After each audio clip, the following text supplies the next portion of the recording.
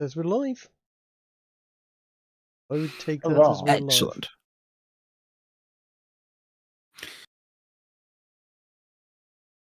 It has been a interesting few weeks for me. A holiday of 2 weeks down to travelling in the south of England, visiting the various other people currently in the channel in person for the first time in my life, and then proceeding to spend a week recovering from that because I don't like travel. It doesn't agree with me. For reasons that everybody else who's here is very aware. But we're back, and he is hoping we stay back for at least a while. Indeed. Does anybody want to give us a brief recap of the previous session, or shall I get that process started? Well, I do have a question. Did you require a small boat to visit all those people on the channel? Yeah. I believe that was a joke, though Yeah. I'm not entirely sure. It might have been. It's an as joke. They very rarely land. They are like hot air balloons. He sets them free and they never land. They just keep going up and up and up. You To the must moon. make sure, Raz, to state at the end of each of your jokes, this was a joke, so that we know to laugh. Should I get the Simpsons thing? No. What you want to That's do? What you want to do is get a laugh track on a soundboard and just play that. Oh yeah, we could recreate the Big Bang Theory. Yeah, Big Bang Theory, Friends, You all of those other exactly. unfunny things that. Discord Yeah. does Or soundboards yes, which what I have can say a about built-in that laugh joke. track. Yeah, get one of those like you know the badum-tish sound effect followed by canned laughter. Yeah, Get Discord one of those has a piped in built-in. directly. Oh yes, the sound effect. That's definitely not the scrump sound effect. Yeah, it's built. Hang on, let me find it. You mean that? Yeah. Yep. Hang on, I actually don't have soundboard turned on. I'll have to activate it for a moment. Okay, there it is. We also have, which is actually probably more apt. Or I can't also. hear any. Okay, play them again. Okay, yeah, that one's appropriate. Also appropriate. Okay, that plus canned laughter is the one for that. I mean, yeah, ish. I can't. I still can't hear anything. Perfect. Wow, that's a. Do you not have the soundboard turned? Oh, of course you don't. You turn off all the features, which is probably quite I wise. turn off soundboard because I go to Cabal on occasion, Oh God, yeah. and I like having my hearing intact.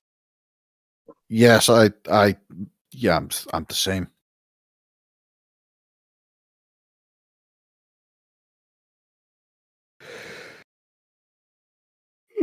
Right. Well, now we've demonstrated Discord's fairly average. I mean, as far as soundboard goes, that's pretty weak. I had better soundboards like 15 years ago on Skype when people used Skype. Do you remember Skype? Unfortunately, I still have to use Skype on occasions. Really? You don't use Microsoft Teams? I have to use both for one of the clients because they use both for different types of work. What? What? Jesus Why? Fucking Christ! Okay. Actually, no, I don't want to know why. Yep. I feel like I'll be filled with murderous The rage. network team is backward. At least, well, that sounds about right. At least they're not using Zoom. No, they're not allowed to use Zoom because their clients have said you're not allowed to use. They wanted to. There was a big fight with HR about it. No businesses should use Zoom. It is an absolute fucking joke. No individual should. No. Yeah, no entities at all should use Zoom. I don't know if you're. The CCP can use it. Yeah, I was going to say, if you don't mind the Chinese listening in, I mean, you know, like say a Chinese restaurant, you can use Zoom all you like. They will understand. Oh God. Speaking of the Chinese, have you guys seen how much data the TikTok takes up? Yes. The TikTok. I found this for the TikTok recently. I'm going to put it in D&D chat. I must admit, I'm very impressed with just how quickly we've gotten off course with this particular session. I blame Az. Were we ever on course? Yes. I mean, ever since you lost your boat in the channel, we were literally off on course, and then you dragged it off course with bad jokes, and then we all felt like commenting on how bad that joke wasn't. But there you go. That's what TikTok collects, and I will sell you on TikTok in just one sentence because all that stuff, all that data it collects. But you know what? There's none of on TikTok because their country banned it. Go on. Adverts? Indians. India So banned did you- TikTok as an FU to China, so there's no Indians on TikTok. Imagine it. An entire Well, yeah, social but- media platform with no Indians. But You know collects- where else? You know where else there's no Indians? Not Wow. TikTok. Yeah, it collects though much, right? Your clipboard, if you copy things, if you copy a password that's in there, your keystroke patterns. So while you've got TikTok installed on your phone, regardless of whether or not you're using it to watch things, it will track it will essentially keylog your phone, picking up all of your passwords, your bank logins, everything. Your battery state, your audio settings, what audio devices you connect to it, your face prints and fingerprints and voice prints, all of your media metadata. It's That's not everything. intuitive at all. Honestly, if I wanted to design spyware, I would just take TikTok, the app, and cut it down a bit. Because there's no point in trying to design spyware to do all of this spying. They've already got it. TikTok already does it better. Better than everybody. It's an absolute cancer of an app. Well, did you know that TikTok is one of the pre-installed apps on Windows 11? Yeah, it wouldn't surprise me. That is awful. Do you know what you'd call TikTok before people started calling it TikTok with that kind of data collection? Malware. Malware. Yeah. Well, you saying you're not a fan of the Bonsai Buddy?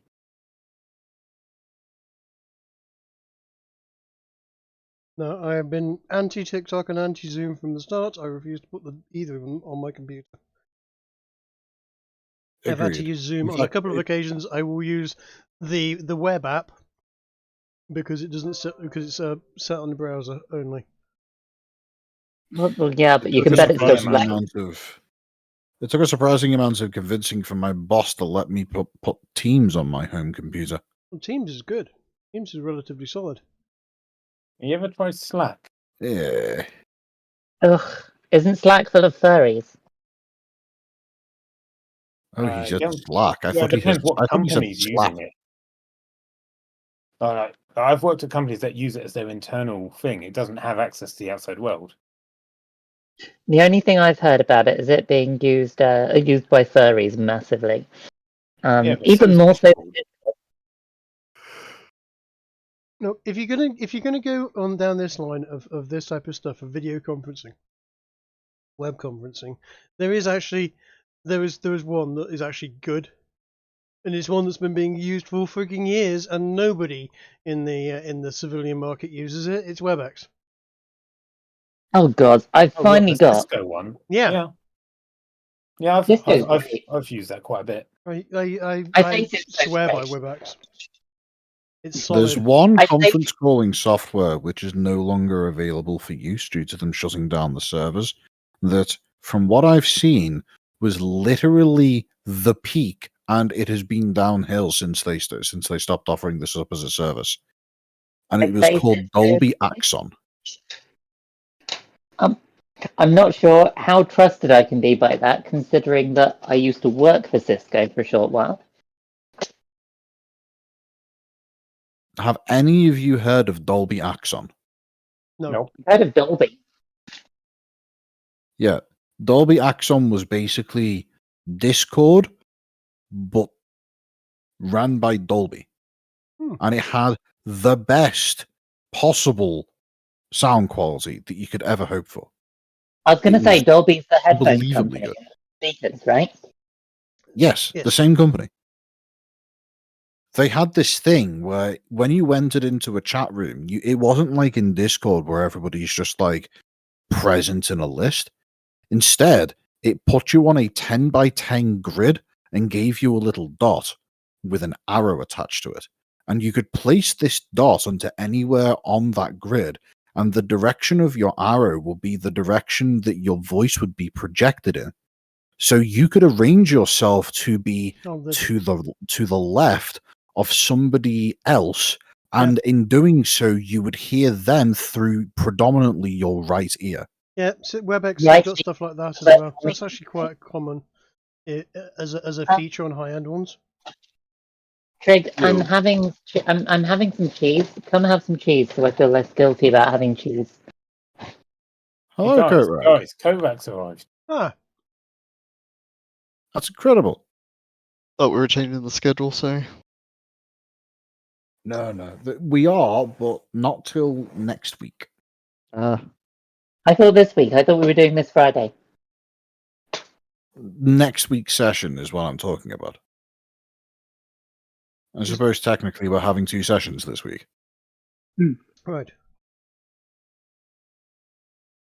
Although I may have to leave without warning. Fair enough. I see. You're keeping an eye Family out for the stuff. sirens. When the sirens happen, Coatrack disappears. Is that it?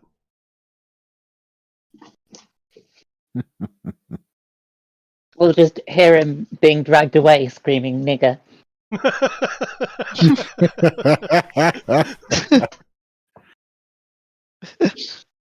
I mean, You're live, aren't you?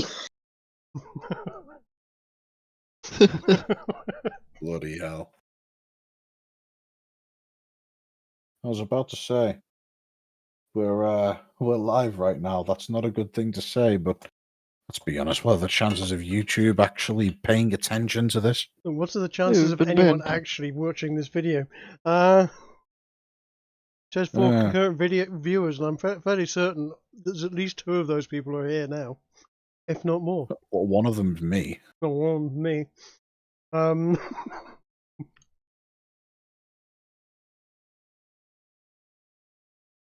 no one's reacted in the chat, so yep, I think we got away with it. Excellent. Either that or they're just busy typing away a complaint report right now. Excellent. Just nobody else say it. Say what? Say what, nigga? God damn it.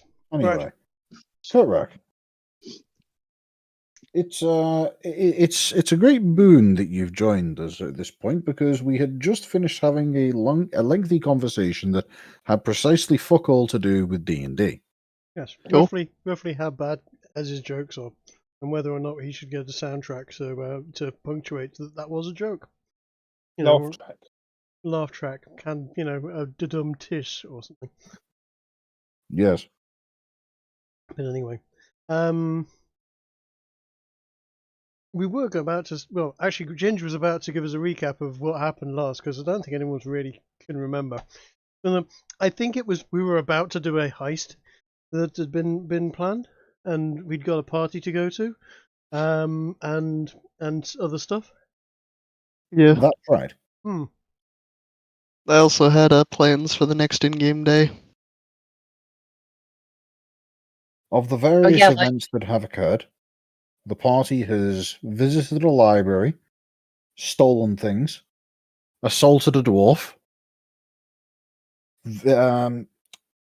being given potential employment opportunities by a madman in a lab, thrown a concert, several times in fact, gotten an STD in one particular case. It's one. At least one. But the most pertinent detail are the ones that pertain to today's session. That being, party has been invited to play as a band in an upcoming party that is taking place at a particularly upscale location in Varpak City. The celebrations are due to take place the evening of the day's session, and the party has actually been invited twice. Once in the form of Earth, Wind and Shire, the band whose primary goal is to raise funds for the village from which the two halfling members of the party hail. And the second instance of invitation is that the band's leader, Bobby, has been, shall we say, technically invited. He's gotten some special arrangements set up with the local thieves guild of the city, and in doing so, managed to prepay his way into the little soiree for the purposes of scamming some wealthy and unwise individuals. Actually, I'll have you know, what I have for sale is a perfectly good and valuable business venture in back in my hometown, and it is for shrewd investors only. And by that I mean people who've got money to burn and no ability to actually check up on whether the thing exists or not. I've Indeed. prepared all of the documentation and papers of ownership, etc. And I have my nice shiny blue suit, red tie, and blonde wig in my bag, ready to don, shall we say, at the opportunity I have to put on that particular act, shall we say.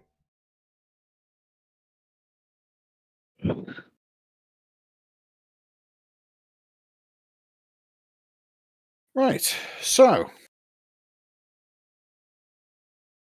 let's say that the game starts with the party having woken up in the Hog's Head, the inn in which you have all been staying during your time in Varpak. Okay. Yeah, it should go up in the roll 20. Well, I guess we'll have to go down and have some breakfast. This is the day of the big show, right? Indeed it is. Yeah, The celebrations are due to start at roughly midday, and with people gradually making their way there, socializing, drinking, and so on and so forth. And according to information that Bobby has received from the Thieves Guild, there is to be an auction of some high value items in the evening. Well, I guess let's start with ordering breakfast. I'll go down to the bar and order, I know, a full Stradivarian. Mhm. Did I say that right, Ginger? Was that You made? actually did. That was very weird hearing somebody else say that word correctly. And do they provide him with the violin? No,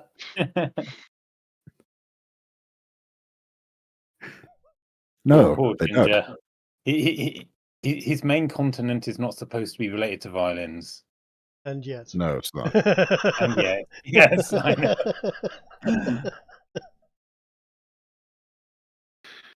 The national instrument is the cello, goddammit. You are aware of the Stradivarius? Yes, I'm aware. Yes. There's a reason why I designed the naval symbol to have a violin over a boat anchor. There's that then. Which symbol is this? Last game when we were trying to come up with concepts for Garrow's mentor. Ah, right.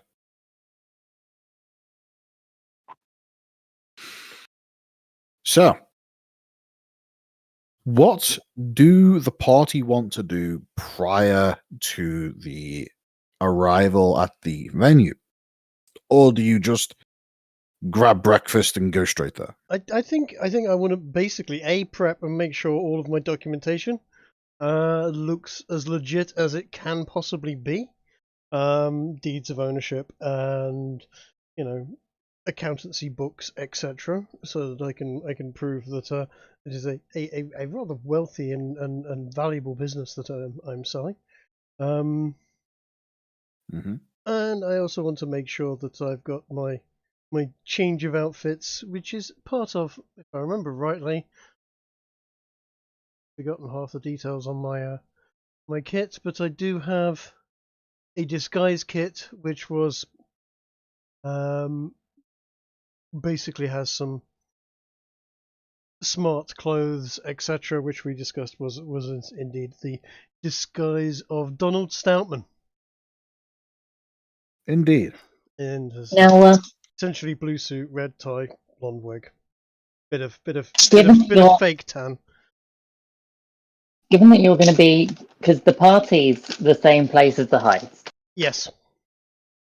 Which means we're going to be performing and covering for you essentially while you do it, right? Yeah, it's not exactly a heist, but yeah, I mean this is simply a guy selling a thing, Yeah. if you will. We're not trying to run off with anything in particular.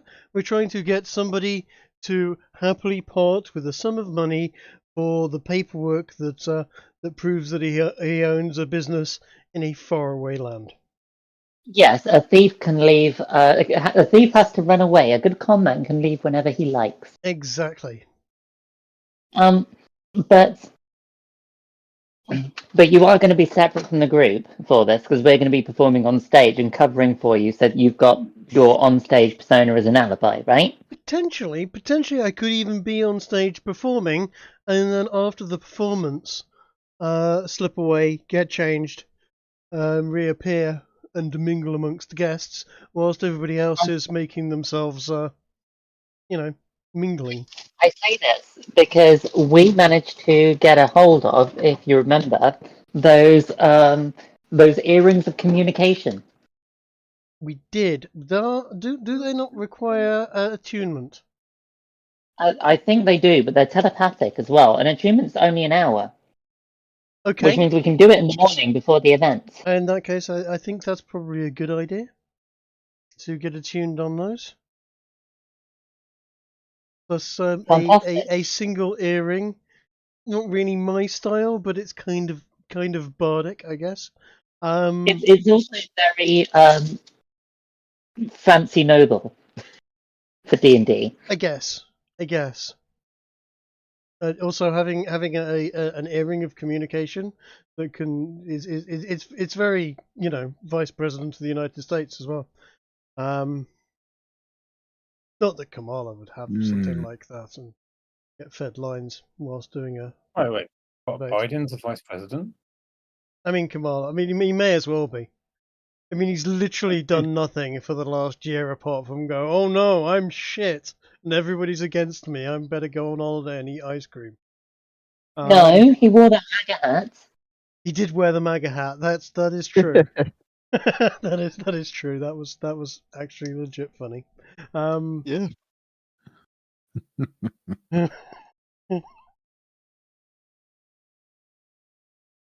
That was after Kamala and the crew had stabbed him in the back thoroughly. I believe he's pissed off about that. What could they have possibly done to him that would make him upset with them? Who could know? The thing is, I'm surprised he can remember.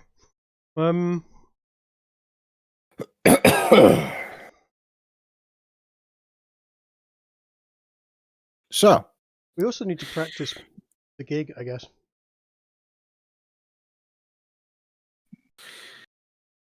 I was thinking like about halfway through the gig, or at an appropriate point in the evening, we can plug the charity. Mm-hmm. all of these nobles here, we point out that there's a charitable effort and make a note that, it's, of course, tax deductible. Okay. Of course. Now, I've been thinking about these psychic notes, these bits of paper you gave us. Mhm. How long do they last for again? Once the information has been applied to them, Okay. they retain that information permanently. It's effectively a single-use item. Okay. So you can effectively use your imagination to create whatever false document your mind can think of. Can you do like part of it? Can you steadily fill it in over a period of time? So like add lines to it later on? No. Once you fill it in, it fills itself in, and then it's there. This is what I'm saying. Can we use it like a magic map and walk around a dungeon, for example, and fill it in as we go because it's free space on the paper? If you had multiple pieces of paper, you could do that. How about Right, this? but we how, could. about, how about this as a question? If I happen to see, say, a banker's draft for a large amount of money, because for very large amounts of money, people don't usually carry, 10,000 sacks of gold or whatever. Nope. They would have a banker's draft for said thing. Could it be used to be a mirror of a banker's draft, or in fact a facsimile? If you were to get a look at if you were to get a good look at such a thing and know what all of the wording on it says and so on and so forth, then yes, you'd absolutely be able to get such a thing. So if I get someone to pay very large amounts of money in the form of a banker's draft, I could immediately duplicate it. Yes, you could. Interesting.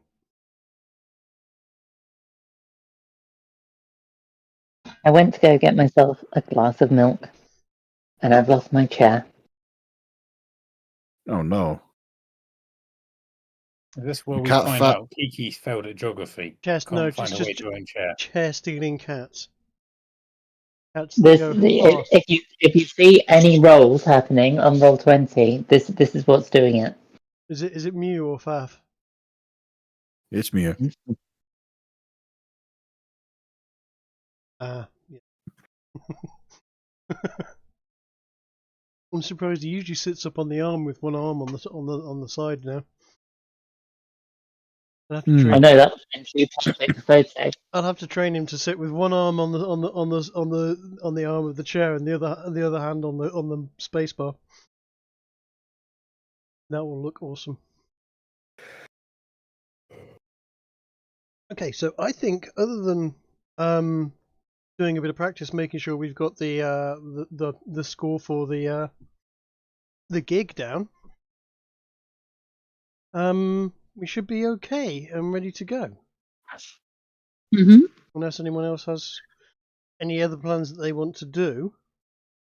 I have Do we my have somewhere where we can do rehearsal beforehand? Maybe get some sort of advantage on the actual gig. Well, that's what I was thinking. Yeah, Coat, you need to do something. You need to go and torment a dwarf, don't you? Yep, we had an agreement to show up. Okay, so I'm going to go make a coffee. You go and spank your dwarf. Um,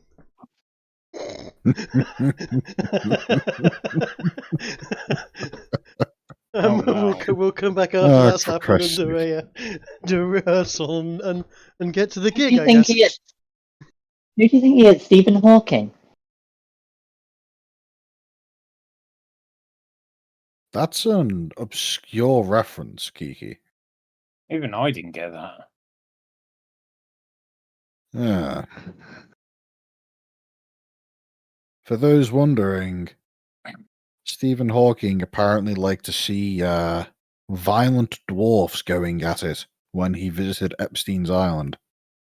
Wasn't it making him do equations on too high up a whiteboard? I don't think so. That's far too funny. Can you hear Craig, by the way? No, can people hear you? No, we can't hear Trig. Oh, okay. Can you hear me now? Yes, We can Okay. hear you now. My always goodness. could. Yes, Motch is correct. It is. It was. He would enjoy watching midgets trying to do equations on a chalkboard or a blackboard or whiteboard that was too high up for them to reach, which is That's very funny. just freaking awesome. And as kinks go on Epstein Island, I approve of. That I approve of, but that's funny. Well, the most intelligent people tend to be either the most arranged or the most entertaining. Or Sometimes both. So, Coatrack, there's Yes. a dwarf you want to torment. Well, no, remember he was going to bring me money? Indeed. So, you head back to the same alleyway in which you previously encountered the individual. The one where, after running into him, you managed to also freak out what you came to presume was some kind of companion, love interest, something to that effect. Yes, she is now When you terrified of his arrive, voice. that's what you think.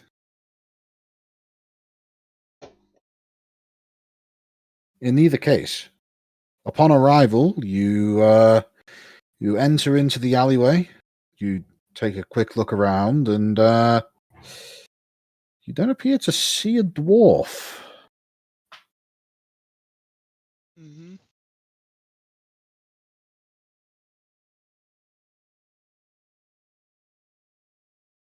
What do you do? For reference, the alleyway is relatively clear. There's the usual level of bustle in the street at its opening. However, you are the only person present in this particular location.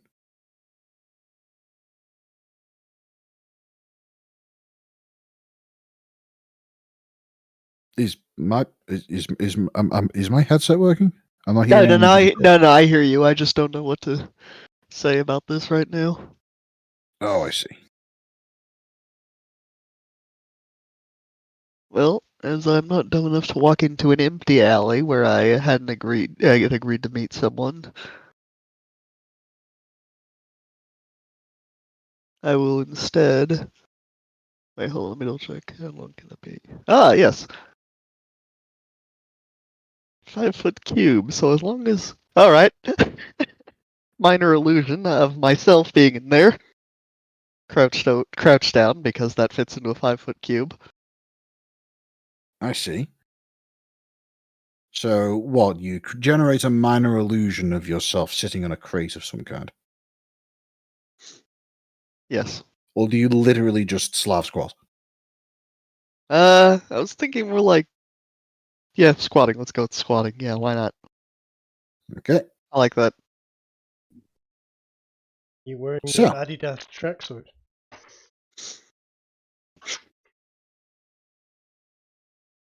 as you make your way into the area and you summon a facsimile of yourself squatting on a chair, or something that is to be used as a chair, you wait for a moment and give me a perception check. Yep.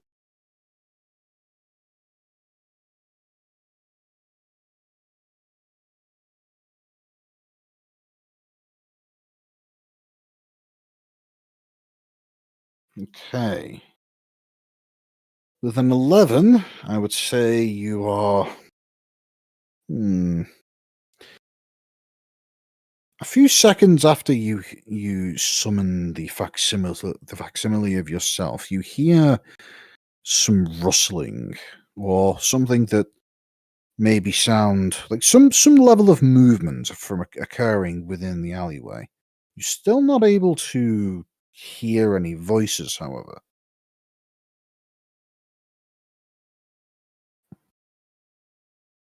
It could very well have been some kind of wild animal suddenly traversing the area, for example.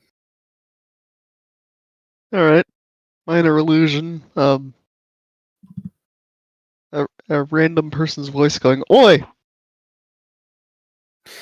In order to generate the first minor illusion, in order to generate the second minor illusion, I believe the first must first end. So, Let me double check really quick. I think there's a been a while since I read this. could you post this in the chat? Oh yeah. There you go. Perfect. Let's give this a quick look over.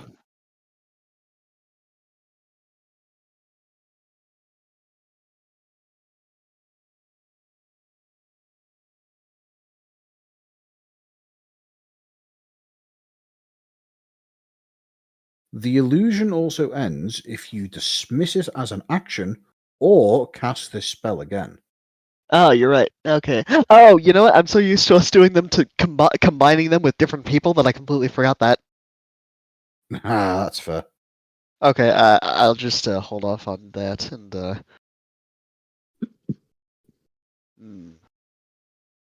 specifically if I cast minor illusion again, though, right? It only disappears if you cast minor illusion again. You could cast a different effect in order to generate something. Okay, let me read the description of something else real quick.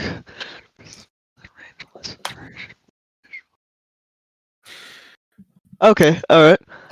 Well, as you're Yeah, go on. contemplating what to do next, Oh, okay. I can do that. you see a stone clatter to the feet of the self-made image. Seem to come from further inside the alleyway. You can tell from the trajectory that it probably wasn't meant to be harmful. How it all started, a rock being thrown. Yes, it is how it started. Indeed. Alright. Well, as a distraction to that disappearing, I have a minor illusion of a loud noise from a different direction as I walk into the alley. Right. Yeah, just like nothing that would make a random person go, "Oh my god, I need to check that out." Just like loud pots and pans like clashing type sound effects. I get you. So The kind of thing that would distract someone who's staring at it. You summon you summon the sound of, say, a large stack of crates falling over on the other side of the alleyway. Then, well, as you do so, you make your way into the alley, and nothing happens for a moment until you see a dwarf, a familiar dwarf, step out from behind a particularly large and somewhat rotted out barrel. Uh-huh. Does he have a really, really terrible facial hair? He has some just utterly atrocious facial hair. Well, I think I'd know that anywhere. He has no facial hair. Yes. He is completely clean shaven. Shit, I accidentally made him into the most attractive dwarf around. That is not true. By my elven standards.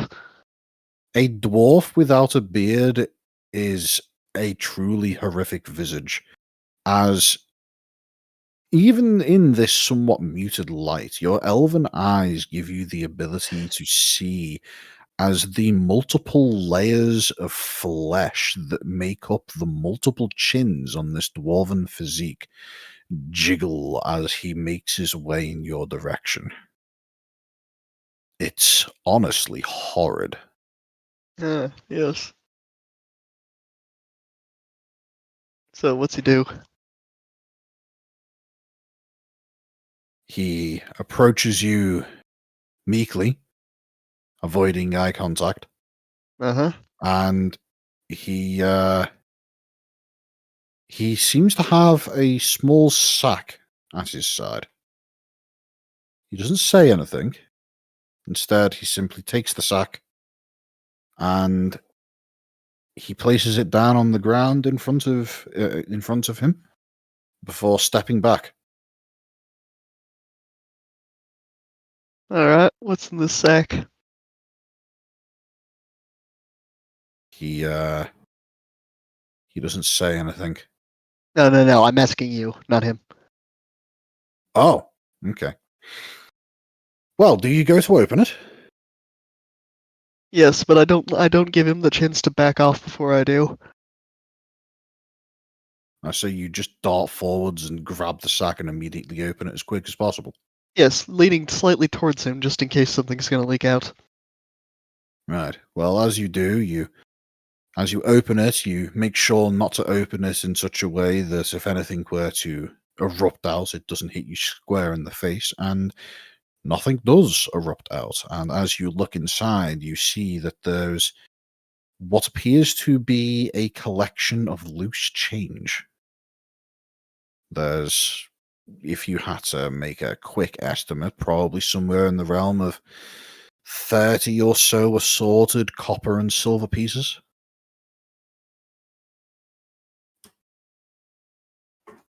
That's all my life's worth to you?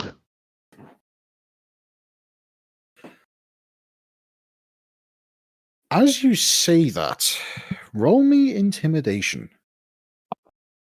Excellent. And that's how much his life is worth to him. 26. You see the what little color there is left in this man's face drain away as he says, "It's all I got. It's all I can get." And he takes a step away in fear. That was a mistake because I get an attack of opportunity. No, you weren't within melee range of him, I don't think. Okay, fine, then I step towards him and stab him. Okay, give me a roll.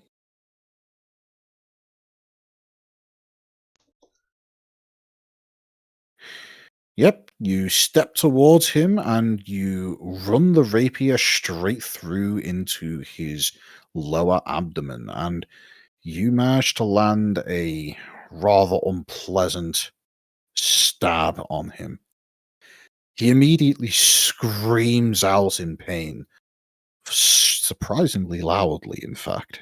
And as he does so, you immediately become aware of the fact that there is still a bustling crowd behind you, only a few feet away. Well, first off, is he dead?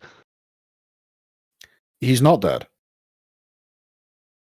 Though it looks as though he could very well be if you were to land a second strike of that caliber on him. But to do that, you would first have to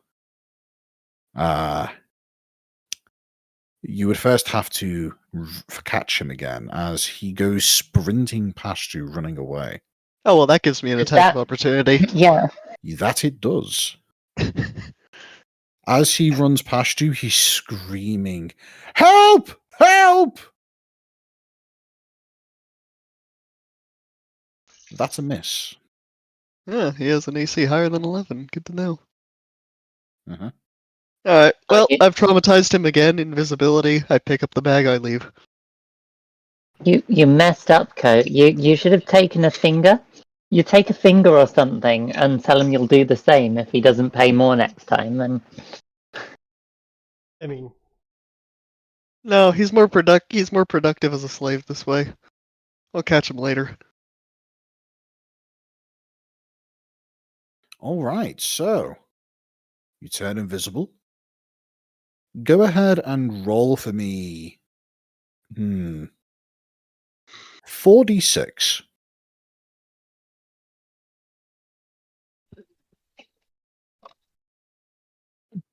That's how many silver pieces you're able to get, and go ahead and roll that again. That's the amount of copper you get. Got it. Okay. Applied.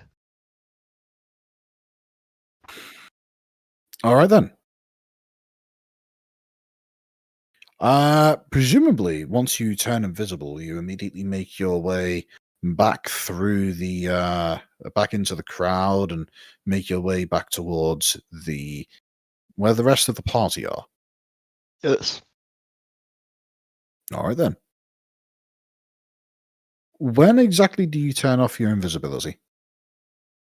Well, first off, on the way, I just want to make sure I didn't spot anyone else that I recognized.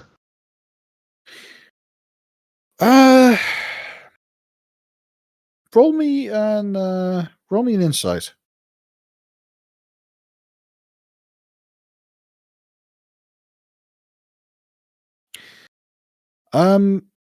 There was one particular individual that you did recognize.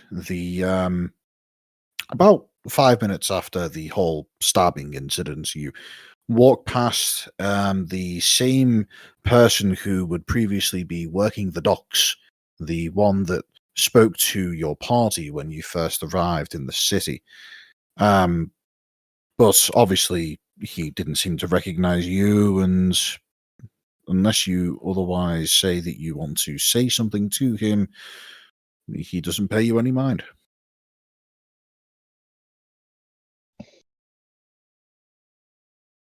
I have no act. I personally don't recall who this person is. There any reason I'd want to talk to him? All right then.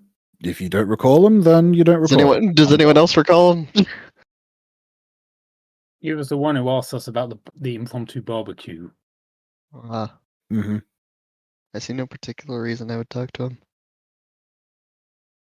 Yeah, you don't really recognize much of anybody on the way back. It's you're still a relative stranger to the town. So, upon arriving back, what has the rest of the party done in the hour or so that Coatrack has been absent? So, serious question, guys. If you're like invisible and you have to relieve yourself, is that invisible as well, or? What are you saying when Well, you it stops being part of you. when you take a whiz, does the pee just suddenly happen on the floor, or or does it sort of It happens midair. magically fountain midair? I mean, it's part of you, right? So it's like It would invisible wet. I mean, I guess you'd still smell it.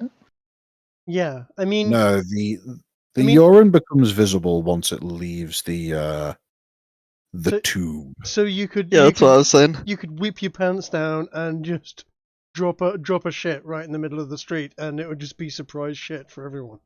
No particular reason. It would, but if anybody had their head together, you might suddenly receive a surprise swift kick in the arse. I wouldn't really aim for the butt of someone who's in the middle of shitting. No, that's gonna be messy. Depends on how much you consider the worth of your own boots. Mm. Not even the worth. I don't want to have to take them off or clean And them. the smell walking around after you've done that. Yeah. I'm pretty sure you can kick someone in the arse without hitting between the cheeks. Yeah, but that's also assuming you won't hit anything on the way there. But that it won't change the trajectory of anything coming out. But in any case, it's pretty safe to assume that if various forms of excrement are suddenly appearing, there's probably an extremely close by source. I mean, in theory, it might actually count as an attack. you were taking a shit in public. I mean, would that be an attack? Would that drop your invisibility? I mean, if You throw have to roll an attack roll every time you use the bathroom. Or would you? I mean, a fair point. Is that? I mean, I guess it's only if you actively try to do it on someone, as an aggressive action. I mean, yeah. I would call it a skill check. Sleight of hand. Sleight of No, look. cheek. I mean, what if you're gonna try and catch it as it drops and throw A it? what skill check? Sorry. A custom skill check. Ah. Can we put points Is it in still sleight of cheek? Is it still dexterity based? Go full Middle East, catch it mid drop and throw it. No, I think this would be a uniquely constitution based skill check. I don't know if you really like push, would it be strength based for range? Well, it's not just strength. It's also the fact that you've got to hold the squat for an extended period, and you've got to have the necessary balance to be able to do so, especially if you're in a public area where you could be bumped into at literally any moment. So it's a strength, dexterity, and constitution combo. I mean, I guess you could like squat on top of a lamppost or something and drop down in surprise. It does bring back the whole question of, does anybody ever actually track, when they go to the loo as part of that RPG thing, or have they just been storing it for the last couple of months? At which point, I would imagine it's definitely a constitution check. This goes into the annoying. Oh, well, you didn't say you picked up your lances after the fight. Well, no, I didn't mention I breathed in the last minute either. Sorry, I guess I'm suffocating. Speaking of, I inhale and exhale at a regular rate for the next few minutes. Yep.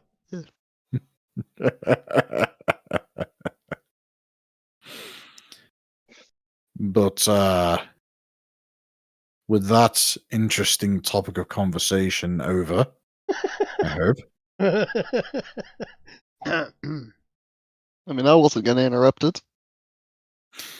So yeah, that's what we're doing at the table. Well, Coates up to that. Yeah. Well, discussing the nuances of taking a shit whilst invisible. Good to know. Why not?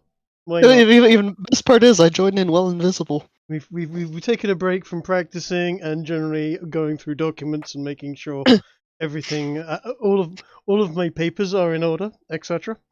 I'll just give the party a heads up that if they ever see that dwarf that assaulted me before, that he might be particularly angry, but also terrified. What did you do to him? Nothing he didn't deserve. Did he pay you like he said he would? Oh, I'll just show you the bag. Look at this. This is what he considers the worth of someone's life. Oh, he even gave you money. I mean, I sometimes think you can be a bit mean. Is it just an elf thing, or? Oh, I at least extracted some of the difference with his blood, which I start wiping off my rapier. I don't understand tall folk sometimes. You see the man at the bar looking in your direction as you begin wiping the crimson off of your rapier, and he looks in your direction, but he doesn't say anything. Oh boy, hunting is sure a tiresome job. He doesn't respond to that, but he does put a thumbs up in your direction. So, Reeve, is this what? There, he has possible deniability for having heard something. Is this what all tall people do, Reeve, or is it just to doubt this? Hang on. Sorry, Kiki. What were you saying? What role to doubt this was that? Like Coatrack's story. Did I even sound like I was trying to be convincing? I mean, it didn't to me. So, Reeve, is this what all tall people are like, or Is it just the pointy-eared that's a ones? unique case here. I don't know, do all midgets ask dumb questions?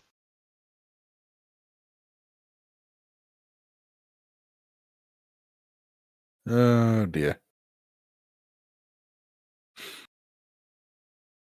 So, Coatrack has solidified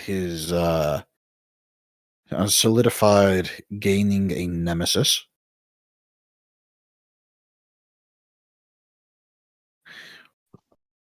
Now, at this point, the party has finished doing their pre-day prep. I would say that there isn't really a whole lot that can be done beyond just simply making their way over to the venue.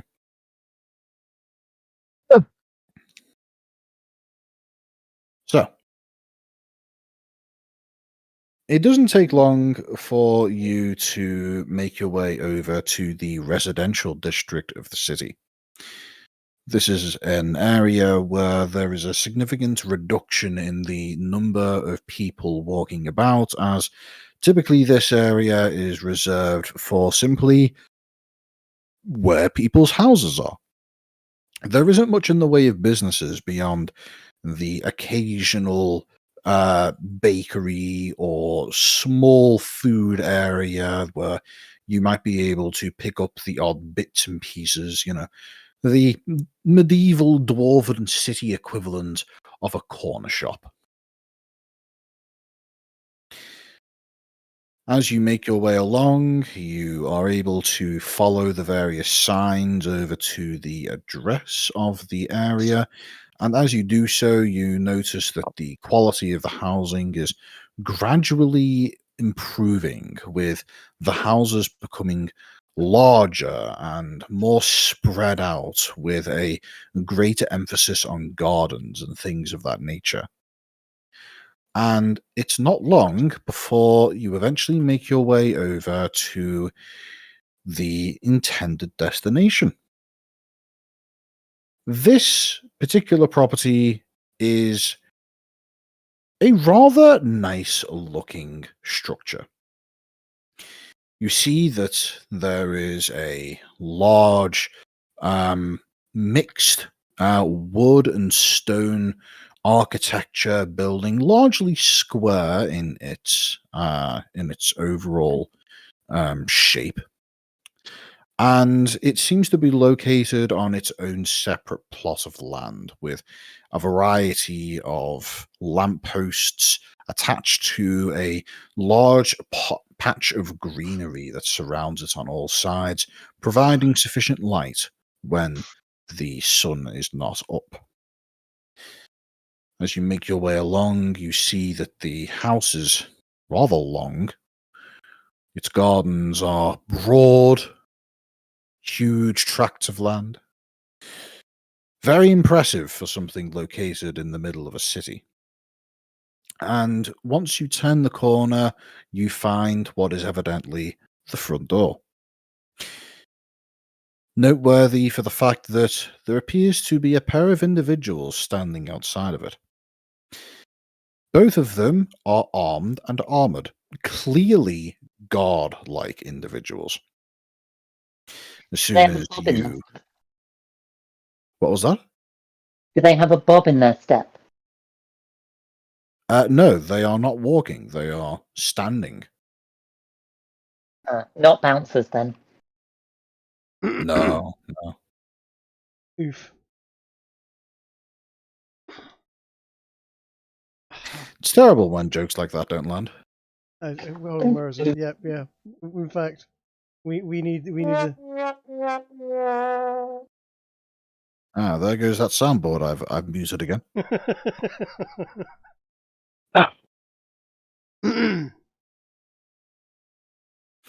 So, as you turn the corner, you notice that the pair of guards immediately turn in your direction and begin to keep an eye on you.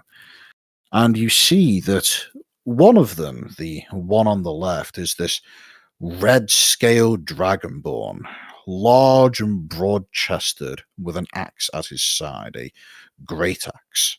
And the other is a equally tall, but nowhere near as muscular female human, wielding what appears to be a warhammer hefted over her shoulder.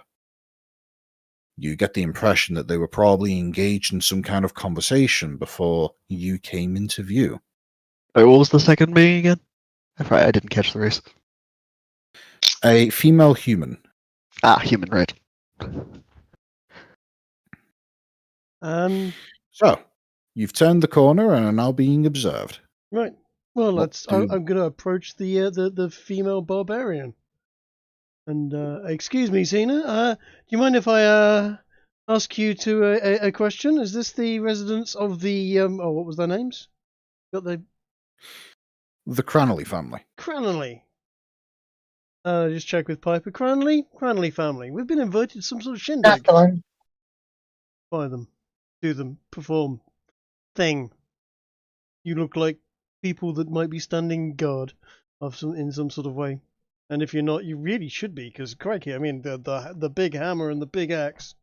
Old Scales over here is looking fairly terrifying, and you, well, you know, I'm assuming she's wearing sort of the classic female barbarian outfit of a few bits of leather, just about hiding the pink bits. She might be a cleric. I'm going to move you over to a map I prepared. It's not very complicated or complex, so don't prepare to be impressed. Oh, it's got a square in it. It's got a square in it. It's got some steps there Indeed, as well. it does. Ooh, and it's got some pet characters there at the bottom, and they look like they're wearing some sort of clothes. This map was Indeed. definitely made in Dungeon Draft. It really does look like Dungeon Draft, doesn't it? I know all of these textures. Oh, she's wearing far too much clothes to be a proper barbarian. I at no point said that she was a barbarian. I mean, yeah, but you know, So I'm going to go ahead and blow these two up for a moment so that you can. She's get got a some better look. thighs on her though. That last, crikey! Did you see those? Those They were... could be like those wide pantaloons. I mean, she's like a James Bond villain, you know, that one that can crush people to death with her thighs. Well, I believe Pretty this decent is calves, too. character art for a fighter. For a fighter. Just ignore the word blacksmith to her left. Fair enough. So anyway, now that you have a vague idea as to what these two look like, Not a bad looking bird, to be honest. I'm going to go ahead and see if these post to Discord, actually. In fact, she doesn't. I mean, I'm not really seeing any tits on that. Are we sure we're dealing with a female and not a tranny there? Could be. Although I'm quite sure that you'll agree that the Dragonborn is almost certainly male. Fair enough. Can I roll for perception? You want to look for dragon dick? Go ahead. I'm not the dragon. Not the dragon. I'm not looking for dragon dick. That's no. Uh-huh. You know what? I will double check the dragon. You can double check the filthy tall one. The human is flat as a board. Yep. But does appear to be female, especially when she speaks up. And the male, the Dragonborn, well, you're not particularly familiar with Dragonborn physiognomy, but it looks male enough.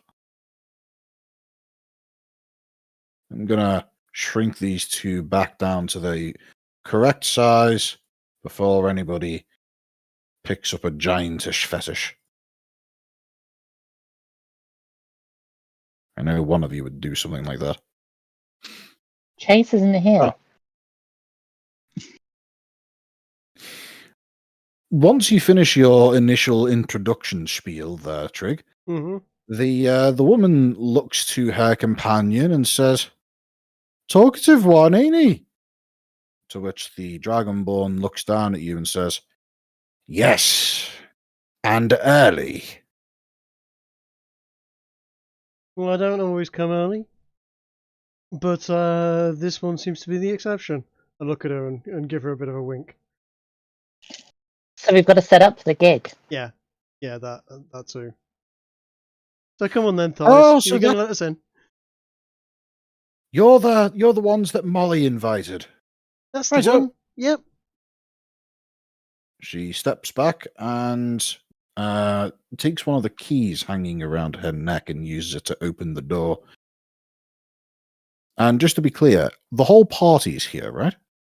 Yes. Yes. Okay. The interior of the house is, existent, but Lies. I'm I not see going no to evidence of reveal this. the whole thing. Give me a moment. Yeah, we don't believe you, Pixar. It didn't happen. Apologies, but as I mentioned the possibility of having to leave, I need to go make sure I'm ready to leave, so I'll be back in several minutes. Fair enough. Right up. Ooh, they There have you like go. a sacrificial altar on the floor there. Or a pattern on their carpet. I'm not sure which. It appears to be a floor-mounted chandelier. Ah, that's what it is. Yes, you're quite right.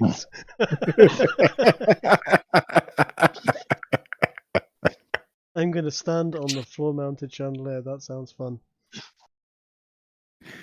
So, as you stand in the shadow of the ceiling-mounted chandelier, Lies. you look around and you see a variety of glass cabinets containing within them what are not exclusively weapons, but are mostly weapons. Ew. They look like they've got little plinths on them with writing. What Yeah. do they say? What's in this one? You look at the various bits and pieces of writing, and you notice that they appear to be all in a variety of different languages. And the first one that you are able to see reads in common, "Do not open." And after looking through a variety of other languages, you notice that when it gets to Halfling, a bit further down, it says in Halfling, "Do not open." You get the impression that these aren't to be opened. But looking into the glass cabinet, you do notice that it appears to have a variety of rather nice knives. Hmm. A Go waste of ahead space, and give don't me. you think, Bobby? I mean, you got all this space where it says "Do not open." I think that's pretty obvious by the glass and the lock here. But could have put some interesting stuff about the weapons on there. You know, I was thinking that. Clearly knives, though. History, names, Yeah. maybe what they're made Go of. ahead and give me a history check, the pair of you. History check. Can we give each other advantage? No. Don't need it. There we go. Perfectly average roll. I think we do. Looking over these two, looking over this set of knives here inside this cabinet, you're able to come to a rather interesting conclusion. You don't know anything about knives. Oh no, I'm not a rogue. I'm a bard. They're Yeah. More knives. into instruments yourself. Yeah. I mean, There is one noteworthy thing about them, though. Mhm. From what you can tell, you've never seen knives of this variety. They appear to be almost like a particularly upscaled version of a cat's claw. It's Tell you what, though, an odd design. Oh, they're they look karambits. sharp, though, Bobby. Yeah, they do look a bit sharp. So is it like a knife in each cabinet, or is it just that particular cabinet? What have you got? What's This going particular up there? This particular cabinet at the top appears to have a variety of these claw-like knives arranged into 5 of them specifically arranged into a kind of circular motif, if you will. The 2 axes that you see in front of you also has "Do Not Open" on the plaque. You get the impression that that's a running theme. These 2 axes, though, they are quite interesting. They appear to be made of wood. Wooden axes? Not quite. Wooden axes? You can't chop a tree down with a wooden axe. What They do you know about look- chopping down trees? I know that Billy, back at the Shire, used to chop down trees all the time, and he always had to use metal. He had an As you iron look axe. at these axes, you notice that although they appear to be made of wood at first glance, that only seems to be the case in terms of the structure of the axes. In terms of the actual material, though, they do look like almost a soft brass-like texture. It's weird. It's unclear if they are wood made to look like metal or metal made to look like wood. Why Interesting. wasn't this There is one? there is one thing that's very easily guessable about these things, though. These are clearly made by elves. Ah. In All the native axes.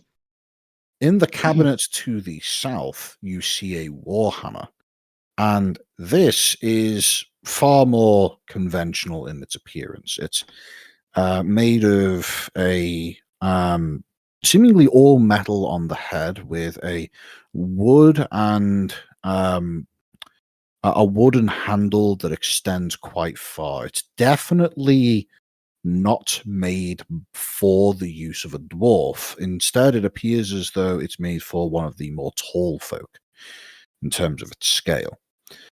What is interesting, though, is that it appears as though that there are a variety of chains hanging around the hammer, and these chains appear to have what can best be described as very, very small kettlebell weights. Oh, Here, Bobby, I reckon this would do your tent pegs well. I reckon I could sit there have curling with that and end up looking like a giant. That looks really heavy.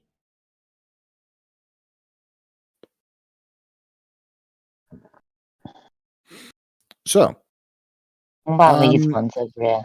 Maybe our as Ez can a could use it. Motch, Yep. feel free to drag your character tokens into the map area. Okay. How do I do that? Oh, it's a very complicated technology.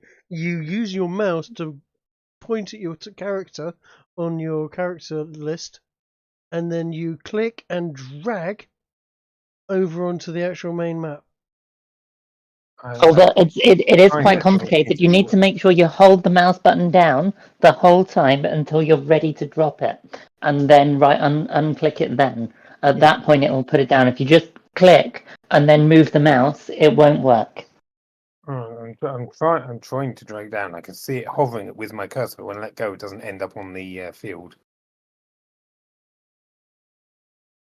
You sure? How about How do you I make give it a go? It's drag and drop, Yeah, dude. the same thing's happening to me. It's I can drag it and it appears, but it doesn't like actually go on the map when I let go. Really? Yeah. Well, that's apparently the character art for Reeve. Edgy. That's different. You're going to cybersecurity. And there's Ettig. Can you give me control of my token, please? Curious. That would You be should why if have you don't have of that control. token. Oh, this should be fun.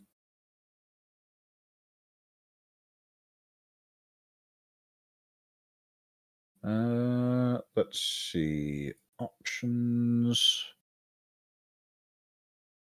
Controlled by Ez. There you go. If that doesn't give Yeah, you that control works. of your token, then it's something on That your works. end. Very good. Yeah, so I'm going to look at the axes in disgust because they're clearly elven made and automatically of inferior quality. What about these over here? Essig, yeah, that warhammer might be of your particular taste. But anyway, yeah. Essig has taken a seat on the couch over here and is seemingly disinterested in exploring around. Now, something quite interesting has happened as you've made your way into here. I'd like each of you to roll me a perception check. All right. What do my dwarven eyes see? More than mine. More than mine. Anybody who managed to roll a 15 or higher spots that as they look out the window, they are not looking at Varpak. In I'm fact, going to go have a look at the window. as you look out the window, you notice that it appears as though there is a beach.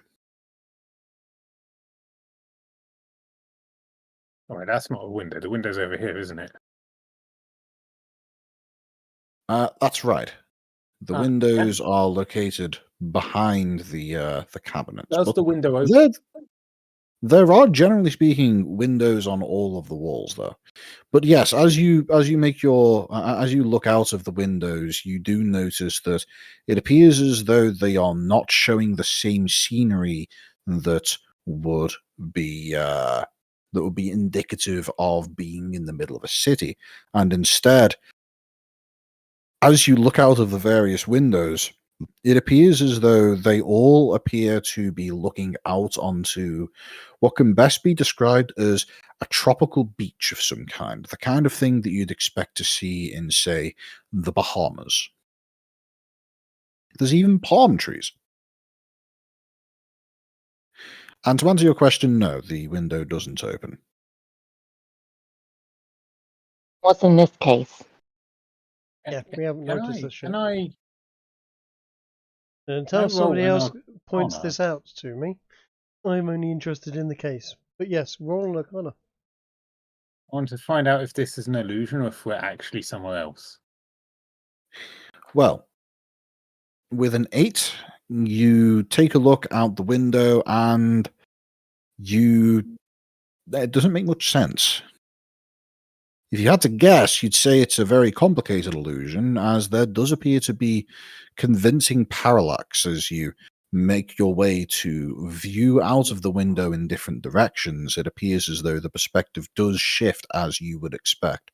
It's not painted on, so to say. I was about to ask about the parallax, but I didn't feel I was in order to, because I haven't noticed this.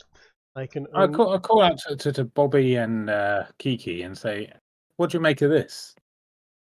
Ooh. Well, that's odd, isn't it?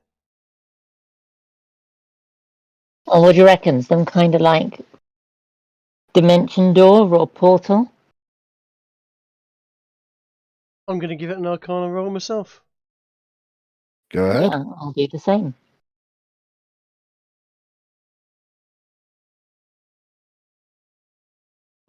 Give the window a bit of a tap. Piper definitely has no idea what's going on. She's just far more interested in the axes and seemingly has little interest in the outside world. But Robert has taken a look out the window and has Hello again. managed to come to an interesting conclusion. Hello, Coatrack. Robert, you look out the window and you notice that the outside definitely looks pretty convincing, and you tap on the window, and what is quite curious about tapping on the window is that it isn't glass. In fact, instead of tapping on the window, it's almost more like you're tapping on jelly, if you will. It's some kind of arcane barrier that's preventing your access to the outside world.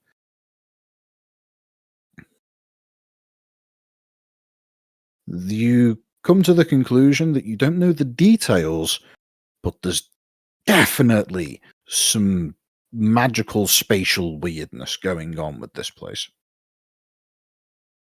The Amazing. two axes that you see in the cabinet to the south, by the way, they appear to be exceptionally old and rusted.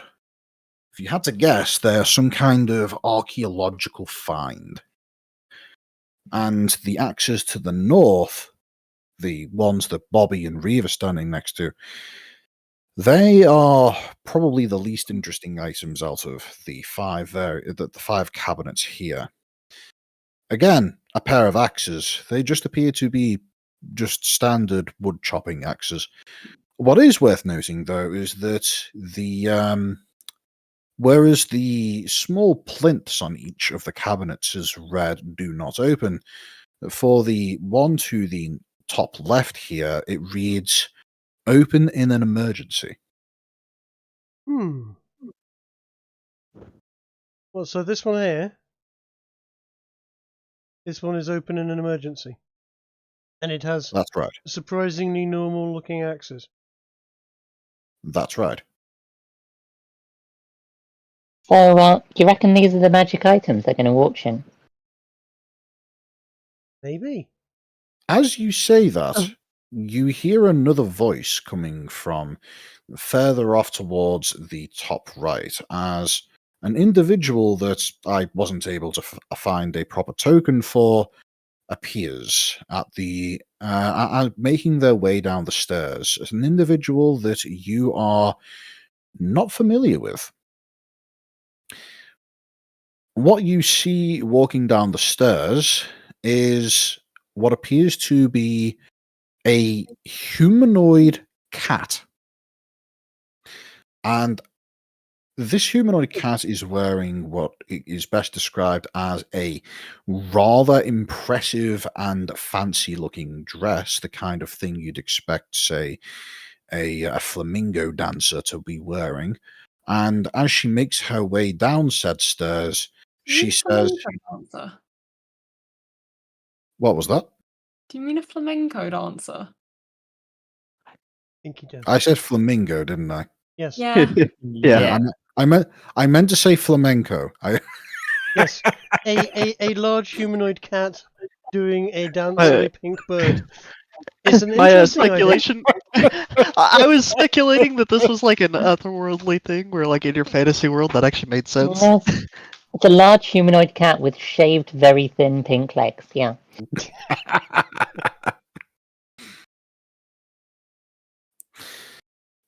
In any case, as she comes down the stairs, she looks over to the four of you. She also takes a glance over at Essig, and she says, "No, these ones are not going to be sold tonight. These are, but Molly." As she looks away, can I cast minor illusion? I want to make a small red dot appear on the floor somewhere near her and start wiggling about. So when she turns around, she might notice it. I'm gonna make a second small red dot that every like 10 seconds slightly separates from the original one. Okay. But the rest of the time stays with it. Mm-hmm. Yeah, as she calls Molly, she shouts, "Molly, there are guests!" And you hear a much more familiar Molly shouting down from the stairs, "I'll be there in a moment." And then as this cat lady looks back at you, she says, "She'll be down to..." And she spots the red dot. And she just immediately stamps on it. I move it quickly before she can get it. Yeah. She takes another step forward and she tries to step on it again before she looks up at you and says, "Are you doing this?" And grin. I hate bugs.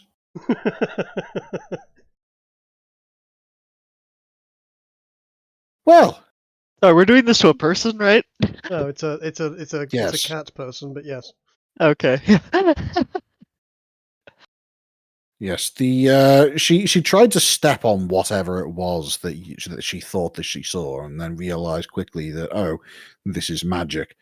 And then she steps forward until she is within handshaking distance of you, Robert, and says, "My name is Sorkatani.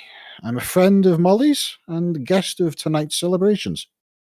Hi, I'm Bobby. This is Piper, Essig, Cardigan, and Reeve, pointing at my cohort of friends. Pleased to meet you, an absolute pleasure. The pleasure is mine. And she does a bow that is quite unlike that which you'd expect from any noble house from Stratovania or Vrang and Uriag. She then promptly says, "You may be able to tell I'm not from around here. I'm from the... you're familiar with Akavir? Or at least have heard of it, I presume?" I've heard of it. Oh, they Oh. used to own Timrail. That's right, I stole it. I know it's not quite what you described, but I found this picture and it's fantastic. What picture? Where? I was thinking more leopard fur pattern.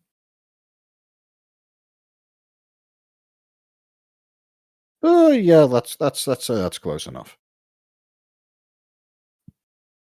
Yes, a moment later, you see the more familiar visage of Molly make her way down the stairs, and as she arrives, she makes her way over to you with a look of excitement on her face. She says, "Oh, it's good to see that you're here. Right, the host hasn't arrived just yet, but when he does, I will make sure to let him know that you've already arrived. You are a bit early. Technically, it started at 12, but you know that we only say that because everybody likes to be fashionably late." We just wanted to get a scope of the place, see if we could, see if we needed to set anything up for the performance. "Oh yes, that's a good idea. That's a good idea. Right over here," and she directs you to what is currently a black square. Give me a moment whilst I use the reveal tool.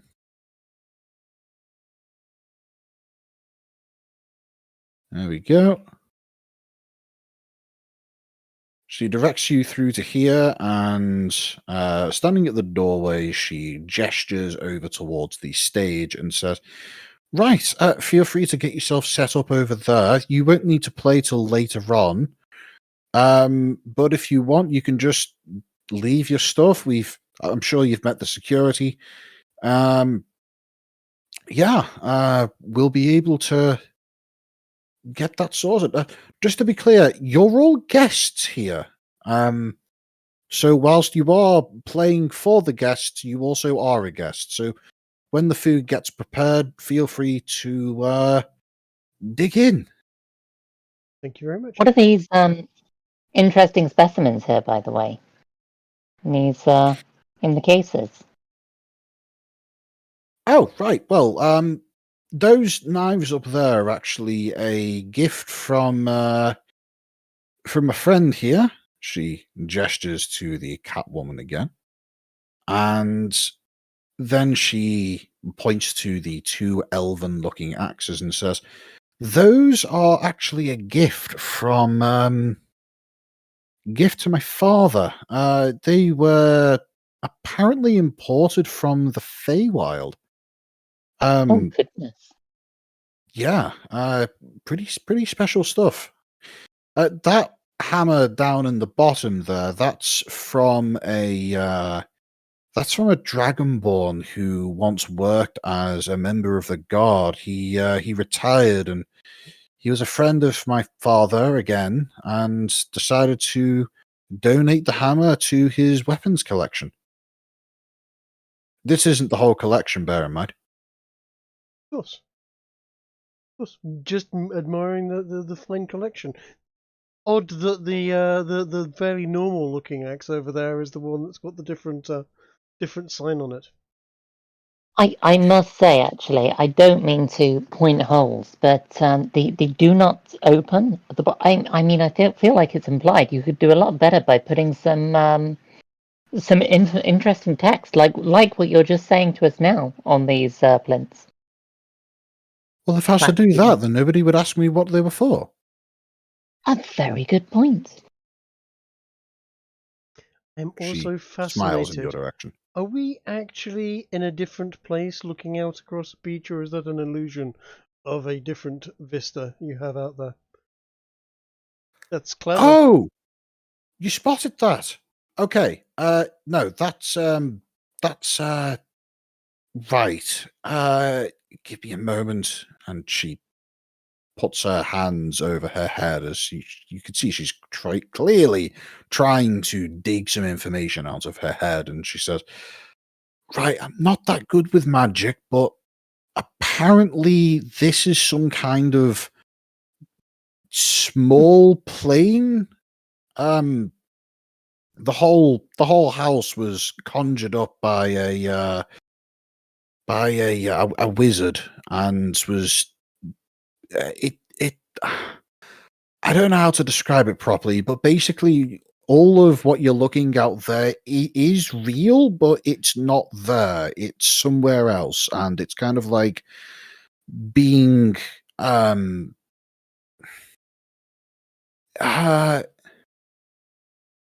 know that magic spell scrying, the one where you can look at somewhere very far away. Oh, yeah. It's kind of like that. That is a real beach, and if one of you was to go to that beach, then other people will be able to spot you there. But the person on the beach can't spot this. I suppose it could technically be used for spying on beachgoers, but well, it's mostly just for the view, really. Interesting. We've actually been looking into some of this stuff with the university. It's very interesting stuff. Yeah. I mean, it could be, yeah, that's quite powerful technology. If that's a scrying screen, and you're out there looking at some other place, I mean, that could be used for all sorts of mischief. Oh, but it could be used for so much good. Imagine if you could have like a scrying screen in every home that's portrayed like maybe a room so people could deliver news to people on every day, or entertainment shows that you could be at while in your own home. I guess, yeah. Look, I get that you've got good ideas, but that's beyond me. It's been years since I did magic. I stopped studying as a child. I mean, you could set one of those camera thingies up or wherever it's scrying to in like a women's sports changing room or something. Goodness, Bobby. Sorry. Why would you do that? Well, come on, man. Oh well, I know why you'd do that. I grin. No, but obviously you wouldn't. That would be a terrible thing to do, and an absolute invasion of privacy, etc. Exactly. So who set this up? How do I learn this spell? Just double checking, by the way. The door is here, right? The which door? Yeah, which door? Point to it with the measure tool. I'll point to it. Sure, hang on. Measure tool line. This door. This is the door, yeah? That's a door. Where's the other door? Because I don't see one. We came in at this door here. This is where we came in. Yeah, but I mean to the Is that a door there? This is a set of double doors. This is also a set of double doors. They look like windows, and they probably are intended to be windows by the person who made the map. But I decided that that's silly and that those are doors instead. Right, that's all I wanted to confirm. Awesome. Right there. I've also decided that it would be silly if this was a door, so that's not a door. Which one, For the sake of For the sake of simplicity, I'm going to mark all of the doors with orange.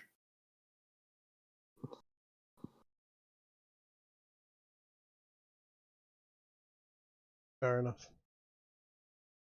Orange and black tendrils. Not sure who added that. So, at this point, the pair of women who have been talking to you look at you, and Molly says, "Right, I'm not quite finished getting ready for everything. I haven't quite sorted a few things yet. Yeah, no problem. You go sort yourself out. We're gonna see what we need to set up. Righto. We're expecting the first guests to arrive in about an hour. When they do, feel free to chat. No, before. Right, I'm going to send someone down to talk to you. He's the host." Oh, fantastic! Yes, it'd be good to get to know people. And she quickly makes her way back up the stairs again. And about 5 minutes later, you see this elven-looking fellow. He makes his way down the steps again. This time he's wearing what can best be described as just a standard blue robe. Looks like something that a wizard might wear. And he looks at you all, opens his arms out wide, and says in a raised voice, "Hello to you all. I am Gwildethel, the host of tonight's celebrations, and I'm going to guess that you are all Earth, Wind, and Shire." We are indeed. You've heard of us, of course. "Well, of course I've heard of you. Your tonight's celebrations, and you're here for the... Well, you're here both as guests and as talent, aren't you? It's an unusual situation. Usually people are only one or the other, but I can make it work." Okay. And he makes his way over to you all and says, "Right, let me explain to you all what's going to be happening this evening, the schedule. People are due to be arriving at approximately 3 o'clock in the afternoon. We organised it to start at 12, which I see that you're all here, which is just delightful, but nobles, they do like to arrive late, and so we make things early for them. So, you are not going to be playing any music at first. The night is going to be split up into 3 segments. First of all, there's socializing, chatting, boozing, all of those good bits and pieces. Food will start being served at 4, and all of the ground floor of the house is available for people to wander about. Don't worry about those cabinets with the weapons in them. They're all locked up tighter than a bank's vault. The guests probably wouldn't want to even use them anyway. They're not the fighting sorts. Oh, we saw the security. They seem well enough to handle anything that goes on, should it happen. Oh, yes. Those two are great, aren't they? They look very strong. Yes, the woman, she's my favourite. She's called Kathleen Ode. Very strong. And that Dragonborn, he's a terrible, fearsome warrior. A self-proclaimed barbarian. He's Oh, the barbarian. interesting. Got you. My bad. Yes, he's called Drog. Drog. Don't worry, his name is as simple as his mind. But anyway, you're going to be guests, just in the same way as everybody else. Don't worry if you don't have as much money to throw around as the other people who are here. That isn't what we're here for, and if anybody tries to lord their wealth over you, just tell them to fuck off. It's No what problem. they'll expect from you. We're not too worried about that sort of thing. I'm more interested, to be honest, in putting on a real good show. This band is everything to us. I mean, we really like to use a lot of illusion in our shows. We're pretty heavy on Yes, special effects. Molly was telling me that you like to use magics to enhance the experience, to make it audio and visual, not just audio. Something that I'm looking forward to seeing and hearing myself. Oh, and just to be clear, your performance is going to be taking place at the midpoint in these celebrations. First, it's the food and the booze, the socializing and the chatting and the rubbing of shoulders and all of that. Then it's time for the music to occur. That's when people are going to be enjoying what music, celebrations, and performance you're all able to conjure up. And then once that's happened, there's going to be a grand auction. We have 5 very valuable items that we're going to be putting up for sale that I'm sure people will be very interested in giving a try at purchasing for themselves. You're welcome to try and make some purchases yourself if you feel you have the coin for it, but don't worry if you don't. Oh, I don't mind a little bit of social spending. The don't take us small folk with small pockets, but how well it sounds like a good evening. I mean, we'll get to have a chat and meet everyone, do our thing, and then at the end of it, we can all sit and have a chat about doing our thing. Indeed. Well, you may not know this. In fact, I'm sure you don't, but there's actually lots of servants in the room right now. They're all unseen servants. If at any point you feel like you need something, all you must do is snap your finger twice and then give a command, and they'll make it happen, assuming they can. They're not great with lifting heavy things, though, just so that you know. But Very interesting adaptation. I use unseen servants all the time myself, but they tend to just do the one action. Who manages these servants? Oh, it's a part of the house, you see. Let me show you. He takes out a platinum piece and drops it onto the floor, and then snaps his finger twice and says, "Retrieve that."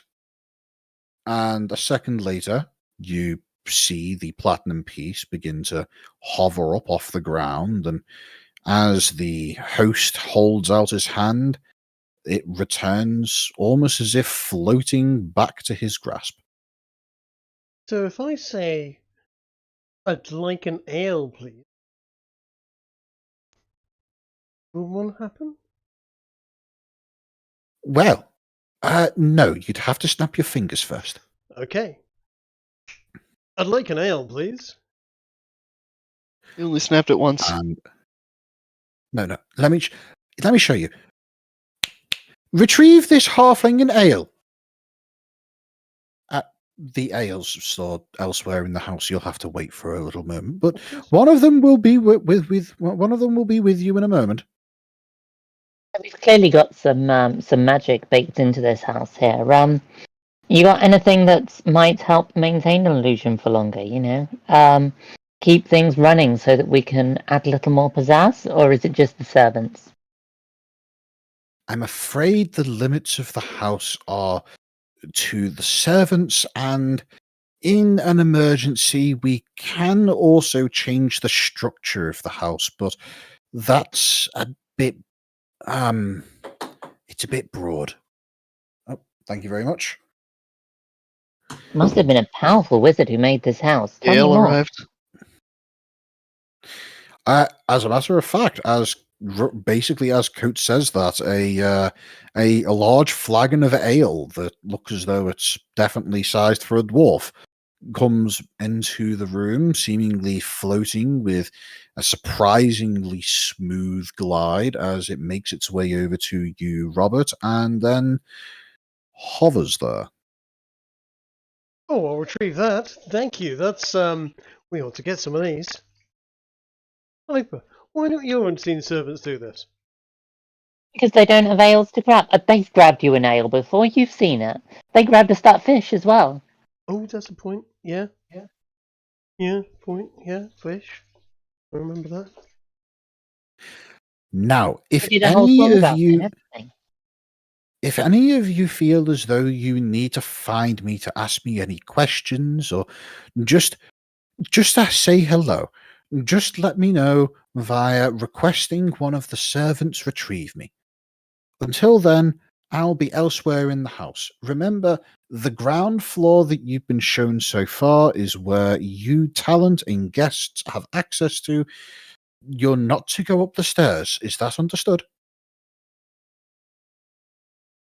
Oh, perfectly. Of course. Very good, very good. That's the private areas of the house, you see. Wouldn't want people barging in on one of the family members when they're not expecting it. Terribly Goodness, rude. no, they Ruin your they- reputation shortly with that. totally. You wouldn't want to interrupt someone while they were deemed unpresentable. No, you'd got to let people Indeed. show their best side. Somebody could be writing memoirs. Terrible. Exactly. Terrible. Anyway, enjoy the house whilst you're here. Again, just ask a servant to retrieve me if you need me. And with that, he begins making his way up the stairs again and is soon out of your sight. He's a lively character.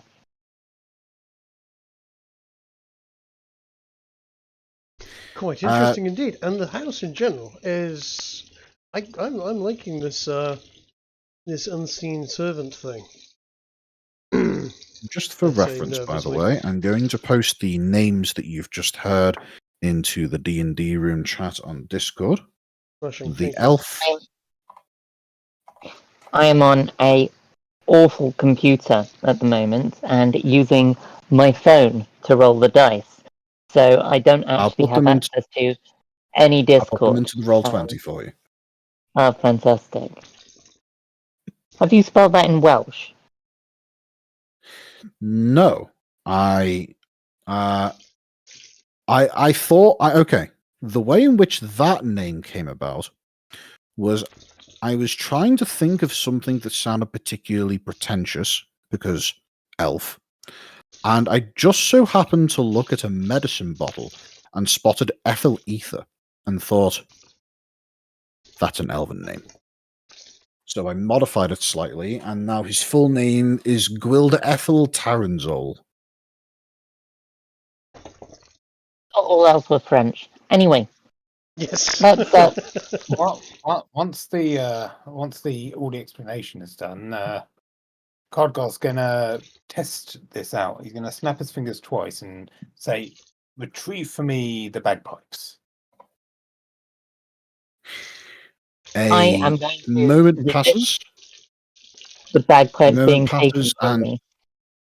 yes, you feel as though a gentle force begins trying to lift the bagpipes off you, and if at any point you try to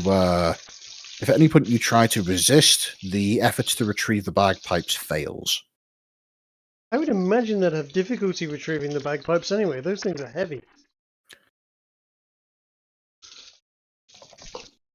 Yeah, I am absolutely resisting this. They're not having my bagpipes. All right. Um, It doesn't take long for the unseen servants to give up on their efforts. At which point, Cardgar, you notice that nothing happens. The bagpipes just remain on Piper. I'll be back in just a minute. I am in need of a piss. So guys, what do you reckon? We've got 4 rows of seats here. We can probably do a multi-layer illusion here. So the things can be going off behind the front row and in front of the second row, you know? Put some depth into it. Yeah. I could probably conjure up a smoke machine. By which I mean Yeah, like a block of dry ice. I mean, I do like a low fog. A low fog's great for ambience. What about we've got a nice staging area here. Essig, do you want your triangle mounted like a small drum set, or are you happy holding it like normal? Because fancy. Yes, mounting it does sound like the kind of thing we might do for this performance. Floor mounted triangle. Nice. Yes. Possibly. You like church style. Or a maxim.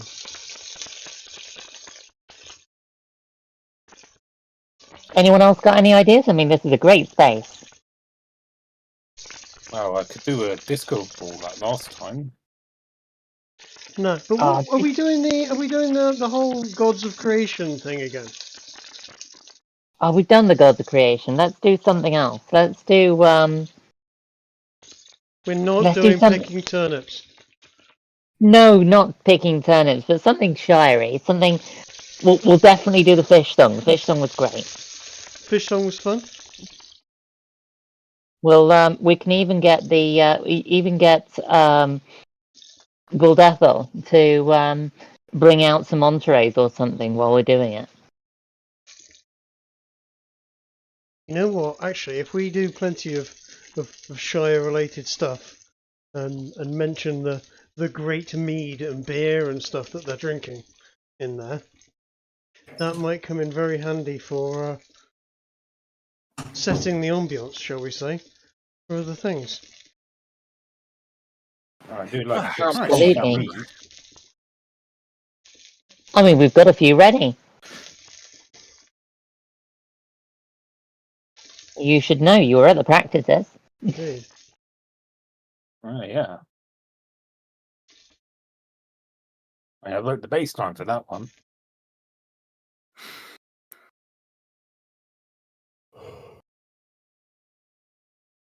Do we have So- a ginger? We do.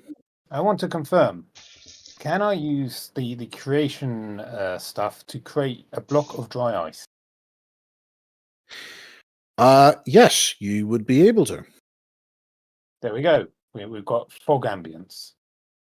Ginge. So you're gonna have the dry ice and you're just gonna slap some water over it just to fog it up. What I was thinking. What's your question, Ginger. Geehy? I would like to conjure my own unseen servant while we're preparing. Righto. And then I would like to click my fingers twice and command both it and the house's unseen servants to have an arm wrestle. Ah! Okay. I'll put 1 gold on the house. How will anyone be able to see? You have to tie ribbons over the hands. Well, half the fun is the invisibility. As you request that the house servant and your own servant do a arm wrestle,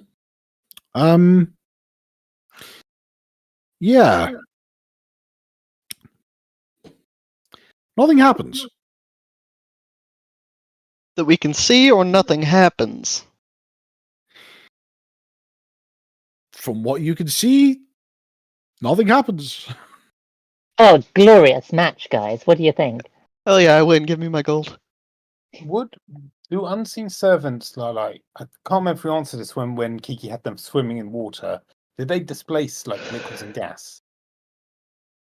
They do. Yeah. All right. Well, I guess I will test the smoke. See what that reveals. God, pay up. You said that you were betting on the house. Yeah, the He house says always he's won. wins. Essex says he's won, though. Well, what does the smoke reveal? Which one won? Give me my gold. Did you set up the smoke prior to the arm wrestle? No, I'm doing it now. Okay, in that case, you'll have to do another arm wrestle. Look, You saw what happened to the last. Well, you know what happened to the last person who didn't pay up Essek. He had a hunting accident.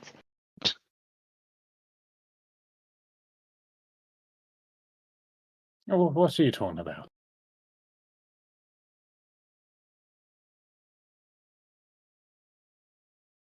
So anyway, Cardgar, as you produce this block of dry ice using your creation ability, describe to me the dimensions of it. I'm just trying to look up what are the maximum dimensions I can do. It's in here somewhere. I just have a lot of reading to do. Because do bear in mind, I think the item must be medium or smaller. So it's a medium. that in that case, I'm guessing 5 foot cube. 5 foot on all sides cube, yes, Yes, it's huge. which is a gargantuan chunk of dry ice. Jesus. Oh, yeah. Are you sure these windows don't open? We might all die from this. I was gonna say that sounds actually unironically dangerous. Yes, but would any of us it's know also- that this is dangerous? Yes. It's also creation, so you're not solidifying carbon here into dry ice. You are creating new carbon. I am fabricating wait. Isn't dry ice Roll nitrogen? me an arc. No, it's carbon roll- dioxide. No, it's No, carbon dioxide. It's carbon just, dioxide. It's just really cold carbon dioxide. That's it. This is All right. literally, actually quite dangerous, dude. Yes. Oh god, I just remembered it's the Russian air conditioner. It is the Russian air conditioner. It is literally. Oh, everyone's gotten sleepy. Oh no, everyone's died. Oh, No, would that's any carbon of No, the you're thinking monoxide. monoxide. Yeah, you're thinking of monoxide. no carbon dioxide? If it goes too high, We'll do the same. you can't. Yeah, you. Carbon dioxide, you actually will. It hurts.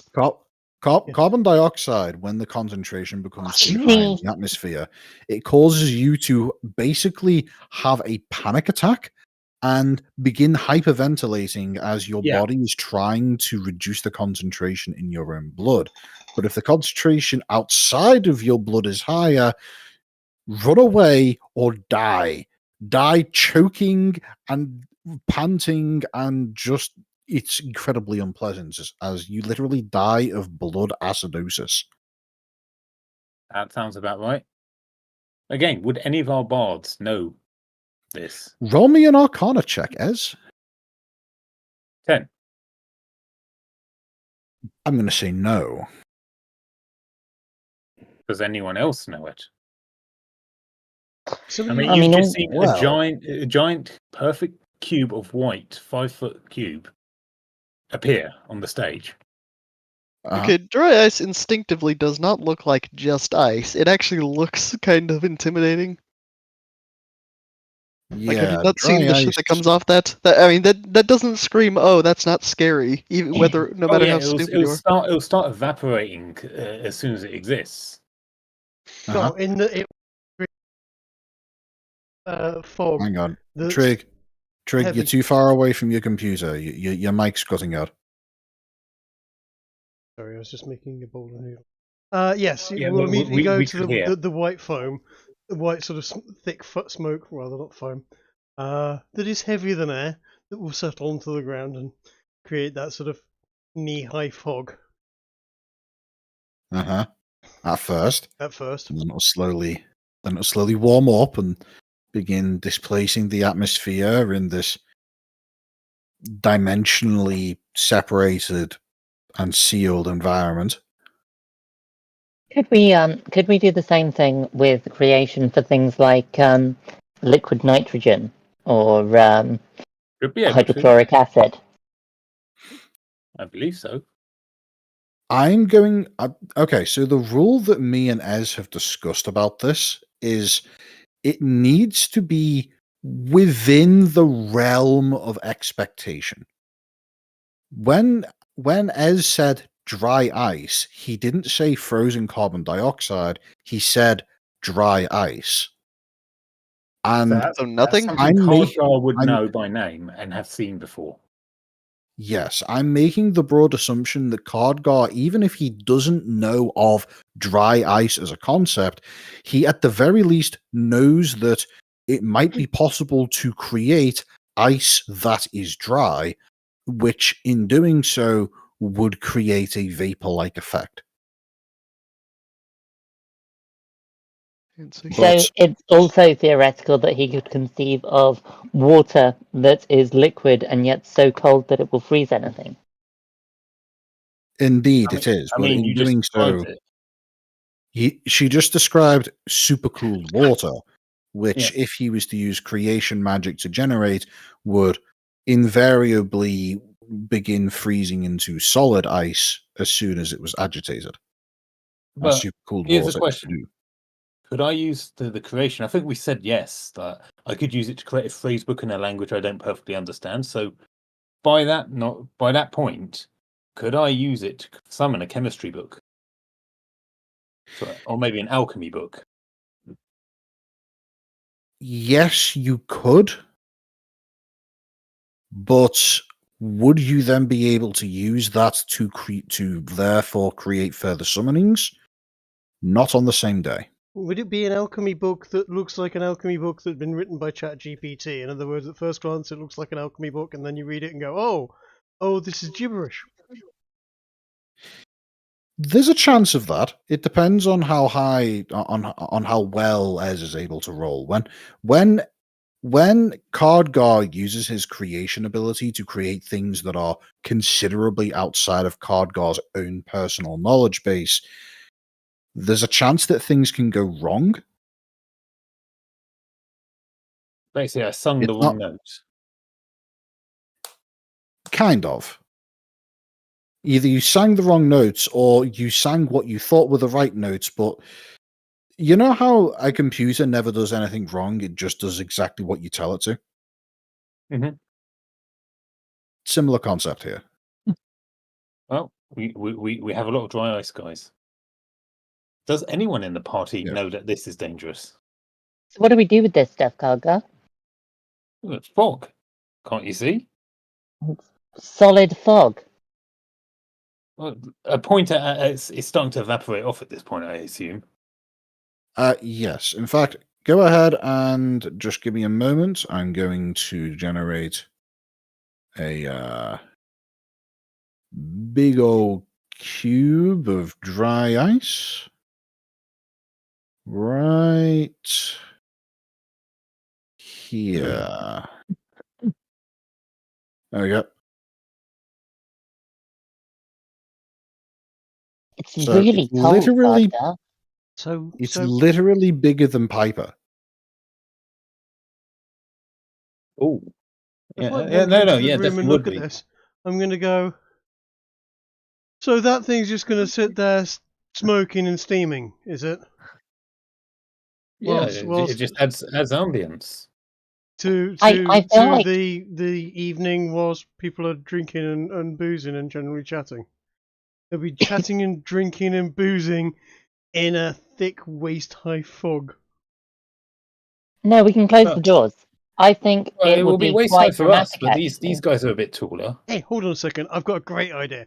And I run over and can I knock a chunk of it off and drop it in my beer? I mean, Uh, should be able to. no, I mean, no reason dry not ice to. is at what temperature? What, the glass? Fucking cold. I'm thinking, will the glass just shatter? No, I've done this many It's times before. In fact, a lot of cocktail bars do it as a uh, trick. You knock a piece of dry ice into your beer or your drink, and then you've got a big fizzing, smoking, witch's brew type drink. Oh, it's boiling Hang on. away, isn't it? If Yeah.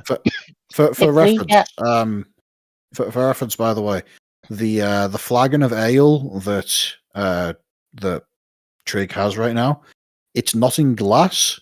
It's in kind of like wood and pewter. Lovely.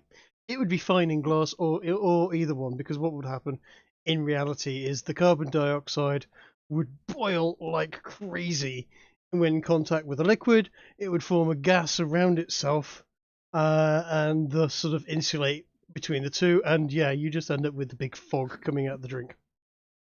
Yep. How about this, guys? Right, we do a misty. We set up an illusion in here for before we come in of like a misty morning in the Shire with the hills in the background. We line these seats up, make them look like they're some benches or something, just out in the glades, for for an open air performance. Sorry, Trigger's choking me to death with curry paste. No, that's fine. I'm pretty sure that's pretty accurate as to what's about to happen in game after, actually.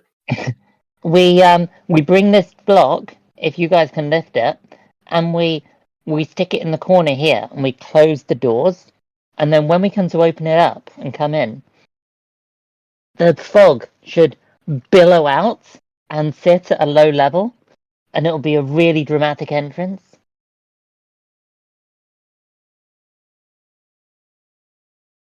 What do you guys think? I like dramatic entrances. You know I'd what like I like? the three of you. I like money. I want this scam to work. And I'm just saying now, if this screws it up, you owe me how much I lose. And What, me? Carter guy, I look him right in the eyes and go, if this fucks things up, there will be trouble. Yeah, I can dismiss it at any time. And I presume, Ginger, that would remove all the evaporated stuff as well, because it comes from the same thing. Yes, it would. I'd Well, like the can three of you basically- who are in here to roll me a Constitution saving throw, please. Give me a second, I'll be in there in a minute. 15. Constitution? 17. Can someone roll a d20 for me? I shall do so in a moment.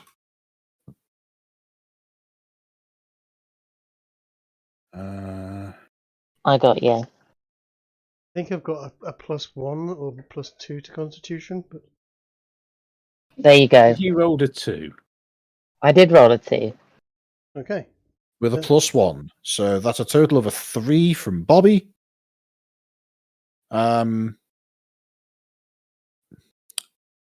Yeah, so Reeve and Bobby, the pair of you are starting to feel as though you are getting out of breath, like you've just ran up a set of stairs.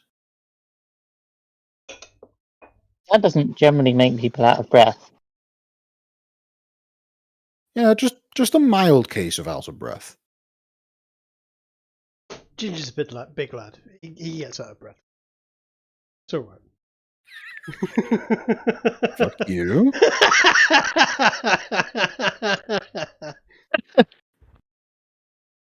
Look, you put this on the table, Ginge. You could have said after a long jog. Yes. I heard Trig's heavy breathing after he ran upstairs with his noodles and started bothering you with the curry paste. You didn't. It's not heavy breathing. My mic is just stuck under my nose. It's a terrible position for a microphone. And yet we heard the breathing anyway. You literally hear every breath I take.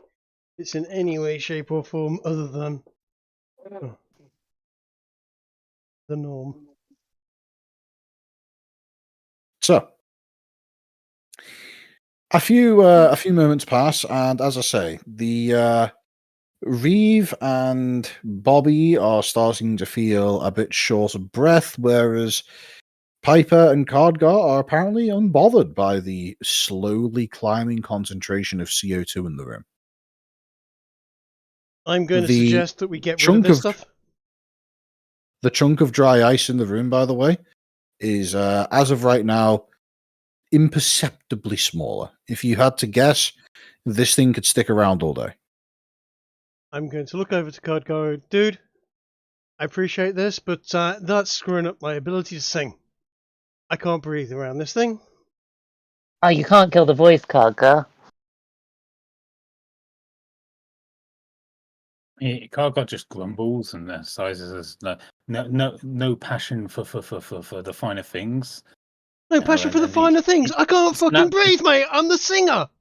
Are you a moron or what? I can't breathe in that thing. And it all suddenly disappears. I'll tell you what. Here you go. I've got an idea for you here. Just work with me here. Minor illusion, fog. There you go. Minor illusion wouldn't have the same coldness, would it? It's not real fog. Yes, you're right. It would be more comfortable for everybody as well. Yeah, Cargo, I don't really Where's the think people want ambience? to sit in the cold. Oh, these bigwigs they'll enjoy it. It'll be something different for them. They're always looking for No, something new. have you ever been around people who've got money? The last thing they want is the cold. Why do you think they have heating? Cold and shortness of breath. Yeah. The aristos love that. They're always trying those new drugs. It does the same thing. No, it doesn't, mate. You're trying the wrong drugs.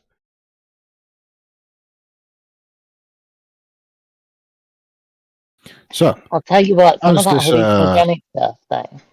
Just as this before, conversation continues and Cardgar snaps his fingers to remove the dry ice, suddenly the room feels like it's filled with fresh air once again.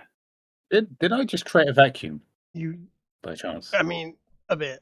No, there would have been a very mild suction effect as the air that was displaced by the CO2 makes its way back into the room again, but it would have amounted to little more than the kind of light breeze you'd feel coming in through a window. All right.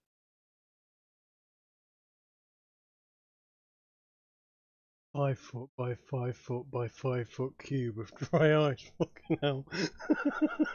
You just don't know how to have fun. If that entire thing was evaporated and dispersed throughout the entire mansion, everybody would be very, very dead. Yes. I mean, if you want to do someone in overnight, drop one of those into their house when everyone's gone to bed. Yeah, that'll do the trick nicely. he only gets an hour with it, though, doesn't he? Probably An all hour he per needs, caster though. level. Yeah, so at 8th level, Efficiency you bonus, can something like you could literally smoke out a small bandit base just by simply conjuring one of those up, dropping it through a window, and then just waiting. Mm-hmm. I mean, drop it down a chimney. Well, a house. Don't even drop it down a chimney. It sinks, right? That gas. So, like, Yeah. just put it on top of the chimney. Yeah, you're right. It would flood down. It would snuff out the heat source, but by that point, it would have already pretty much evaporated and flooded into the house. You're right. Definitely look ominous coming down the chimney. Yeah, fucking would. It looked like something out of the. It looked like the fog. It would be like a James Herbert horror movie. Yeah.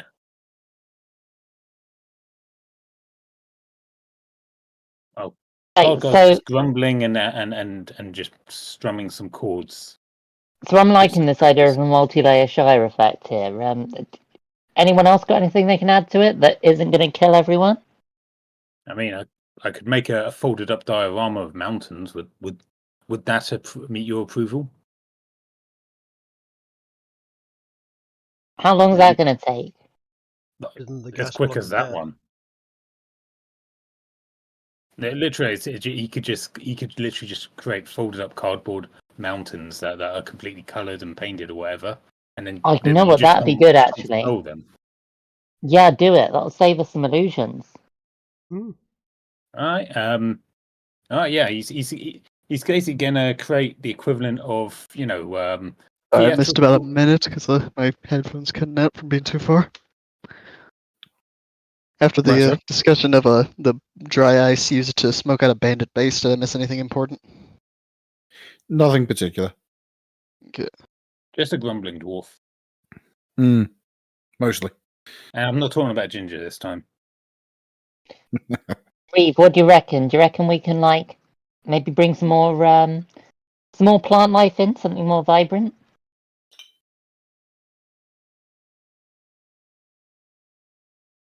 Something That's these nice. people might not have seen before. Something from our area, yeah. Something exotic. Well, to them Yeah, at least. exotic and colourful, you know? Because there's this green, and green's nice, but I don't know, yellows and oranges and blues. Can I do a... What can I do for that? Hang on.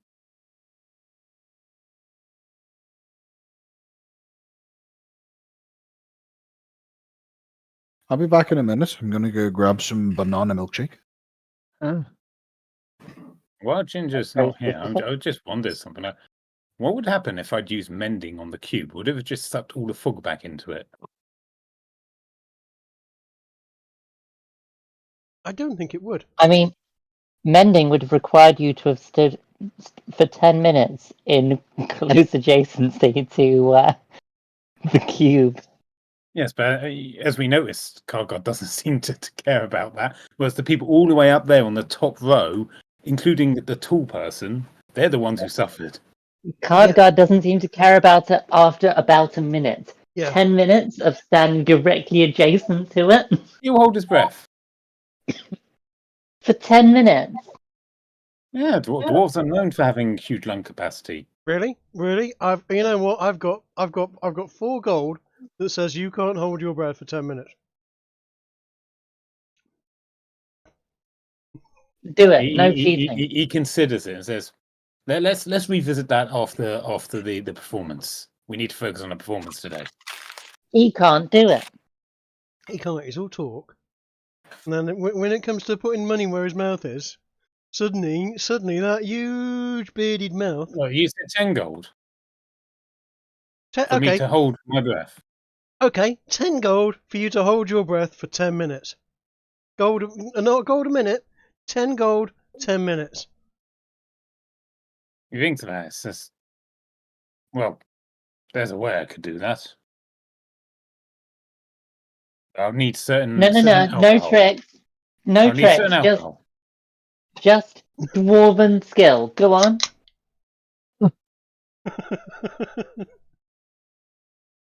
He thinks about it and says, "We'll do it after the performance." He can't do it. He can't. But I'd you know see what? You do that. Huh? You know what? Yes, we'll do it after the performance, and all the nobles are here, and we'll have a big old bet between everyone. I'll run the book.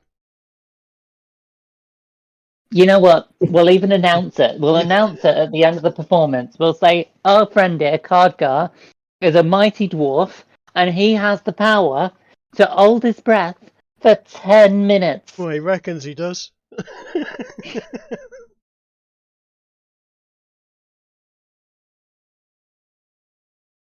Oh, we'll make a coin or two in the process. Give everyone a good laugh. I'm back, by the way. We'll take some bets on it. All proceeds go to saving the Shire. Sure. Right. Okay. Just to catch you up, Ginge. Cardgar, or rather, Bobby has bet Cardgar.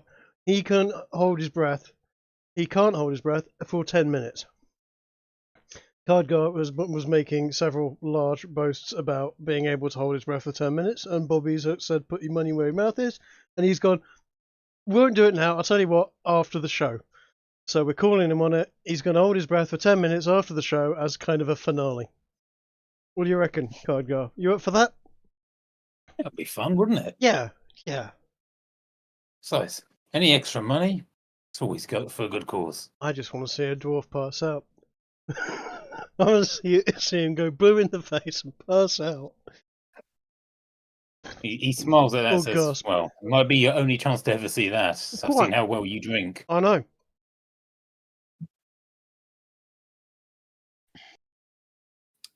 Easy way to do it as well. We get him a cup full of water that he can hold in his mouth, and we can pinch his nose. Oh no, I've got a better idea than that. What we do is we get a bucket and we stick his head in it. And all he needs to do is tap the side of it with his hand when he wants to come out, and then we'll have someone count. Perfect.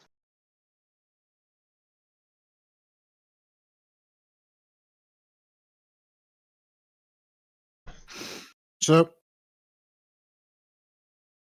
Ez, Glad you're so dedicated to the cause, Yes. Cardgar.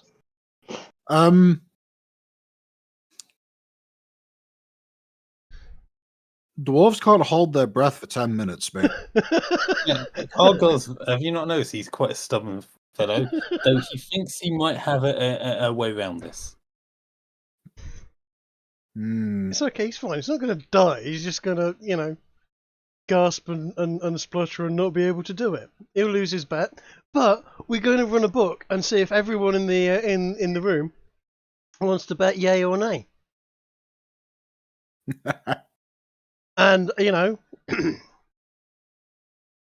run the book. Apparently in D&D you can hold your breath for a number of minutes equal to 1 plus your Constitution modifier with a minimum of 30 seconds. 1 plus con modifier. Yeah, so even if you have a 20 con, you can hold your breath for 6 minutes. Yeah. That's strange, because as an untrained schmo, I can hold my breath for more than 3 minutes. Go on then. Well, clearly you have a constitution that's approximately 18. 14. I'm glad to know I got at least one good score in the Con mod of 2 is 14. Oh, great. So that's how IRL we determine people's constitution. We get them to hold their breath, and then we know what modifier they've got, and we know it within a margin of 1. I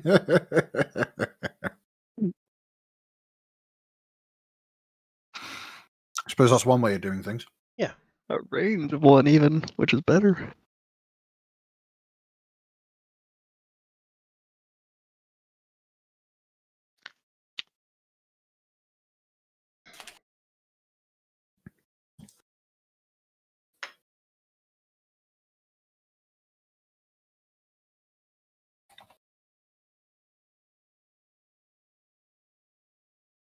So, once this is all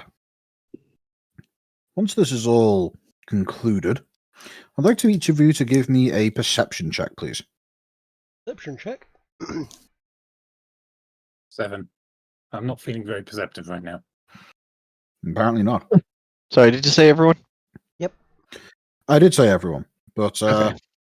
Oh. Basically just whoever rolls highest notices first and then presumably informs everybody else. Pretty much. Well, I think Bobby noticed, so I'm not going to bother. I noticed Bobby noticing, so I don't try to notice. Bobby notices. Bobby is known for his noticing. Hey, I've been looking at these FBI stats, and did you know that despite his Bobby, no, don't do that. Like, why is it every time someone steps in the room, Bobby looks straight at their nose? Bobby, why are you carrying those calipers around? It's not nothing. I just noticed something again. Anyway, what have I noticed this time? This time you've noticed a guest walk into the building. A guest? You hear the characteristic opening and closing of the doors that you heard when you first made your way inside.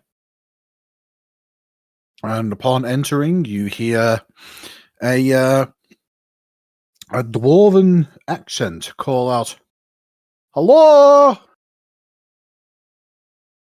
Hello!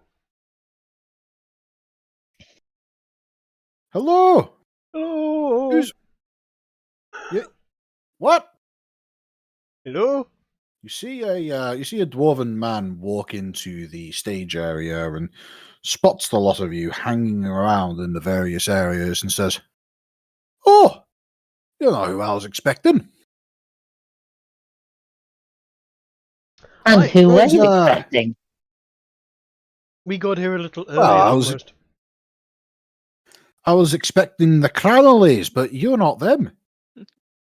No, they're still getting ready. It's all good. We're just setting up for the show. Oh, you must be the band that Molly's been talking about. That's us, Earth, Wind, and Shire. Pleased to meet you. I'm Right, Bobby, right. Piper, Reeve, Cardigar, and Essig over there. Pleased to make your acquaintance. Mr. Throttle me, Golden Chin. I'm going to hazard a guess that you haven't heard of me. Golden Chin, is that a Druish name? No, it's a dwarven noble name. Have I I'm I sure if heard of we him? weren't extremely new to the area, which we are, we would definitely have heard of you. Golden Chin, that sounds like a mighty proud lineage you come from there. You notice that he has shockingly platinum blonde hair.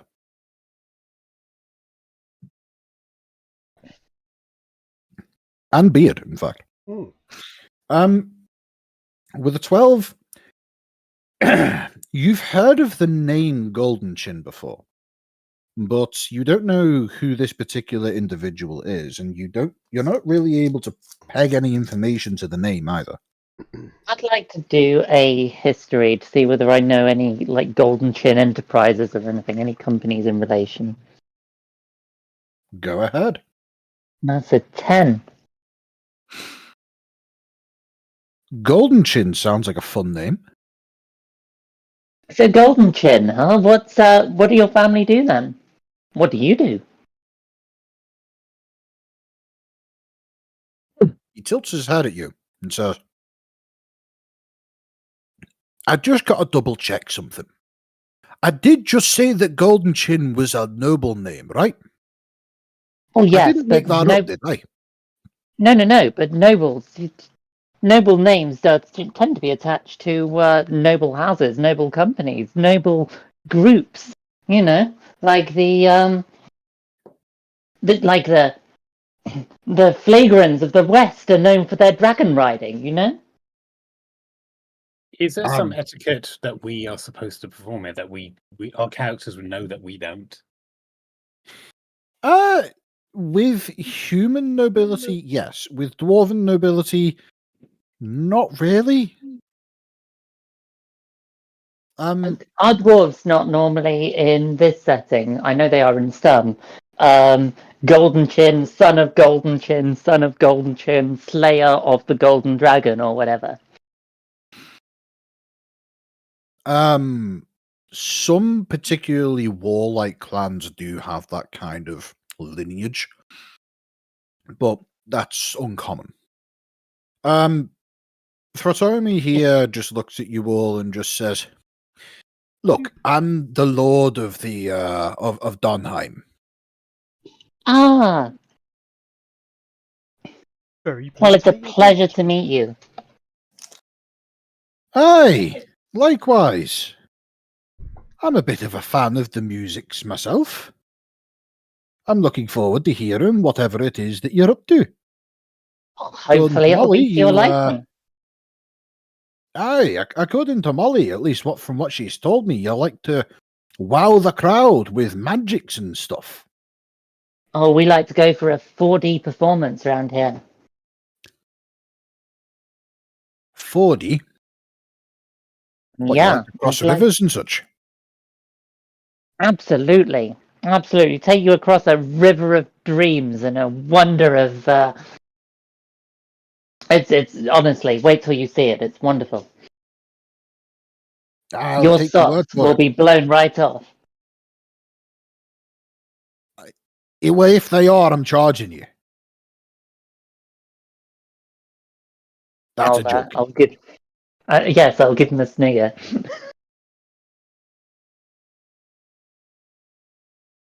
Right, well, I can see that besides yourself, I'm the first to arrive, so I'm gonna go wander about and see what I can get up to.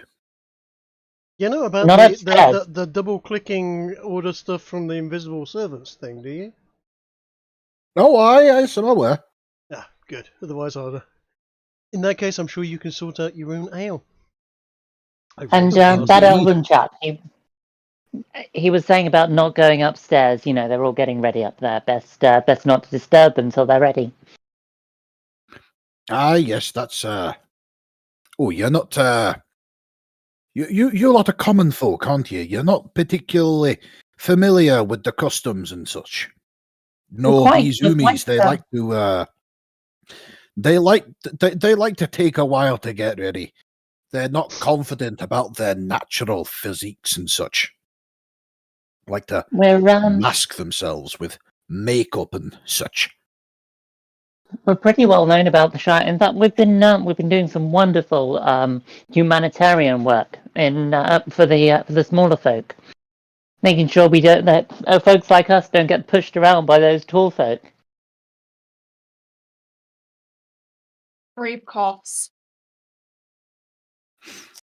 Well, you see, there's been a lot of development in our area, and building big buildings, and the various people from around there. Our folk are not warring or strong in battle and so on, and so they've been known to lose a bit of land here and there, and so we don't want to go on charities, yes. but we do a lot of charity work to help out and send some money back home and help people out with any woes that they might be having. Our exports culture. I understand. You know what? I'll throw a few coins your way once if you wow me with your musics. Yeah, we'll have a pot at the end. Yeah, sounds like a good plan. I'll be I'm a fan of the shorter folks. It's nice to look down on you. And yourself.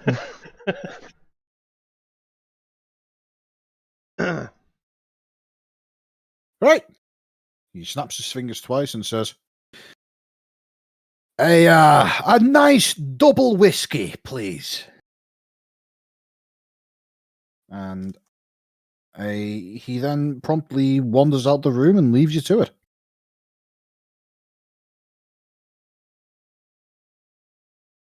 About 30 seconds pass. And again, you hear the door go.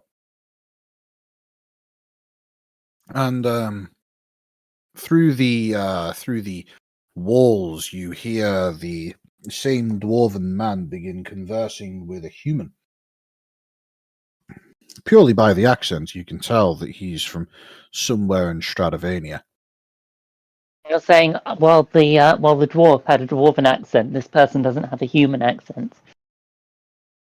That's correct. You see, humans speak the true tongue.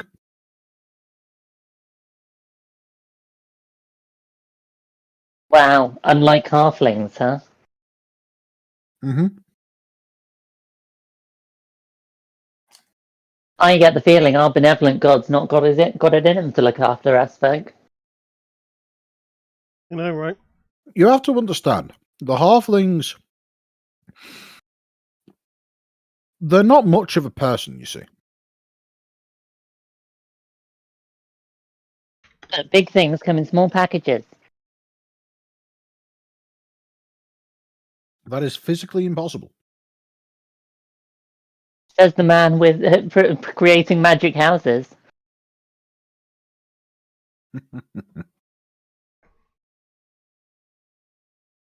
So, if there's anything specific that you guys want to do, then let me know.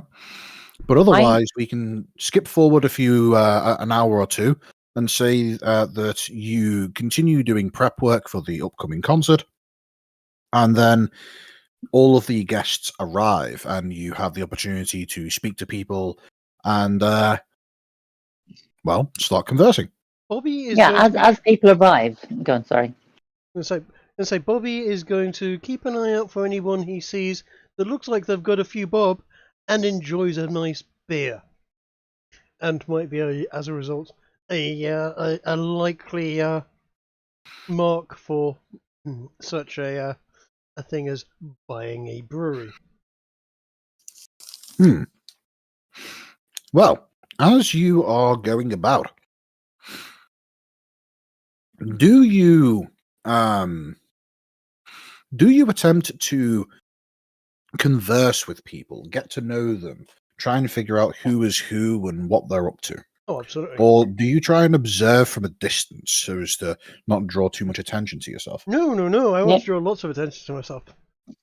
Yeah, as people arrive, I'd quite like to be, around rather than in the room, and actually get to know people, learn some names, what they do, what family they come from, what they're known for. I'm also going to drop in on a couple of conversations, whether or not Donald has arrived. Donald Stoutman. I hear he's been invited and will be dropping in at some point this evening because he's from our neck of the woods. And if anyone sees him, to let me know. Righto. So, I'm going to go ahead and explain to you the full list of people that become present in the downstairs area now. Okay. We'll start off with the people that you know, people that you've already met. First of all, Molly is present. Despite saying that she needed to go and finish getting ready, she looks virtually identical to what she did when you met her the first time she came down. You suspect that she spent the entire time adjusting bits of makeup that are impossible to notice. Her brother is also present, Tom Cranley. This is the same individual who was absolutely infatuated with Piper upon first meeting her, because of a very successful bardic trait, whose details I can't quite remember. And next is an individual that you are not familiar with. You see an elderly-looking man, mutton chops going across both of his sides of his face, but no facial hair otherwise. Grey all around and looking as though he's probably in his, say, early 60s. Is this Uzulu in like 50 years? Yeah, picture Uzulu in 50 years. He introduces himself as Fredrickson Cranley. He's the father of Tom and Molly and is the current head of the Cranley Shipping Company.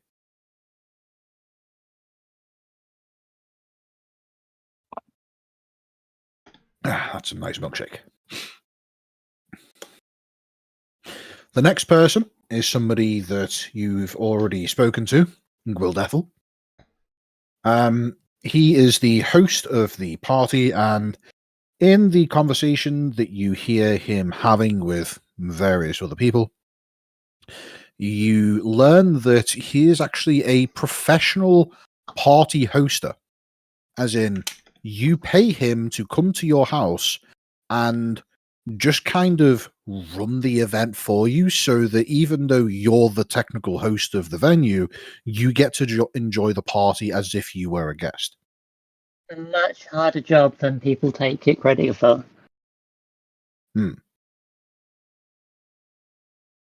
So Gwildethel is taken on that role.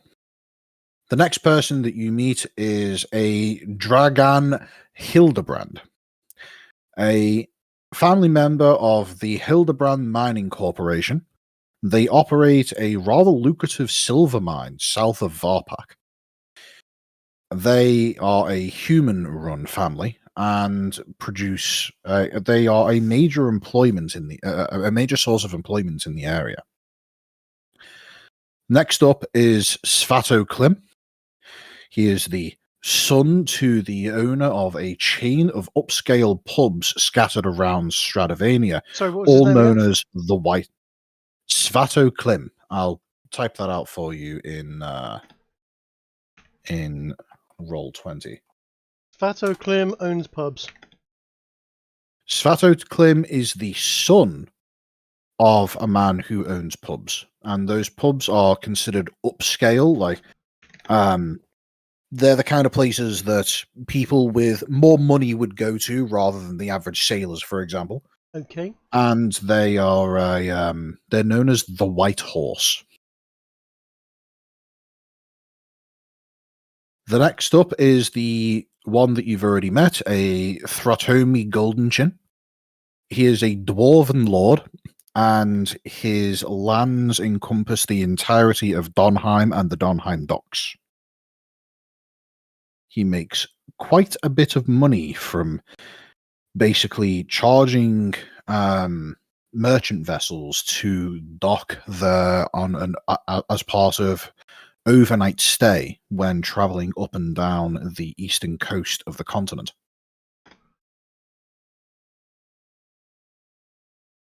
Next, we have another dwarf, Colum Talmac.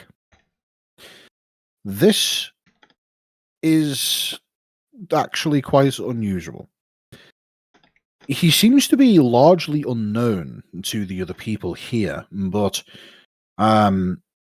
listening to various bits of information whispered about by the other people in the venue, you get the impression that he basically just turned up with a shitload of money and bribed the guards to be let in. But he seems to be relatively pleasant and polite. He seems to be getting along well. He looks and acts the part, so he hasn't been told to bugger off. And lastly, we have Sorkatani, no surname. It's just Sorkatani. She is a member of the Leonin race, which are similar to the Tabaxi, but shorter tails and a generally more muscular build. They're like lion people, right? It is, yes. They aren't exclusively lions, but due to their more muscular build, they tend to align more with the lions and tigers and such. And she reveals that she is a personal friend to Molly Cranley.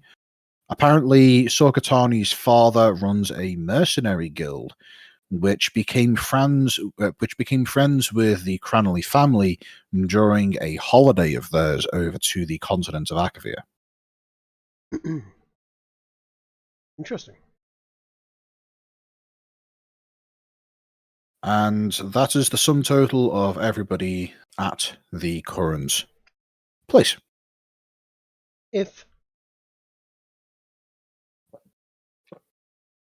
Tell you what, if Jin really wanted to mess this up, he would have added a stoutman. Yeah. Now, if I was if Bobby were to go around and have a chat with all of these people and find out these bits of information, is there anybody there that he would find particularly dull, gullible, or braggadocious to the point of being possibly a little likely to be easy to con? Out of 10, if you gave them marks. Let's put it this way. Mm-hmm. Over the course of the next several hours, your party has the opportunity to wander about the area, talking to people, making acquaintanceships, and get introducing yourselves and getting to know who is present. And over that, there is one particular individual who jumps out at you as being the obvious mark. Svato? And that is Svato Klim. Yeah. You get the distinct impression that he has a lot of money and none of it was earned himself. Perfect.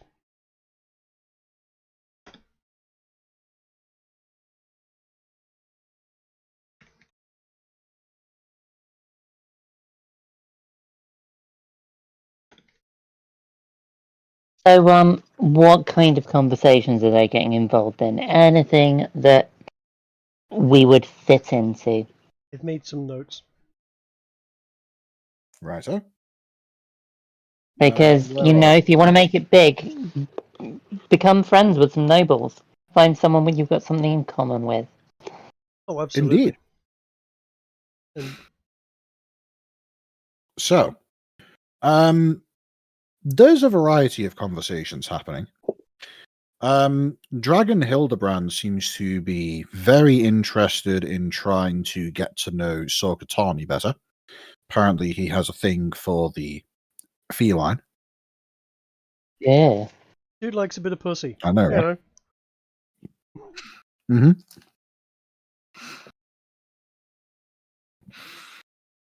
Svato and Column are apparently quite interested in having a conversation. Mostly Column ends up having a chat with Svato that relates to getting to know what Svato's dad does as part of running the business.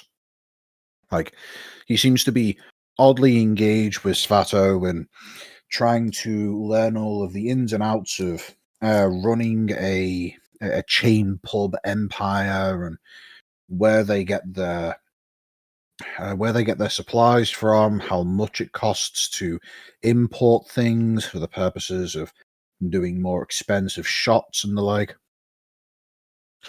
And generally speaking, you get the impression that Column here is weirdly knowledgeable, especially in the information gathering side of things. So Colin, how much does that business tend to bring in then? What are you looking at for your annual turnover? Oh. He sees you walk up to him and he looks at you and says, "Oh no, I don't own the pub. That's Svato over there. Well, his dad at the very least. I earn my money from something else. I'll be honest, I'm mostly here for the auction." Yeah, I've heard about this auction. I've heard there's some pretty good stuff up, but I haven't actually heard any details. What's anyone know what's being sold? Well, I do, but I'm not telling. Oh, secret auction? Supposed to be. So how do you find out what's being sold then? He taps his nose in your direction and then says, "Frotobi! Long time no see!" As he walks over to the other dwarf in the room, and you get the distinct impression that the other dwarf has never seen this man in his life.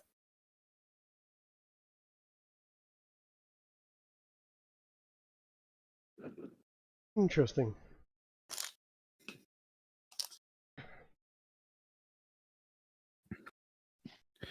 So, does anybody talk to anybody in particular? Yes, I'm going to look to talk to Svato Klim, and I also want to talk to Katani as well. Which one do you go for first? I am going to go over to Svato first. And Right, sir. and have a chat with him, and sort of basically go, so, word has it, you own a bunch of high-class drinking establishments.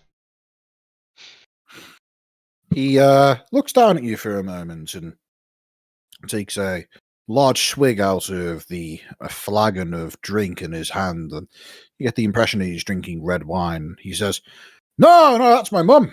Dad, that's my dad. Ah, your dad. I see. Do you often get those two confused? Oh, only when I'm drunk. Dwarves, it's the beards. Oh, is he? Hey! Is he human? Oh, he's... I know they're short, but they're not dwarves. Sorry, I'm in no position to call people short. In fact, I'm pretty short on luck in that department. Bobby, by the way, lead singer. We do we a bit of a bard company. We do some charity work and performances and this, that, and the other.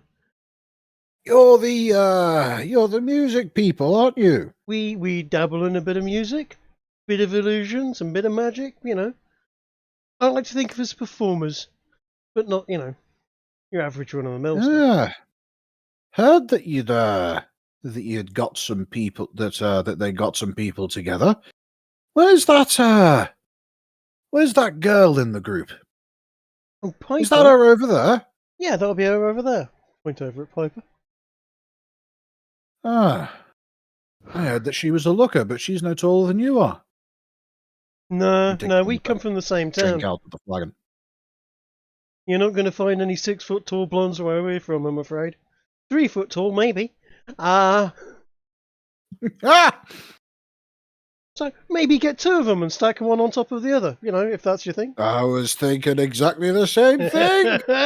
Raise glass, chink, etc. Yeah. He if you raise the glass, he chinks it good. He reaches down. Yeah. I feel like having a sit down. He makes his way over to the table on the right and pulls up a chair and sits down at it. You get the impression that he is not comfortable with talking to somebody of your height and so wants to even the odds a little. Fair enough. I'll trot over there and jump up onto a chair. Hmm. There we go. I can look you eye to shoulder now. Yeah, fair enough. What drink are you having? I've been drinking ale all night. Can't get ale like you get in the Shire, but in my hometown. But this is all right around here. Yeah. I'm a big fan of the wine. They've got some amazing reds and rosés here. Yeah. The dwarves, they know how to brew some good stuff, and they add something to it that just makes it shine. Oh, it's lovely. Much better than what you can get over in Meadowburn. Oh, is that where you're from? Yeah. Dad owns the White Horse. You ever been to one? I think I've gone past one at least. I don't think I've gone. Have I gone? I'm not sure. I think it's one of those places that I've. I don't know who played in one. Hmm. Do you do bird performances and stuff in these places? I wander around. I travel around. We're miles from home. Where am I from home from? I don't have the map in front of me. You The are Shire. from. Yeah, I know it's the Shire, but Are you out okay? of character just quickly. Yeah, map? yeah. Right, here you go. Bring everybody over to the world map. Over to the world, but we are from. It's just from down from Taliara, isn't it? Sort of essentially kind of way. No, No? that area is in the Elven Empire. Right. The Shire is in the wilderness. It's not Oh. marked on the map because that area is. This is an old map that isn't properly Fair mapped. enough. Fair enough. The wilderness is considered. Okay, bit of a lore dump. The gnomes and the halflings used to come from the land that is currently Nador and Maya, but they were pushed out when the elves basically galvanized and nationalized into the modern day empire that they find themselves today. When I say pushed out, they weren't explicitly removed. It was more like xenophobia grew when they all just kind of voluntarily left over the course of a year or two. Right. And in doing so, the gnomes and the halflings settled into a variety of villages that can largely be concentrated between the mountain range that has had a giant penis drawn around it and that small river that you see extending up towards that bay. Oh, okay. Got you. I have not written. Right, no. I have not written any specific locations in that area because there has never been a reason to. But with you and Kiki having your characters from that area of the world, About that area, though. that area there is part of where they've settled, but it tends to be more so in this area. Okay. Just above the H, or around the H in that case. Cool. Right. Have you thought of a specific name for the village where you guys would come from?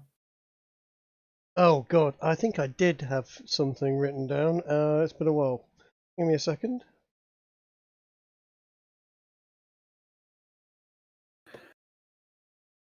Don't worry about it if you haven't.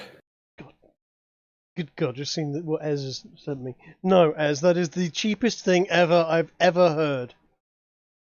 Good lords. Oh, Getting the right. This is what it is. There's likely some very expensive drinks here. We could order them and instead of drinking them, store them in bottles and sell them off later. Good fucking lords, dude. That's practically Right. that's practically. You may as well start clipping coins at that point. Jesus fucking Christ, that's cheap.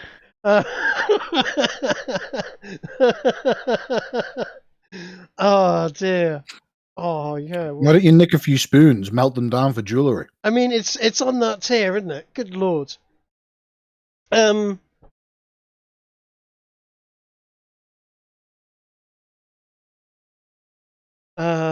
I doing? What am I doing? Looking for DM with Ginge,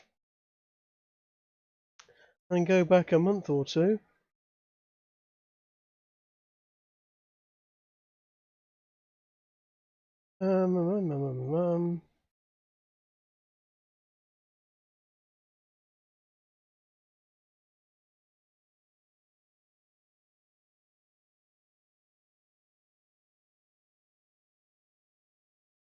So, That's while right. Trigger's Here we looking this go. up. Here we go. He's got political aspirations of Ah. making the Shire great again, and occasionally refers to himself in the third person, i.e., the Donald.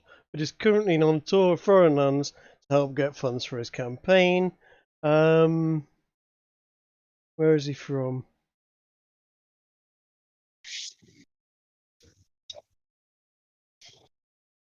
Lots of songs. Oh yeah, we'll carry on. So I'm basically going to chat to this guy. He's from Meadowburn. I'm going to go. Oh well, we're a bit north of that. In fact, a lot north of that. You know those mountains just up north from Meadowburn. On the other side of those, actually. Practically where the TH and the E is on the map. You know that. You know the map. Probably don't know the exact map you're talking about, but somewhere in the wilderness. You're part of the where your kind live. Yeah. Yeah. Yeah. We call it the did Shire. geography once. We just call it the Shire. It's it's roughly where it is, but it gets a bit rough around there. Outside of our little area, not called the wilderness for nothing, but yeah. Yeah, I heard that you have monsters wandering about there, big old lizard men and such. Yeah, you know what, they don't give us too much problems. Us small folks are good at sort of finding bushes and stuff and just not being there when they walk past. By and large. But Yeah. yeah. Wouldn't want to live there. I can see why you came out this way. Well, yeah, precisely, actually. So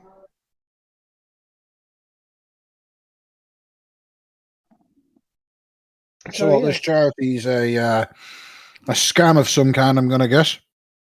Looking to rope people in with talking of maintaining culture, but really you're just looking to buy a bunch of weapons to defend yourselves. Well, definitely buying some weapons to defend ourselves, and making sure our houses are suitably camouflaged from anything that might want to eat us. But no, we're trying to protect culture. We've got some minor industry, some very good breweries and so on. They do export. As far as I know, I'm not really the person to speak about it. There's a few sort of well-to-do businessmen travelling around and doing that, but I don't know much about it, to be honest. But like I said, some good beer up there, definitely. That's why I was I thought you might know of it, being in the pub business, but perhaps not. Nope, can't say I have. I always been in the shadow of my dad. Yeah. Gives me a good allowance and tells me to learn how to take it over, but the old codger seems to be an immortal. Keeps on ticking on, does he? Another big drink. Keeps on ticking on, gets older and sicker, but never quite falls off that perch. Oh, don't you know it? I've heard that story before, yeah. Oh, man. Keep telling him he needs to retire and enjoy the end of his life, but then he says, "No, I like my life as it is." No, it turns out you don't have to go today. No, that's good. Well, I'll tell you what. I heard tell that there's a chap from around where we're from, actually touring around there at the moment. He owns a couple of those breweries. Might want to talk to him at some point. I heard he's around this area. Mr. Stoutman. All right. Can't miss him. Shocking bright blonde hair. Usually wanders around, blue suit, red tie. Talks about himself in the third person. Bit of an odd one, but he's a good laugh. From what I Blonde hair, like old Goldchin over there. Yeah, bit similar. Not so much of a beard. Right. Bit of a beard, you know. He's not a girl. And he's one of you short folks, is he? He is. Can't miss him though. He's a large character. But no, I heard he was travelling around these parts. But right. Okay. He might be someone. If you ever hear of a Donald, I think Stoutman. Donald Stoutman's his name. Yeah, he does all the pubs. He's a big chap up there. You know, pubs, banks, buildings, the works. Right, somebody I might want to talk to then. Hi. Thanks for the info, little man. No problem. Hey, let me do you a favour. You any good with your wines? I'm not bad. Well, how'd you know about the elven wines then? I hear elven wines are pretty good. The people are a bit iffy on occasions. We've got one in our band, but he's a bit fighty. Technically only half. That's true. Well, I know about a very good particular wine that they have in this house right now. Oh, yeah? He snaps his fingers twice and says, "I would like a bottle of the Falvey from the elves, please." And he then smiles in your direction. I snap my fingers twice. You know, and 2 glasses as well, please. Can't be drinking it from the bottle. Oh, that's a good idea.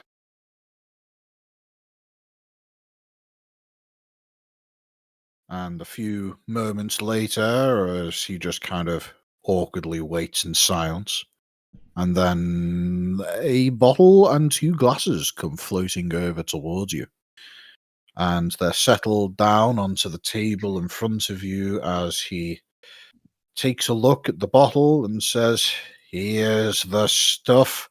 Oh, and they got one of the good years too. Well, I tried some of this years ago, and it's beautiful. Here, let me show it for you. He looks at the bottle and says, shit, I don't have a corkscrew. You got something for this? I might have. Wait, no, I know who will. He snaps his fingers and says, "A corkscrew!" Magic friends. A few more moments of awkward silence go by as he says, "Yeah, magic friends indeed. Even better when they operate without the owners knowing what they're doing." And when the corkscrew arrives, he screws it in and pulls it out. You get the impression that he has opened many bottles of wine in his time. And he says, "Right, well, the trick to this is you gotta let it air for a bit. They like to they like to settle the bits at the bottom and needs to, breathe and such. Right. He takes a wine glass and he fills it up more than he should.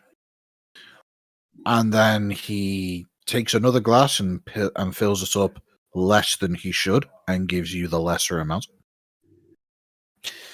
And then puts the bottle down and says, right, so what you want to do is you want to blow on it and then you want to drink it like this. And he blows on it for like a good 10-15 seconds before taking just a little sip. I will follow. And suit. you give me a history check.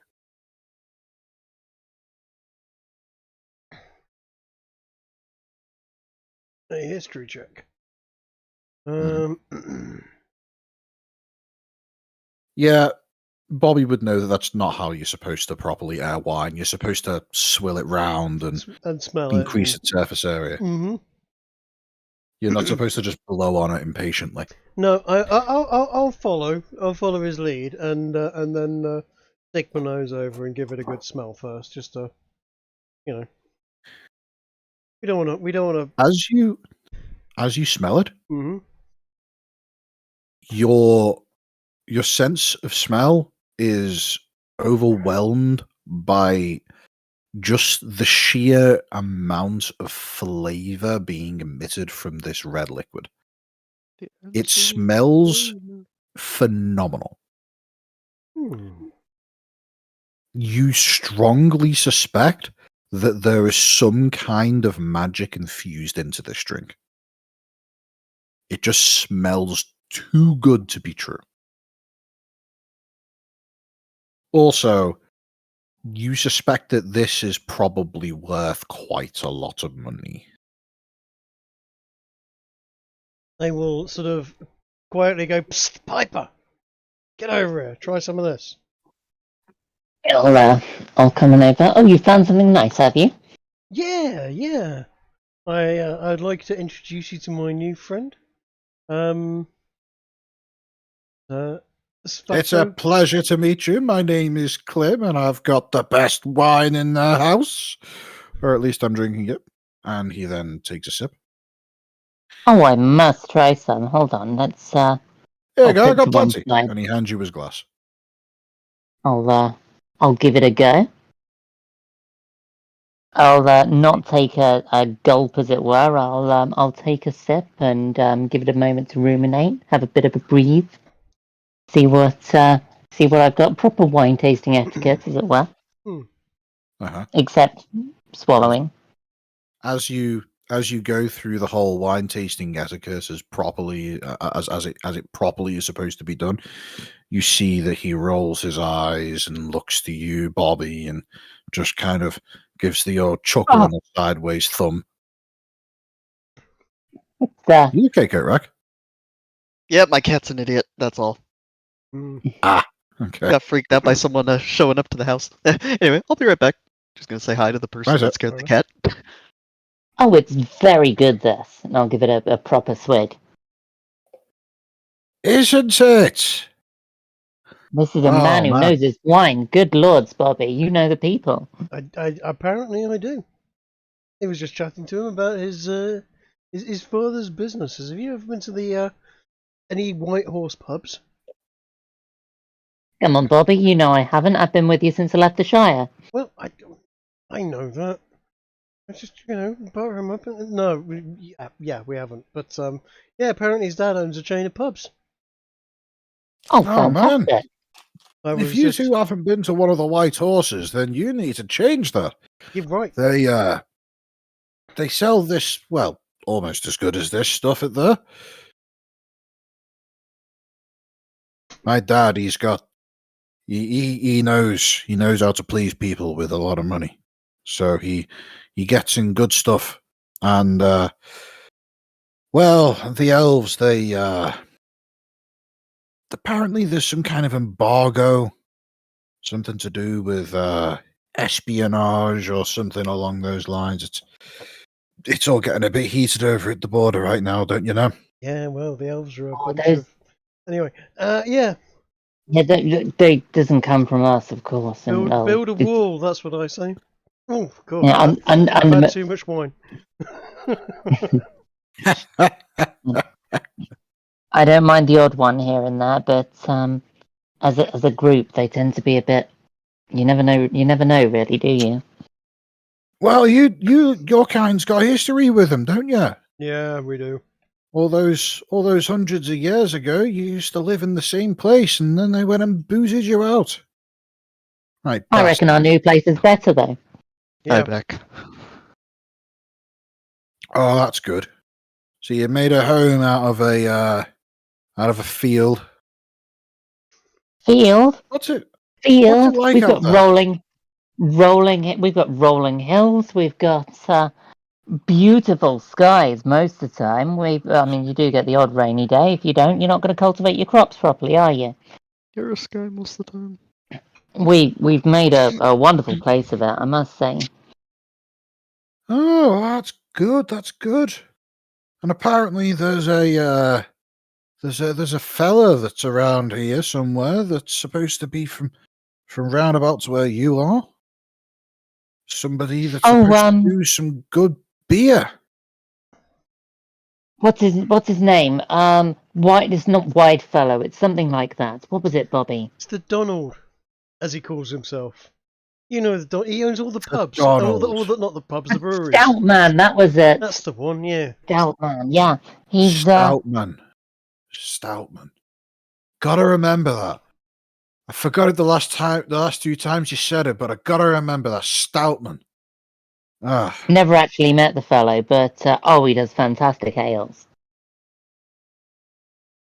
Brews right. them himself up in those Shire hills. Yeah. Yep. But got high aspirations, I believe. Last I heard, It's our he was- finest he was- export, other than the culture. Yeah.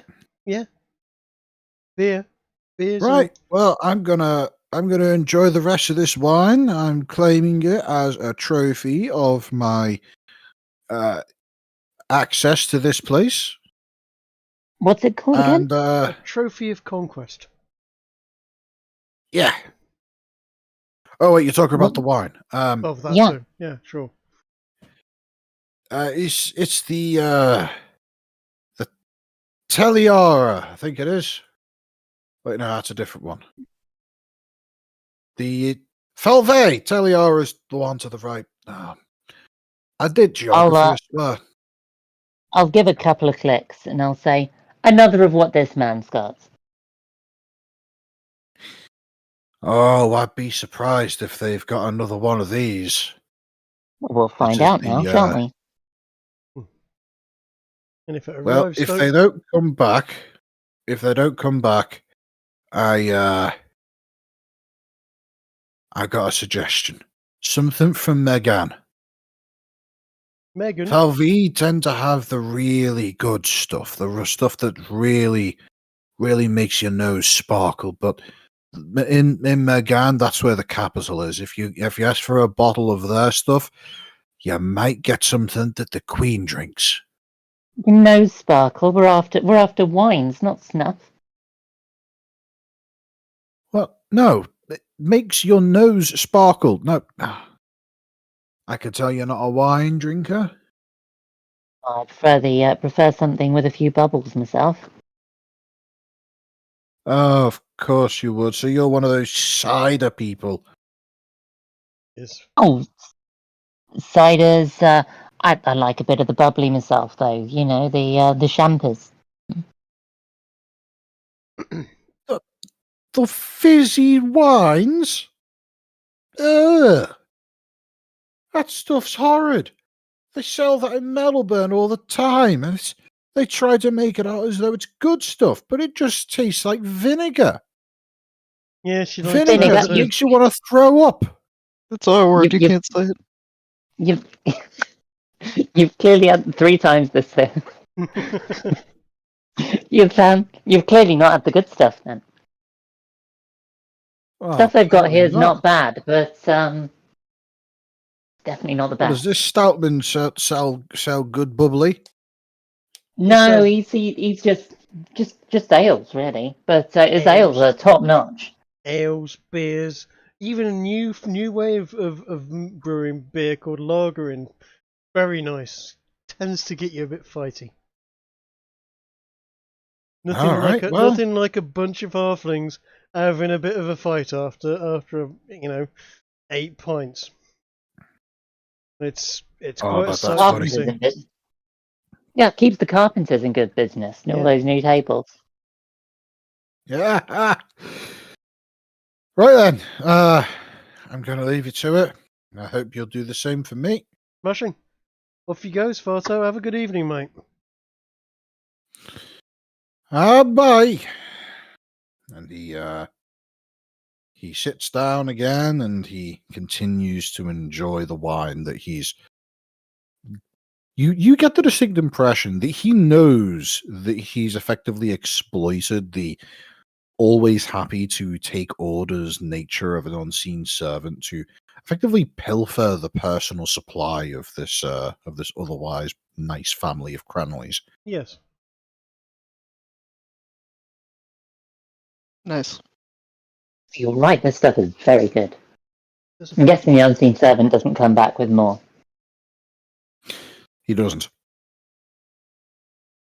Well, It's quite possible that was the last bottle in the house.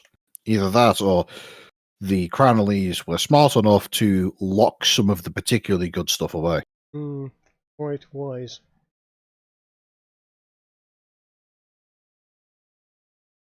In that case. So, what does anybody else do whilst the schmoozing is happening?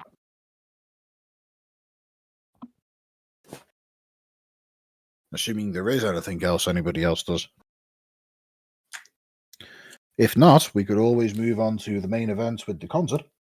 Fair enough. I was going to have a quick word with Sorkatani. I'm interested in that she runs a merc company and has gifted cat claw daggers, but only as a passing courtesy. Right, so. But What exactly is it that? Oh, she was the What first person exactly we is it that met. she said?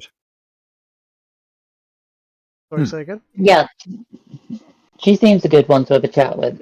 We may be able to get some nice content in there. We've got a lot we can gain essentially from being well into society as players in a place they don't know. So we can play that quite well to learn a lot about them. So, as you approach Sorkatani, I presume it's the pair of you approaching together. Yep.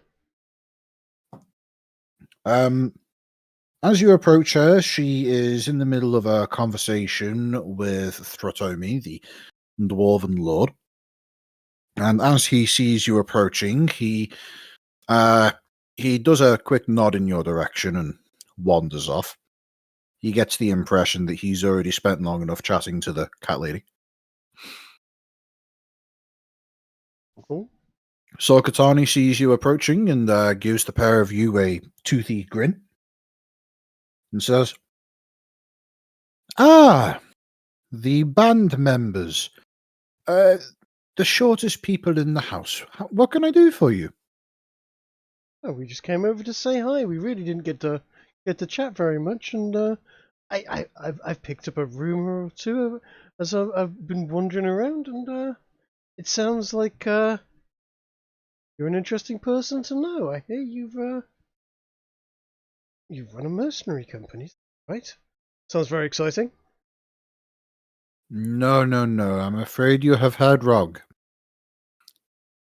I do not run the mercenary guild. That is my father. Ah, my mistake. There are pirates that live among the Shattered Isles, and our company works as pirate suppression. Oh, fantastic! Good work indeed. So, are you in line to receive the company, or are you Look, is your father looking to bring you in, or No, I'm not expecting to become the owner, though I am second in line. I have an elder sister. She is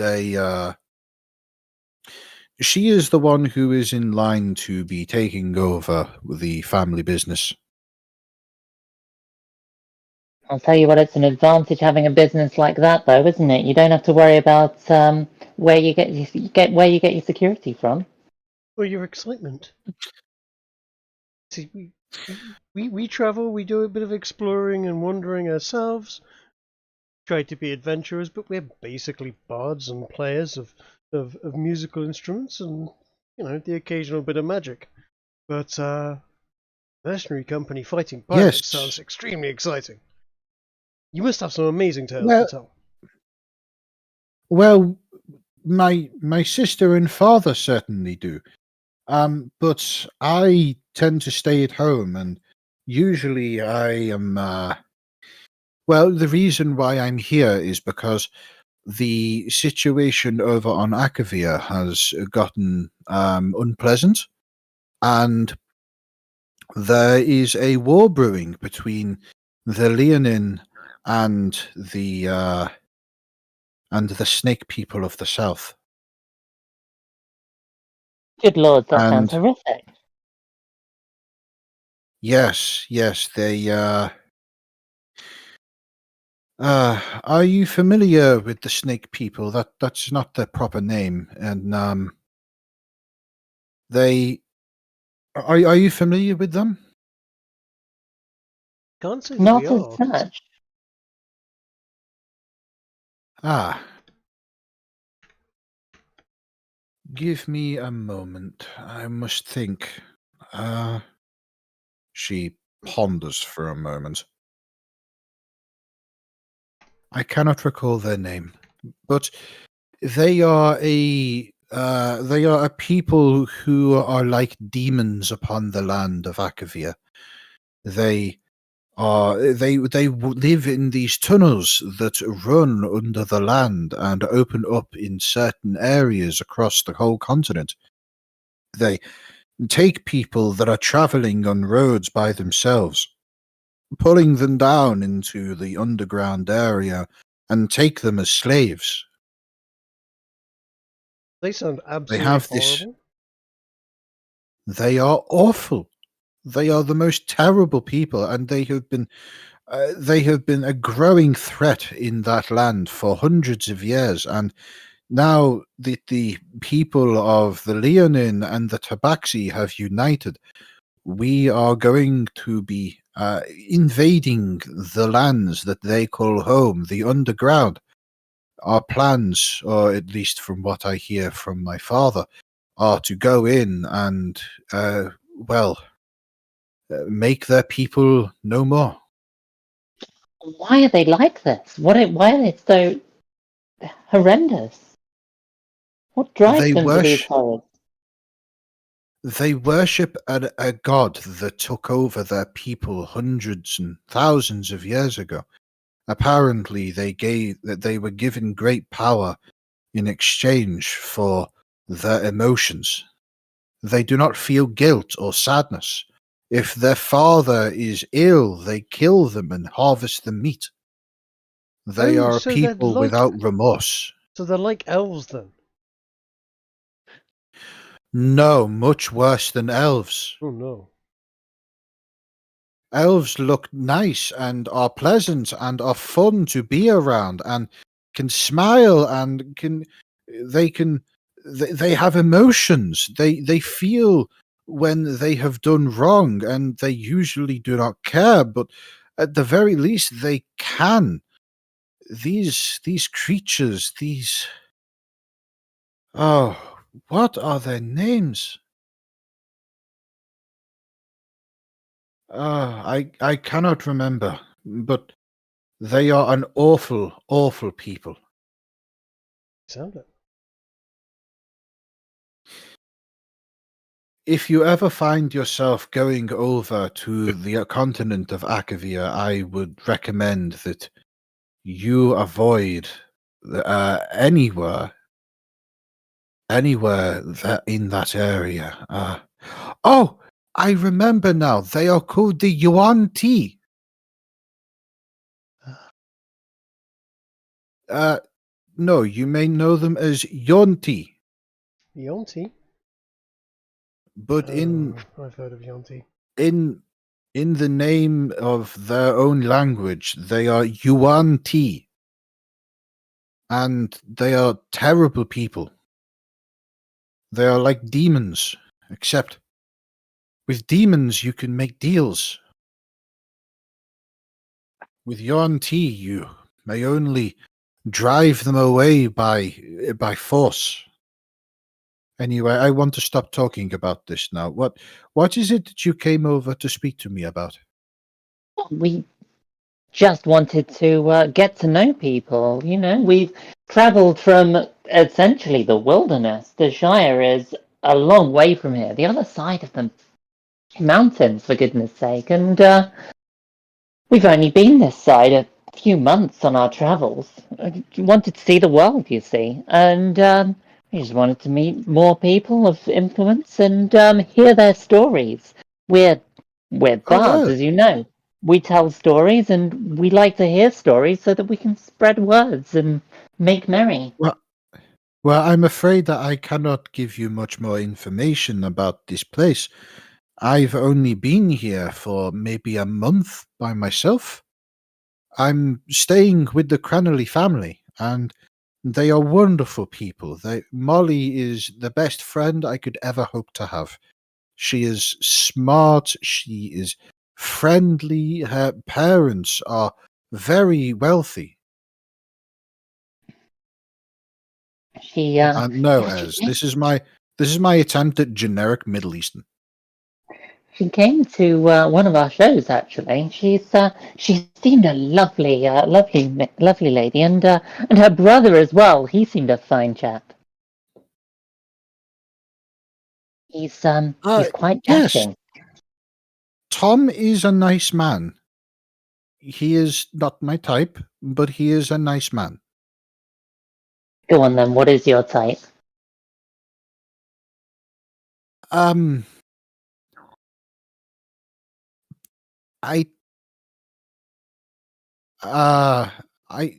must have one. There's no nice way to say this. I like people that look like me. Oh, that's perfectly understandable. You see, this is my trouble with Tom. He seems like a wonderful person, but he's just too tall. I don't know where I'll be reaching for.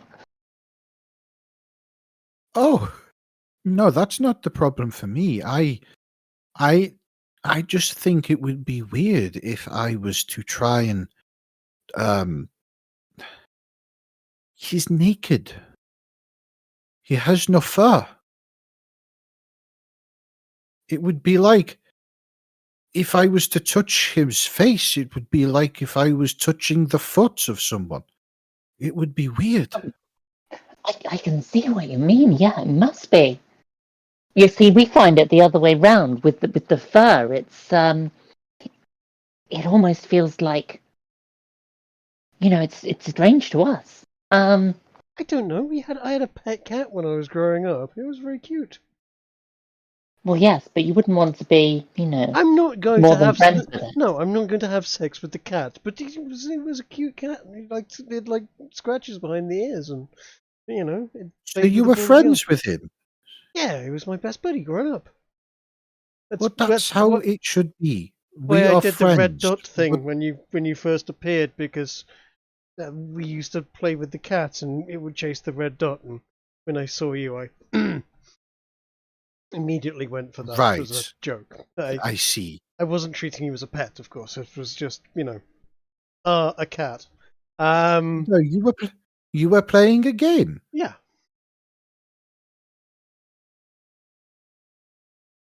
Anyway, It is lovely to meet the both of you. Indeed. You are Piper, and you are... I don't know your name. Bobby, pleased to meet you. Bobby. You know my name already. It is Sokatani. Indeed. It's been a pleasure. Oh, you should know, if you ever find yourself in Akavia, my name is known among among my people. You can use that to get in touch with my father, and if you need protections in your travel, I'm sure that a business arrangement can be organized. If you ever find yourselves up north of the mountains, find yourself a pub. If you feel unsafe, mention our names, Earthwind and Shire, and they'll make sure you get somewhere safe. They can get contact out. They're great folks up in the Shire if you've got the right names to throw around. Yeah. They're good people. If I ever find myself in that area, I will do that. Mostly very down But to earth. I warn you, They like their turnips and beer. Sorry.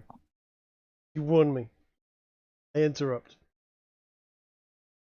no, I was just going to say, I'm only going to be here for another month, and then I'm traveling back to Akavia.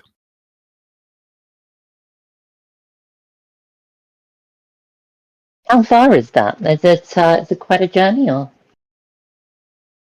Yes, it is across an ocean. Oh, good lord! So you'll be taking a boat then? Did your family have your own boats, or will you be No, hiring we someone will else's? we will be traveling on one of the airships that travel over there. Oh, the airships! I've dreamed of going on one of those airships. What are they like? Have you been on a ship? I've been on a ship, yes. It's very similar, but there's less space to live and more space for the workers to be in doing their jobs. And the water is really far away. But otherwise, it's very similar. Less Now pirates, though. there must be more romance to it than that. It's an airship, for goodness sake. Well, it's really good if you are going over land where you can see where everything looks like, and the trees just look like little bits of grass. But when you're over the water, well, a lot of water looks just like a little water, but far away. Fancy. Ah, like sheep. What is sheep? Sheep that, they look like clouds, but small. And they live on the land, and you cut the hair off them and make jumpers with them. And then occasionally eat them and get lamb. Delicious. Jumpers? Jumpers, woolly clothes, like dissimilar from what I'm wearing. Oh, yes. No, that's But when So they're you when they're say big, they're near. you And use when them. they're small, they're very far away. Or some of them are Fur just for us. small. Yeah, fur for us naked folk when we get cold in Yeah. the winters. I see. Akavia is a very warm place. You don't need that over there. Okay. Do you not struggle in Akavir, wearing essentially a woolly jumper all the time? No. It's the fur. It's here. I'll show you. And she holds out her arm, and she kind of flexes her fingers, and you notice that unlike a cat, she actually has fingers. It's odd. No claws. Claws on the feet, yes, but on the hands, no. And as she flexes her fingers, you see that the hair, the fur that goes along her arm, it kind of poofs out slightly, and then she flexes them again, and the fur goes slick across the arm. If we need to cool down, we just do this, and when it does that, we can get the air into the fur, and it helps cool off. I can imagine the fashions that can allow for as well. That would be amazing. Think of the dresses, the designs you could complement it with. It's nearly limitless. Well, this dress here is this is of the elves. This is something that apparently the drow would wear when they go to parties, and I decided that I liked the way it looked, and so I borrowed it from Molly. Ah, fantastic! It's one of Molly's collection. I've seen it. I've seen a couple. I'm sure she must have some wonderful things up there. I'll have to catch her and see if she can show me around sometime. I'd love to see her collection. Yes, I'm sure that if you ask, she would be willing to show you. Anyway, speaking of Molly, I need to go talk with her now. I shall talk to you later. Enjoy your evening. We'll see you later. Bye-bye, and I'm looking forward to the music. Thank you. Bobby, before I go, you have you're doing the dot thing again, but this time it's on your face. The dot thing, but it's on my face. I move from side to side. Does the dot The follow? dot doesn't move, and you can see that it's stationary in midair. That is odd. Are you not doing that? I'm not doing that. Ah, That's it must be one of your friends It must be. trying to get me to punch you. I'm going to look around, see if I can see anyone doing anyone in concentration, essentially, who might be doing this, or looks like they might be paying particular interest to this dot. Or it looks like they're laughing and isn't hiding it. Oh, it's Essig. It's Essig.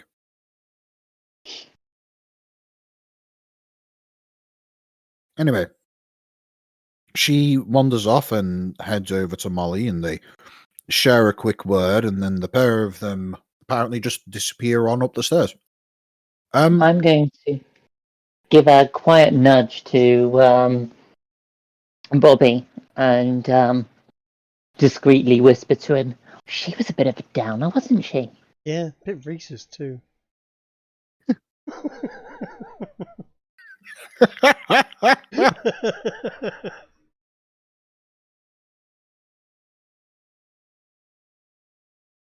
No, I'm not going to tickle behind her ears. Anyway, are we doing this performance or what?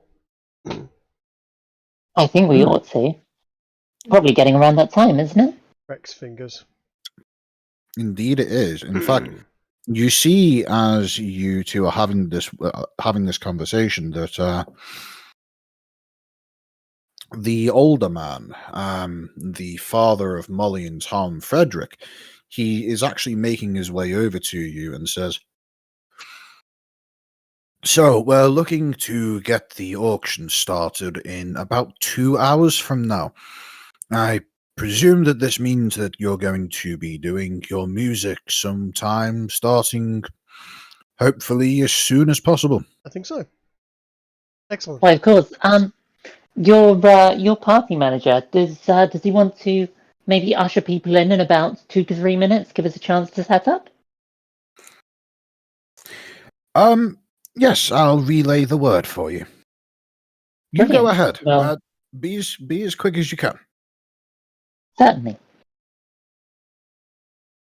Right. We shall head in. I'm assuming we can gather everyone fairly quickly. It's not the largest of rooms. Mm-hmm. Mhm. and set up our illusions so that people wander into the mists and hills of the Shire, essentially, and have we're essentially going to set up the illusion of a natural outdoor theatre in the hills of the Shire with the beautiful fields over to one side, the floral displays running up the centre. And have you ever seen one of those old outdoor theatres where you've got essentially a cut into a hillside and you've Yes. got rows of seats moving outwards? An amphitheater, A Greek theatre? Yeah, amphitheater. Yeah, with that kind of thing, but with more foliage. Hmm. That sort of an illusion. Nice. Yeah. Yep. Well, I would say that you all have sufficient illusion magic to be able to put something like this together. But in doing so, your ability to use magic to enhance the actual music itself will be limited. Well, hold on a second. Let's have a look at this. We can do, because minor illusion is usually what I would use to put the drums and so on in there. Mhm. Now I don't have any other type of illusion magic, but other people have got sort of some other illusionary stuff that you could use to build up the. Judging from the size of the room, because it's a 15-foot cube, Yeah. where's the room? Let's see. 1, 2, 3. See, a 15-foot cube is, let's bring it in. Measure. Is it measure? Cube. You see what I'm currently measuring?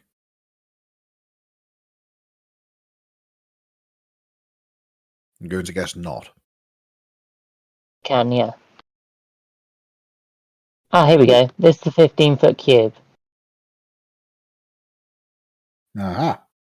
So I can do half the room. Someone else, probably Essek, can do the other half.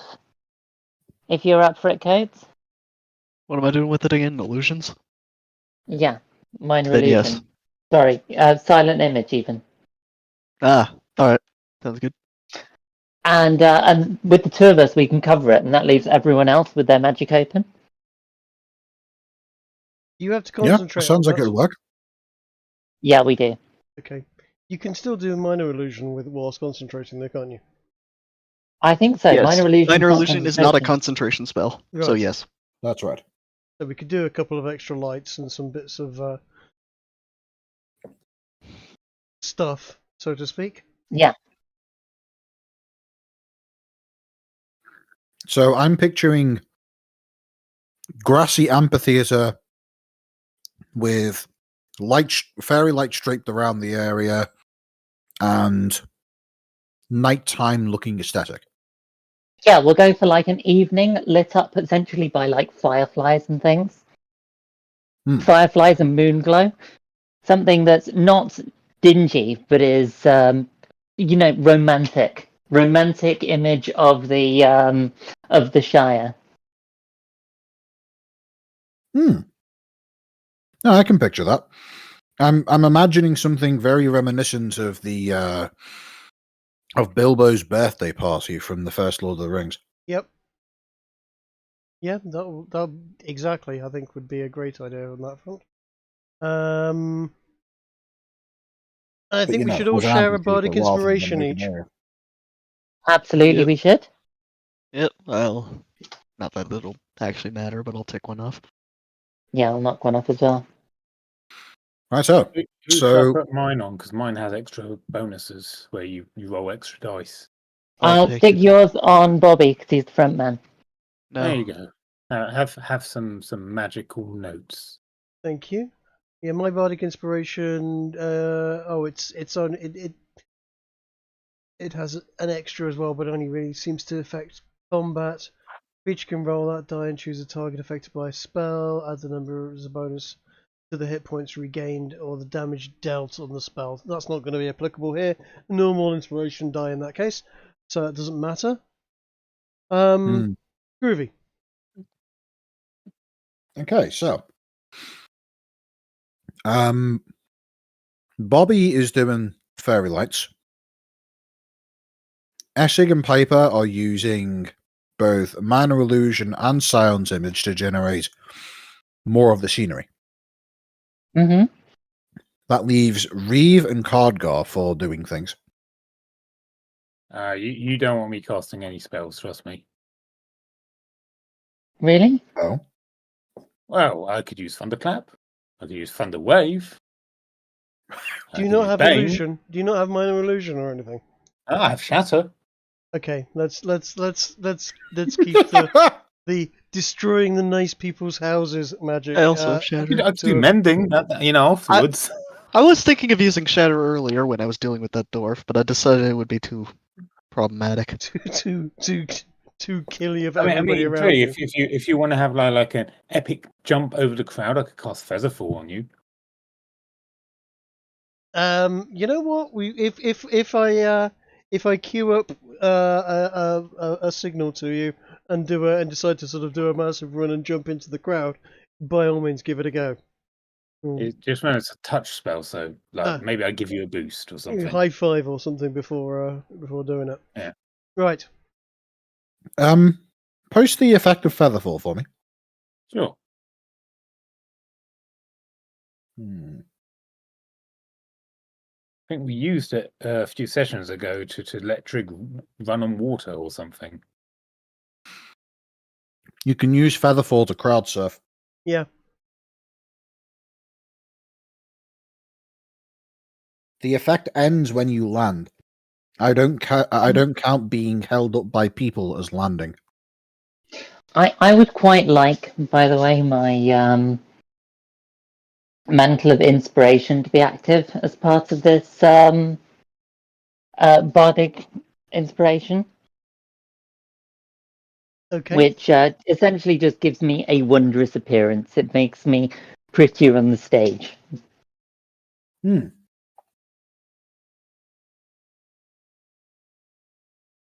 All right. I will factor that in.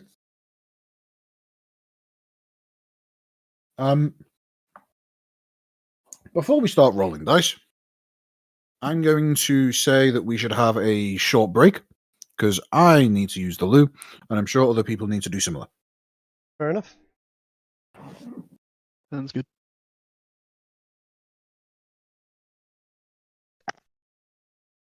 Trig, I've dropped in D&D room what it does. I know. I'm just reading that. Yeah, your bardic inspiration is similar but differently charged to mine. Mine's got a. I have 3 versions of it. They all do different things. Oh, okay. I just only did the ability check one because you're not doing an attack or a saving throw. No, that's is yours magical inspiration then? Oh, in fact, that's just bard, so I suppose that's everybody, isn't it? Blub blub. Ooh. Suddenly got really bad connection.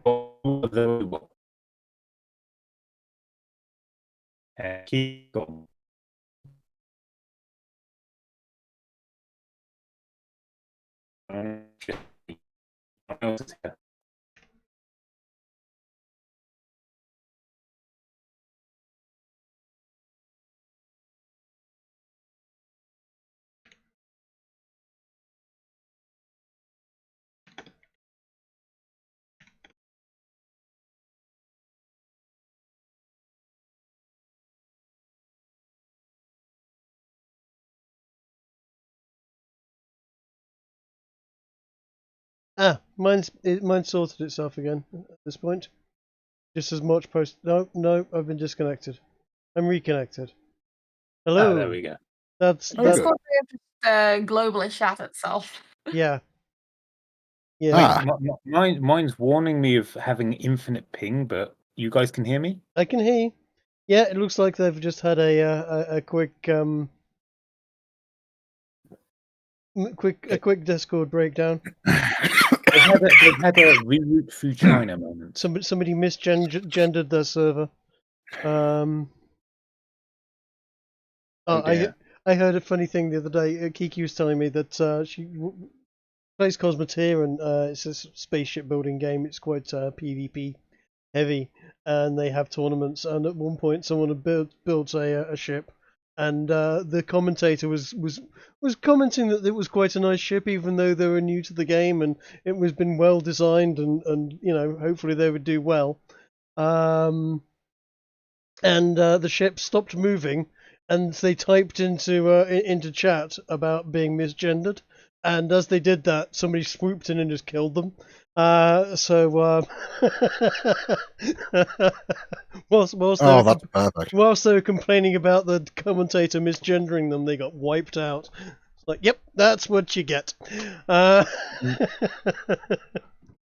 So when you started the story, I thought you were going to tell us they built a leg machine. No, they then became a was very quickly, which is not that uncommon, I believe. It is was. Those are pronouns I haven't heard before. Usually that manifests as was here. Yeah, they then became was 51% of the. Oh God, the statistics went up. Hopefully. Oh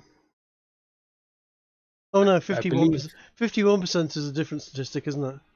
I was going to say, I believe you got your statistics mixed up there. Yeah. It's just a matter of time. A matter of Yeah, time. I thought it was 58. I thought it was 48%. The majority of them are in the same generational bracket, which means that at some point in 50 or so years from now, that percentage is just going to skyrocket. Yeah.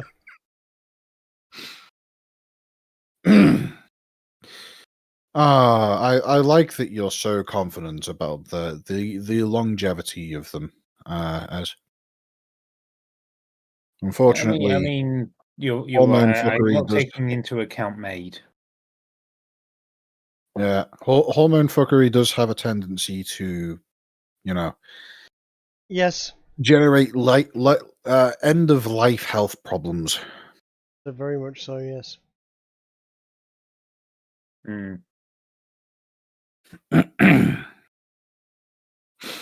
It's terribly unfortunate. Also, end of health life problems.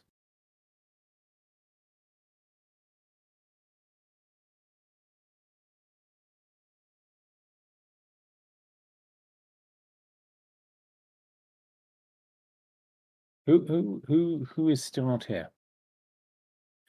Coatrack isn't here. Yeah. Motch hasn't spoken in a little while. I think she said she was here while you were gone. I was bitching about the ping. I've spoken recently-ish, unless my mic was broken. No, you hadn't spoken since the complaining about the ping. Speaking of speaking, what do you guys think of the guests so far? The sorry. Yeah, they seem okay. Svarto seems like a fool with money that is easily parted, perhaps potentially. Could very well be. unless he's playing the pigeon game. Oh God. I'm sorry, the pigeon game. Pretend you don't know what you're doing, lure people in, and then take advantage of their overconfidence. Oh, I see.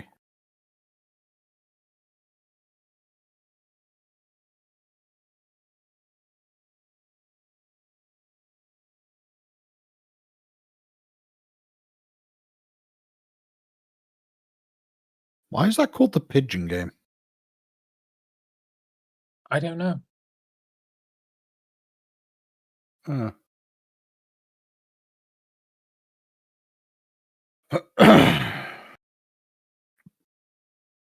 Oh, and by the way, yes,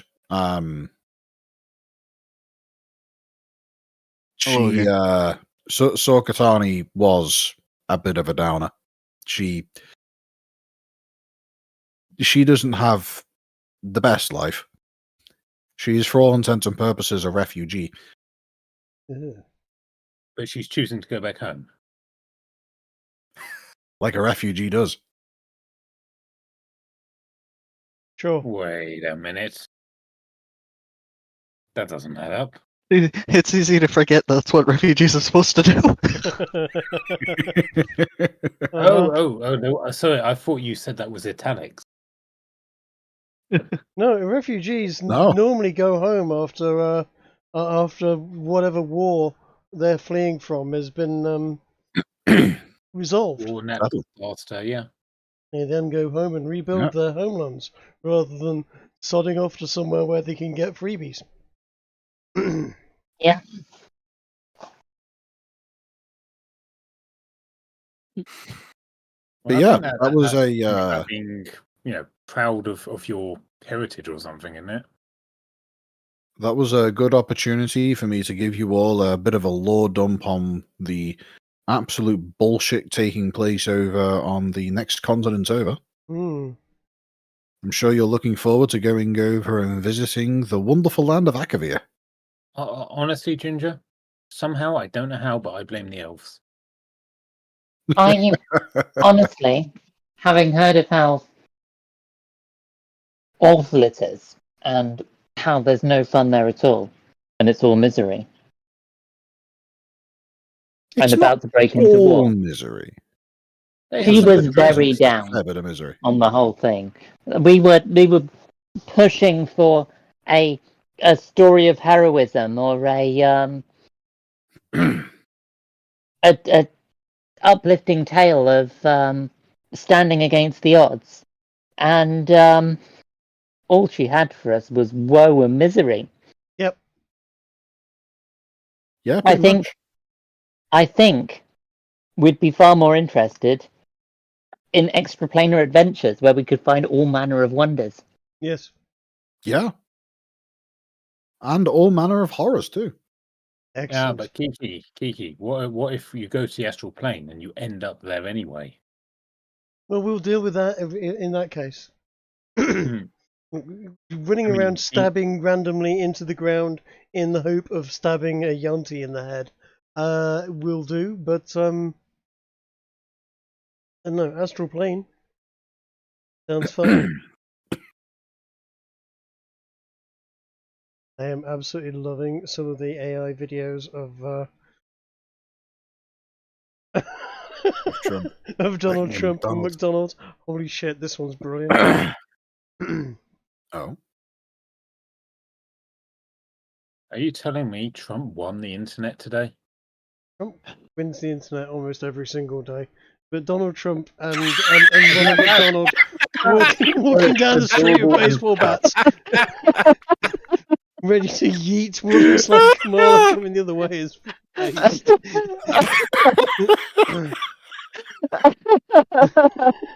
Oh, that's fucking amazing. Oh, the whole video of that? Yeah. Wait, that's a video. That's a video. Surely not. Yeah, it's an AI video, so it's a bit weird and jank, but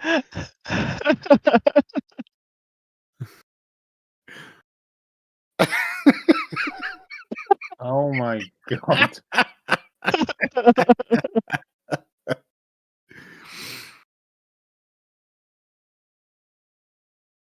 The hell? This is terrifying. I know, right? Why have they made Ronald black? This is actually nightmare fuel. Honestly, it's better when it's just the still. The still Wait, is is that- brilliant. Oh my god, yeah, just feel it. That's Kamala Harris at the start, isn't it? Yeah. Yes. Oh my god, this is so cursed. Never ever before has the McDonald's motto been more accurate.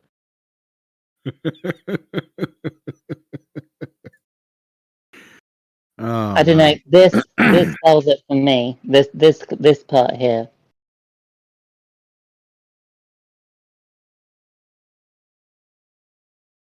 I didn't see that scene. That's right at the end. That's just terrifying. Sorry. You posted at the same time, Trig. I got confused. Yeah.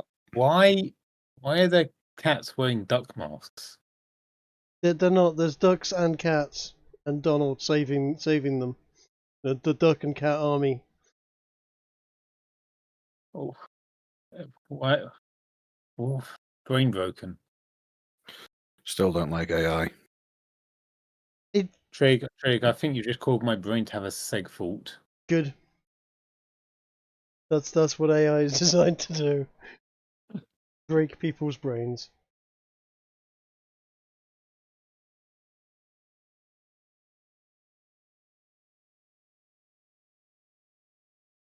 But yeah, that fucking still of Trump and Ronald walking towards Kamala with baseball bats in hand. That is perfect. Yeah. I'm gonna actually have to look into like was this a McDonald's like endorsed event? Oh, I don't know, but he basically went in there and started serving for a bit. Yeah. And I think it was caused. I don't know about this. I think it was caused by Kamala saying she worked at McDonald's, and lots of people going, "No, we can't find any record of this." I thought it came from that one argument where people were like, "Being a McDonald's fry cook is skilled labor," and people like Trump was like, "It's not skilled labor. That's not how it works." And then some fry cook came out and was like, "I was a McDonald's fry cook, and it's skilled labor." And then he's just shown up and done it to be like, "Yeah, you can learn this in one afternoon." But you can. And now it's forcing all the left to go like, "Oh, look at these fucking hideous photos of him," and it's making them go, "Hang on, I thought you liked the people in the minimum wage jobs. What's all this then?" They don't. The left can't stand the minimum wages at the moment. Not in England. They can't. Not in England. Not in America. They're failing to maintain their image that they do. Yep. Now, keep in mind, a lot of them don't even earn minimum wage. A lot of them are professional activists, which might mean they're earning a lot more than minimum wage now I think about it. These are pretty adorable as well. The Donald plus Kitty army are all really cute. It's one of the things. What is with the cats? He's saving the cats from the Haitians, dude. Oh. But if there's one thing that AI actually can do pretty reliably, it's cute kittens. I mean, it's one of the most common pictures on the internet. Yeah. If you let AI loose to make movies, the amount of times it'll just stick a cat in on a random frame in the background. It's quite bonkers. I mean, it is kind of terrifying that this is basically Trump's minions, like from the Minions movie now. Cute kitties with Mac 10s and Uzis and stuff, and MP5s. Yeah. Based. Why are the guns all orange? Because they're clearly airsoft guns. Ah. Cats don't need real weapons. They're already fitted with them. True. But yes, you're right. The Ronald McDonald, and Donald Trump walking down a path in the countryside towards Kamala with a baseball bat that's some powerful.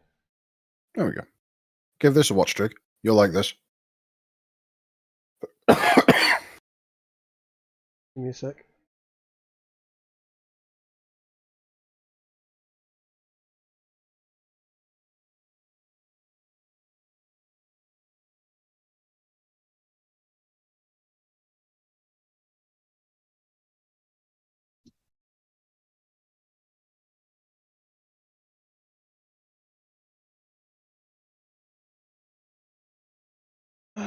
What have you sent me?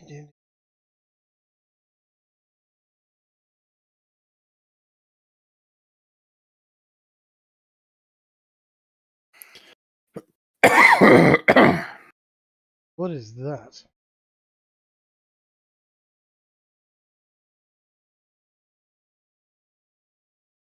Is everyone back? That is a Who nice left? engine block. Is it a V10? Hmm. 12. It's a Rolls-Royce Merlin engine in a car. Yeah.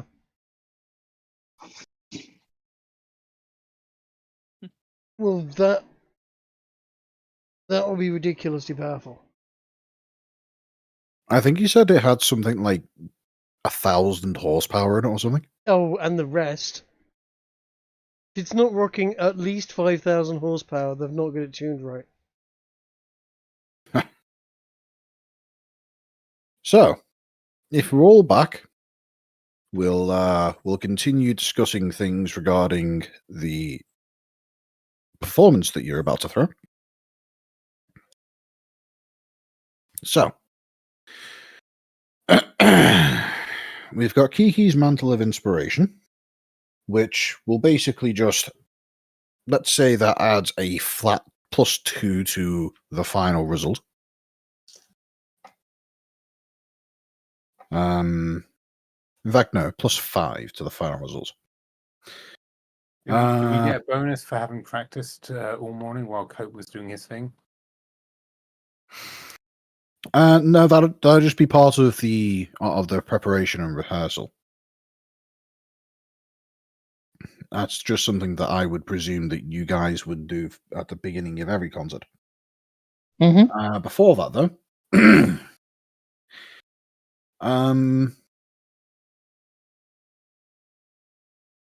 describe to me what you all are doing.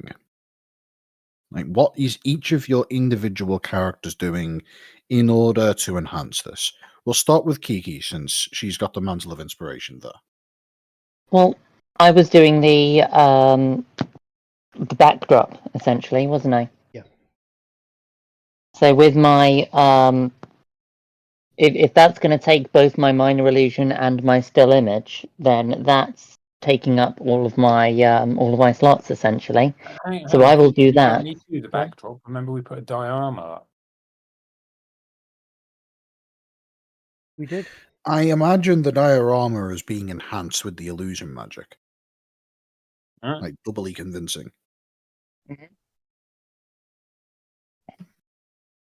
Yeah. So that's about all I can do magically to enhance it. So other than that, I'm just going to be putting on the best performance I can, and playing my part in the tracks. You know, I'll probably do a what's it called? I'll probably use my bard traits from where is it? My enthralling performance, somewhere in the middle. Okay. Well, let's have you start rolling your dice. So, go ahead and give me your performance check. We'll say it's with advantage because of your prep, and then you get your bardic inspiration that you got from one of your fellow bards. Fantastic. So here's my performance. Glad it's got advantage. Yep. That's a 23. What is our bard bonus? It's D6, isn't it?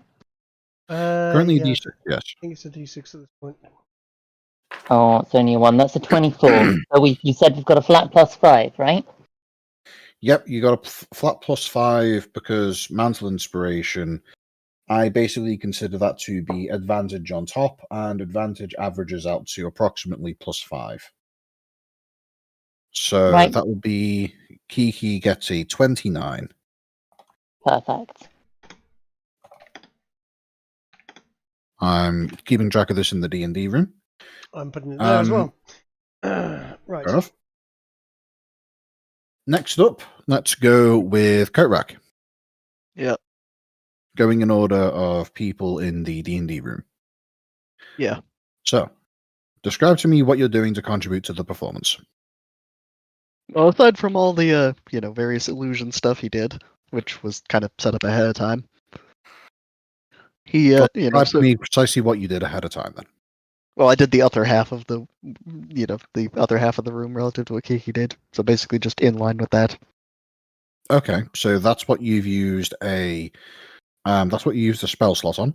Right. What are you using your minor illusion for? Oh, I thought that was also included in that. Did I not need the minor illusion for that? No. You could use your minor illusion for something else, I would say. Oh, okay, well that's perfect. I'll make a really awesome sparks fly off as I start bashing my triangle with my rapier. Okay, sure. Let's go with that. And you're not doing anything else, is that right?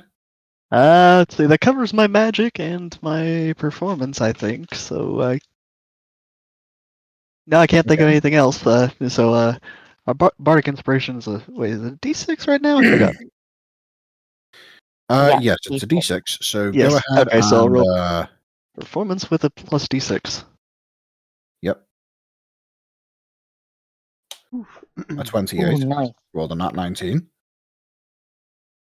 A 31. That's his performance. Plus the 5. Okay. Oh, plus 5. No, the 5 only goes to Kiki. Oh, okay. Okay. Yeah, it's mental of inspiration means Kiki, or specifically makes Piper look like a visage of beauty. It doesn't make everybody else also look beautiful. So that's a 31 from Coat. Along with all my other shit I did. Uh-huh.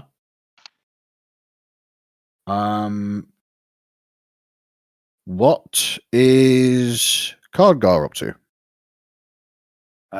Your base. When we get to the end of our when we get to the big finale part at the end of the song, I will use some what's it called? Forms of creation to make it rain. I don't know, some sort of tinsel that's to just reflect light everywhere. From If the you ceiling use down. your performance of creation, does that not get rid of the backdrop scenery? It does, but if we're at the end of the song, I mean, do you want to keep it? Actually, no, that's a good idea. Yeah, just change it over to a big light show effect at the end. Would be Yes, That'd work. I can't. I assume I can't make strobe lights or anything. That would be modern tech, but like highly reflected tinsel would create a nice light show as it falls. Yep. Yeah, and You as could, you do that, Essig and I can drop the illusion, or have it fade out so that it brings people back into the house. So Basically what I imagined. So what they did actually is very similar to the effect of people in original Star Trek, basically teleporting in and out of places. It probably will look a little bit like that if there's some light about. That was done by having a camera facing up and wiggling tinsel in front of the camera. Oh, right. Well, we should be able to do that. Let's say, as long as there's a light source to bounce light off it. Hmm. I mean, minor illusion can make light, right? Yes. So I'll leave the rest to you. Actually, no, it can't. Can't it? Minor illusion can make the illusion of light, but it Oh. can't make light itself. The illusion Is the illusion of light not light? Yeah. I guess it's more like a bioluminescence. I'm being entirely serious about this here. Like, I don't know what else an illusion of I think visual what Jim's illusion would trying be to other say than light. is It doesn't illuminate the surroundings, but if you stare at it, it will look bright. Yeah, like a bioluminescence, I guess, where you can look at it and it would appear to be glowing, but it doesn't spread into any surrounding areas.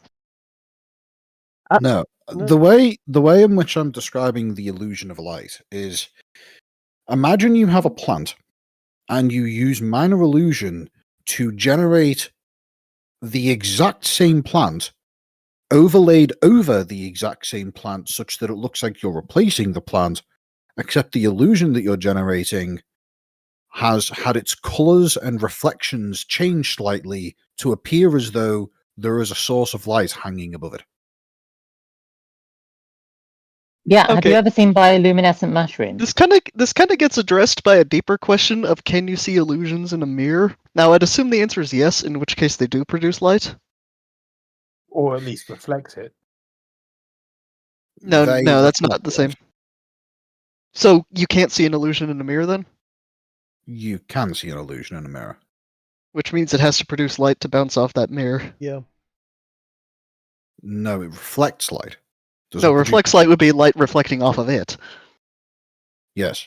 I'm saying if I looked at a mirror, would I see the illusion in the mirror? If I make an illusion of a light bulb that's switched on and giving off light, do I get an illusion of a light bulb that's shining light?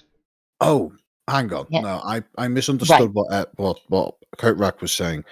If you produce an illusion of a mirror, not an illusion in a mirror, the mirror itself will only produce a reflection of the environment at the moment of its creation. Okay, no, sorry. Let me clarify. Okay, you're in a room that already has a mirror. You make an illusion.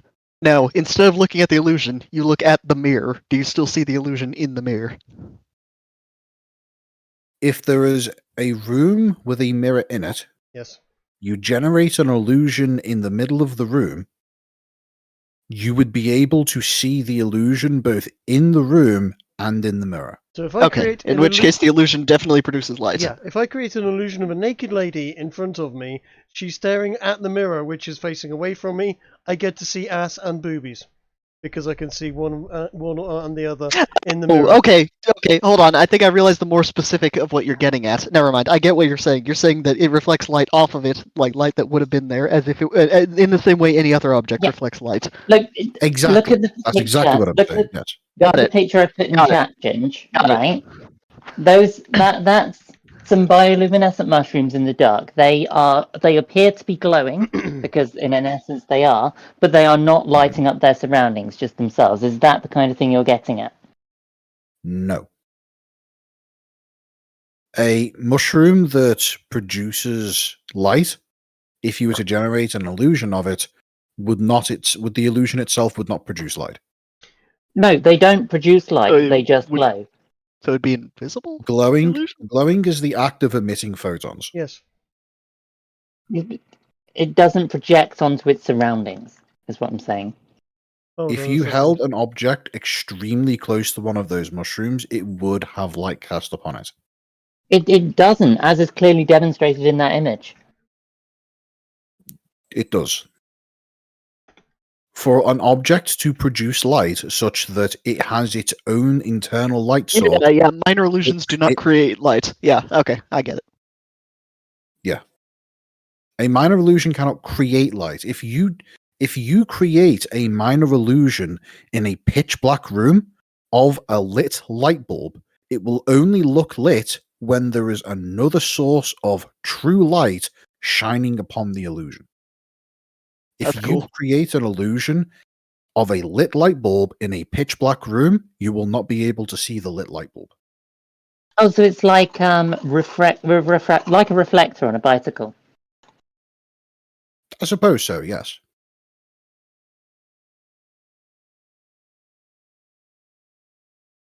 I suppose another way to put it would be, imagine looking at a perfect replica made of wax of a fire. It looks identical to a true fire, but it's made of wax, so therefore it does not emit light. Minor illusion lets you do that at the snap of a finger.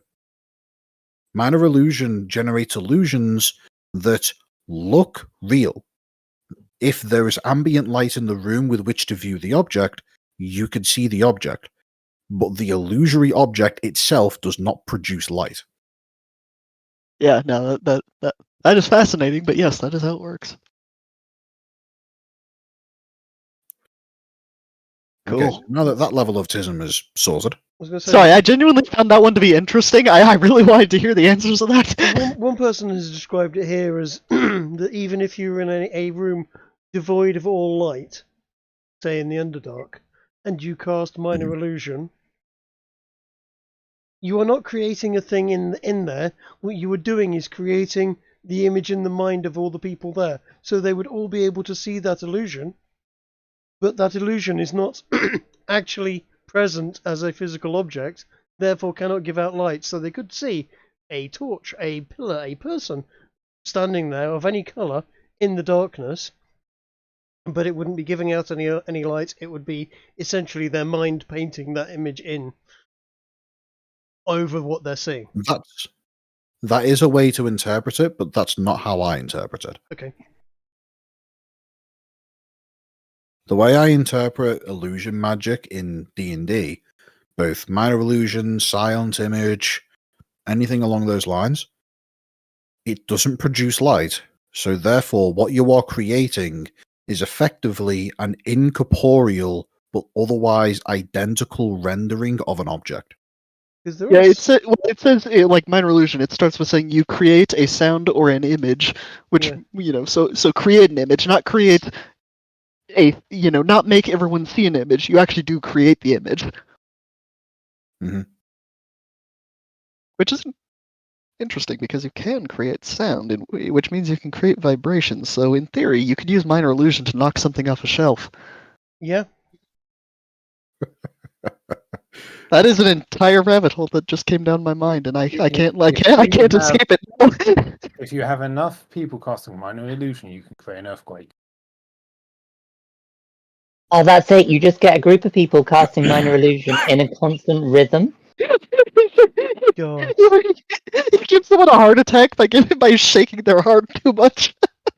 With tons of people casting it. When did minor illusion become a sonic weapon? I was thinking more, Just now I invented it, because I'm definitely the first person to ever think this, and I'm sure no one else thought this before I did.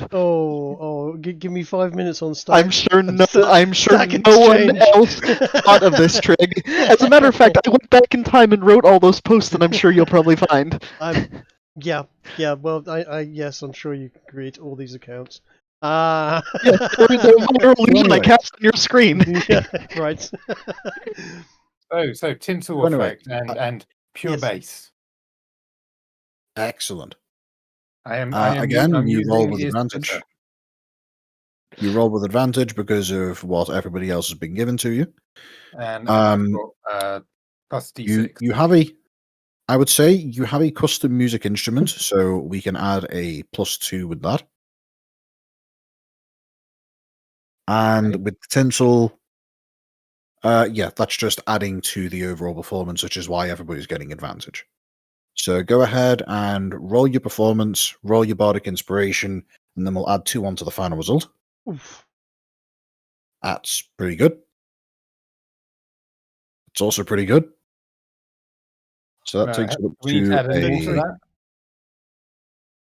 that? Oh no, 35. 34. Be 34. 34, yeah. Unless there's more bonuses I don't know about. No, I think that's everything. I'm happy with the 34. Don't know about you guys. Should be, that's the highest so far. I thought Kiki rolled high with a 29. I rolled pretty low with my actual dice. We're now counting Reeve. I think that's my first nat 20 this campaign. Congrats. Yeah, still lower than my nat 19. Take that. I'm pretty sure you've had at least one other. Reeve, what is it that you are doing to help with the performance? Well, Reeve will be playing the lyre, and I was thinking I would use some. I'm going to try and say this word. First attempt of the evening. Prestidigitation. Nice. Perfect. Yay! Omedeto. Congratulations, you're now a nerd. Congratulations. Do some light sparks / pyrotechnics for the first few notes we play. Just a little flash to get the attention of people when our performance begins.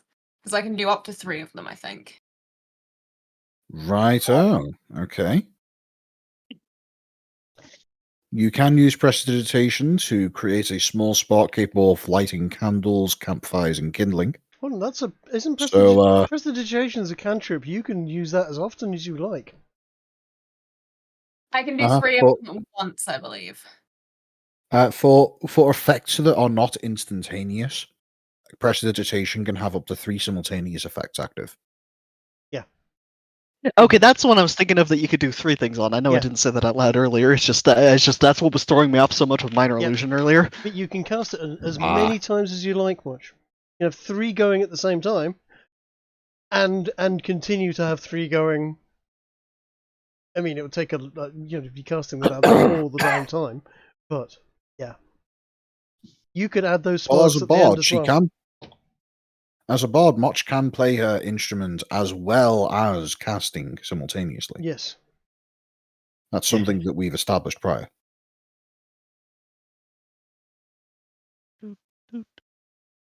Cool. So, Lots of fun light go ahead effects. and with the we get the sparks being added, so that's your contribution to the global advantage. We've got you playing the lyre, and you've given bardic inspiration to somebody. What are you doing with a spell slot, if anything? I don't think any of my spells would be massively useful here. Then you have Thunderwave. Do not use Thunderwave. I have Charm Person, Dissonant Whispers, Identify, Heroism, and Disguise Self. I don't think any of those will be particularly useful for a performance. I mean, Heroism's you pretty use good. Disguise Self to turn yourself into something epic at the end. Mm.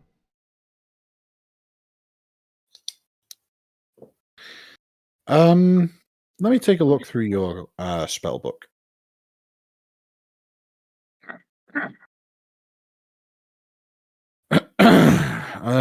Yep. So I we've suppose I got could use prestidigitation. heroism as sort of a performance-enhancing drug. Instead of the Coke before the show for confidence, it's just heroism.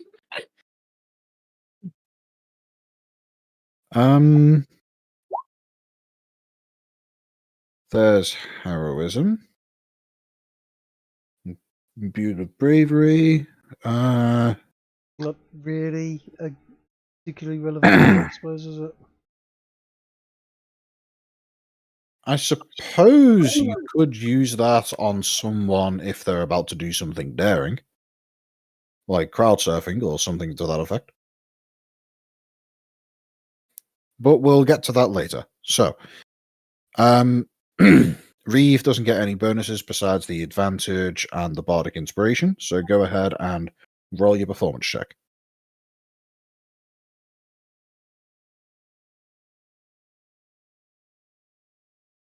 That's a 22 at base.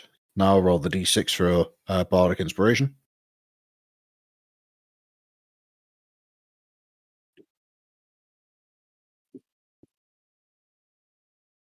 I typed it wrong. Shall I roll for you? No, Oh, I didn't. there it is. Okay. So that's a 27 from Reeve.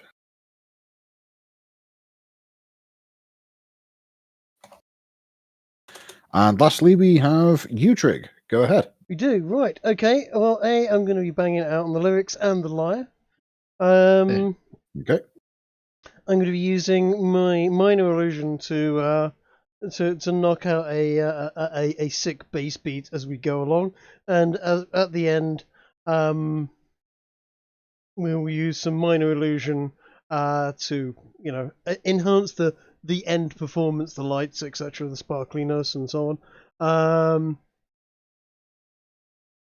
And I'm also at the final sort of speech as the thank you very much, and please don't forget to,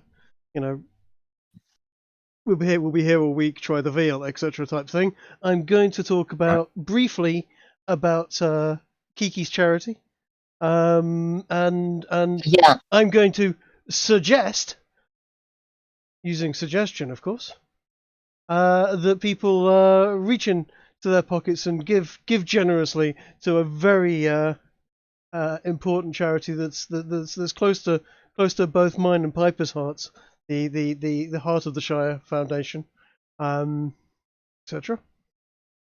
Yeah, I would quite like to complement that with my I didn't want to I thought we were doing like start, middle, end rather than doing the whole thing at once. But yeah, I'd like to use my where is it? My enthralling performance feature towards the end to enhance that, and essentially do a heartfelt ballad about the wonders of the Shire, and bring a brief mention of how the Shire is losing its ground, and any donations would be greatly appreciated in supporting its culture and helping it thrive. If you need an actual Right. persuasion, I specialize in that with my subclass. Okay. That's more of a one-to-one thing, but yes, definitely. You can't persuade a crowd? I suppose you can. I am going to say that since this is what Bobby's doing, Bobby would have to do the persuasion check. Rather Well, than... I meant me going up and talking for that part while they do their various suggestion-y things. Could do. Oh yeah, I suppose that could work. Though, do bear in mind that in order for a suggestion to occur, the person casting the spell needs to speak the suggestion. Okay, to be fair, I've never read the suggestion spell before, so I didn't. Yeah, but they don't actually have to say it to the other person, and the other person doesn't actually have to be listening. They just have to be the target of the spell and hear it. I suggest a course of activity. I could just say, and I'd like you to all listen to a few wise words from my compadre here, Essig, who has a message for everyone. I'd like you to really take it upon your heart to hear what he has to say, and that's the suggestion active, and he can then do the performance or persuasion rather. Yeah, that's That would work. perfect. But throw that in. I'll put a backdrop with some with a reasonable tone of music with the enthralling performance. Someone give me a good inspiration as well. I will give you a secondary bardic inspiration on top of that, certainly. Sweet. Alrighty, so Yep. Before Coatrack rolls his persuasion check, I would like Trig to roll what he's doing for his performance. So he's got the universal advantage, so that's a 24. You've then also got the enhanced bardic inspiration from Cardgar. Yeah. Let me read what that says again, because that's. How's that enhanced thing work? Basically, roll 2d6, pick the one you want. Uh-huh. Okay. Is that how his advanced version works? Cool. Basically, yeah. So not that one. You know, I'll take the 6. That one. I'll take the 30. Oh, Yeah, that's for his thing. that Okay, makes gotcha. Yeah. And let's say we add a +2 to that because you are doing both lyrics and instrument. So 32.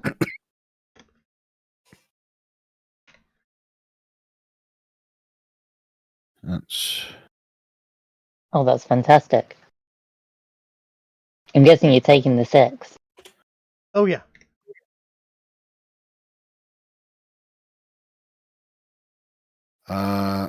that's a total of 153 divided by 5 equals 30.6. So 31. who's sure? We'll round it up to a 31. That's a devastating. 31 for the Cranley party. That's And not where are we bad keeping going. track? Where are we keeping track of all of the previous performances? I can't remember. Let's see if I've got it in the notes that I've been keeping. The literal document entitled Notes. That starts off Booba.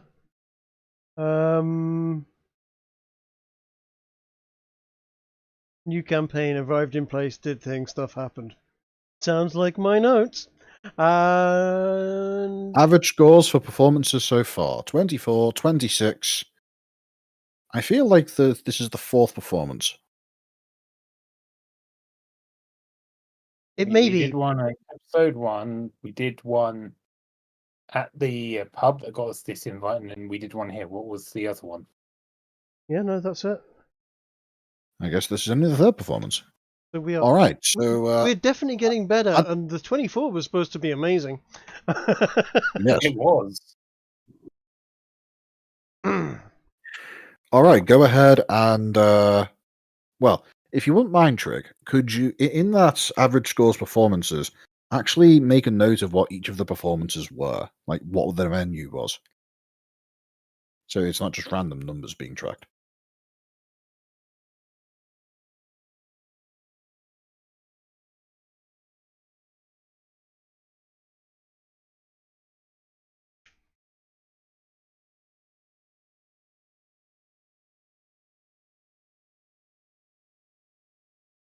Pub in Varpak.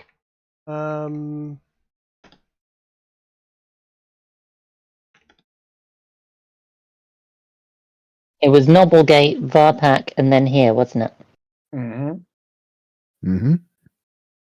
Hang on. If two people are updating the notes, whoever closes the notes second saves.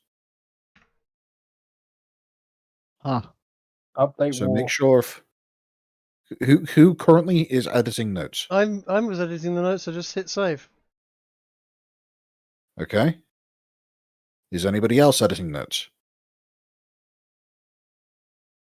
I'm not. No, that's good. Okay, so Wow. 24 original village, 26 the pub in Varpak where we're staying in, and 32 the Cranley, probably spelt wrong, party. That's actually spelled correctly. That is how you spell Cranley. Although I'm a bit offended the fact that you didn't remember the name of the original village. Noblegate. Right? Close. It was Noblegate. Nobblesgate. Because we kept calling Nobbles.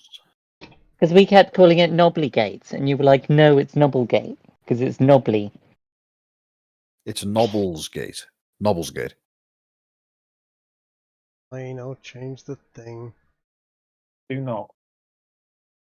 All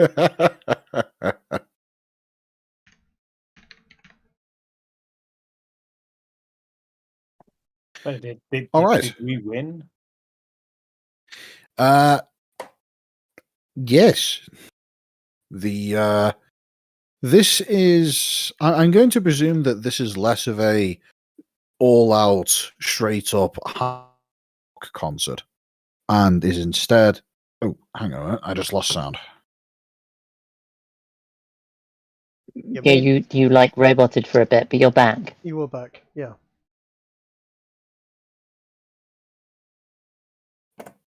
Ginge? I think. Right, I think there we go. Oh, there we go. Okay, so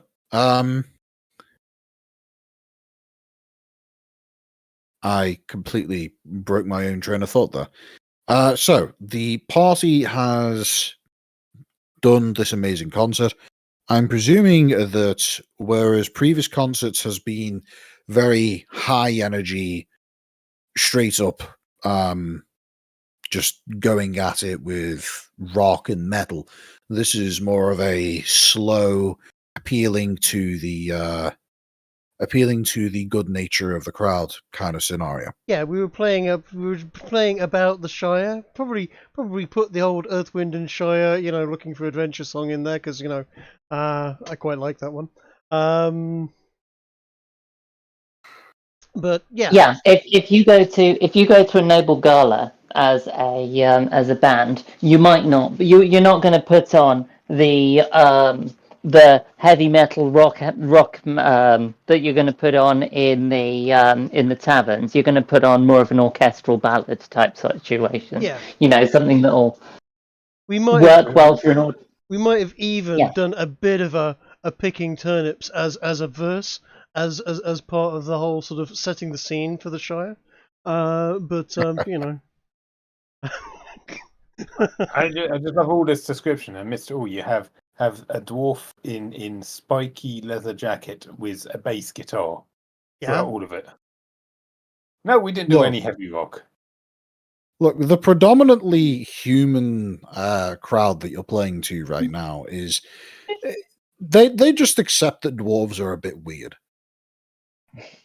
Isn't this a dwarven city? It is a dwarven city, yes. God, they're so racist, aren't they? Just a bit. I mean, they're nobles. They're human nobles. Look, just because Cardgar is dwarf presenting doesn't mean they have to assume these things about him. Look, they have a pet cat friend. Yeah. And the cat is equally racist towards the humans. Mm. Yeah. The idea Much of like- much like many relationships between cats and humans. Yeah. Get off me, furless one. Yeah. So, at the end of the performance, a mixture of the use of the suggestion spell plus the enthralling performance. The enthralling performance, that's just something that requires wisdom saves, and given the fact that you've got a whopping 31 from the performance checks, I'm going to waive the ability to cast that. I'm going to waive the ability to resist that cast. It just works. However, whilst the same goes for the whilst the same does apply to the casting of suggestion, the casting of suggestion is an overt casting of a spell. And since there's multiple people in the room, I am going to ask you to do a sleight of hand check to try and disguise the casting as something else. Now, given that his spellcasting focus is his instruments and he is playing a concert, is there any kind of advantage inferred for that? I mean, the nature of how the concert has gone has made it a relatively low DC, which, being a 15, he did pass with a 16. Perfect. So he does manage to get away with it, though admittedly only just. So, with that said, Essig, Coatrack, Yeah. describe to me the exact words that Essig uses to try and get people to hand over money. Okay, so I thought this out. It's been a while, so I forgot. So let me think about this again. Okay. Take your time. Right. Okay. So he kind of steps up. Takes a moment. After the crowd's eyes are on him, just to contemplate the absolute plight of the Shire, allowing a few tears to roll out. Looks out at the crowd. Please, help these poor folk. They're sorry. Holds back his tears for a second and regains composure. And just starts discussing the beautiful time he had when he visited that place, and how kind the folks were despite what horrible times they're going through, and that it is his one wish to see them repaid for their kindness, and that everyone should get the chance to visit this place after it's been rebuilt.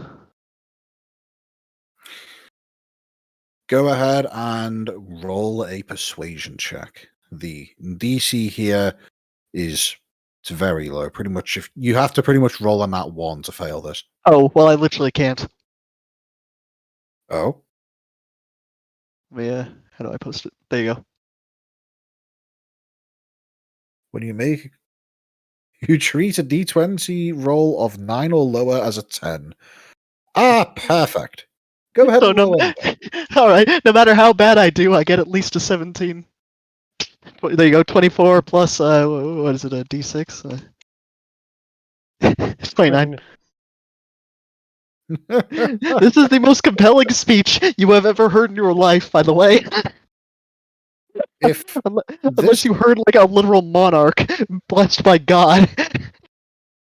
if this were a political election, you'd beat Trump. Yes. Do we have to roll to resist this? Is that persuasive? Yes. You know what? Sure. Go ahead. You gotta start donating. Roll a wisdom saving throw to try and not fall for the enthralling performance that you've just witnessed here. All right, so Bobby buys into his own bullshit. Mm-hmm. I don't think I can roll high enough. Oh, by the way, regardless, Alright. so even if you chose to view this as a deception, it would have the exact same roll and everything, because of the same modifiers, and that bonus still applies to. Well, not that the bonus was relevant with this roll, but anyway. Yeah, I can see. From me, persuasion. Yeah, Perception. yeah. Oh, I'm just saying I have both trained as well. So anyway, Yeah. you don't actually need to make a distinction with me whether it's persuasion or deception. Is what I'm saying. Yeah, I'll bear that in mind. Yeah, so after Essig finishes his speech, oh wait, Reeve needs to roll a wisdom saving throw. Motch is AFK at the moment. I shall roll on Motch's behalf. Yeah. Everybody else in the room, every other member of the band, all just break out into joyful weeping at the sheer level of emotional, heartfelt plea that Essig puts out to the crowd. And donation money just comes flooding in. I'll work out precisely how much money is able to be gathered by you, but let's just put it this way. Everybody in the room is highly enthusiastic for spreading the good word of Earth, Wind, and Shire at this point. Awesome. Hell yeah. I'm assuming that Essig has, within this, mentioned our registered charity number so that the charities can be made, any donations can be made officially outside of this as well. Well, you guys can follow up, by giving them the details while they're dealing with it. That's just administrative stuff. You don't need the speech giver to give that kind of detail. No. Yeah. You don't pull at the heartstrings by asking them to go through bureaucracy. No. Yeah. No. Very few people find bureaucracy heartwarming details. No. And all those who do work in the EU. Yeah. Oh, they've been working for government too long, that's the issue. Yeah. Yeah, you have. So I have a question for everybody in the game right now. Yes. The events of tonight have ran up to 1 a.m. Yes. And we still have two major things to cover, that being the auction and Trig going through the process of scamming the hell out of somebody for a lot of money. Yes. Now, Do we want to save that for the next session, or do we want to do that now? I'm fine either way. I've got work in a few hours. Okay, sounds like we're doing it next time. Yeah, I mean, I'm good. I'm good either way. I'm ready to go. But I am aware Kiki has to be, up and getting ready for work at like 6 hours time. Yeah. Right. Same here. And yes, as needs his beauty sleep. And I've got a very important day tomorrow. Ah. Oh yeah, You're handing in your resignation. Best of luck to you guys. Nice. He's trying to get laid. Ah. Even more important. Yes, well, it would be the first time in almost a decade if I do. Dear God. Jesus. And that's live. Jesus. At that point, your virginity's practically grown back. Do you know what to do? Yeah, that's the thing that I'm afraid of.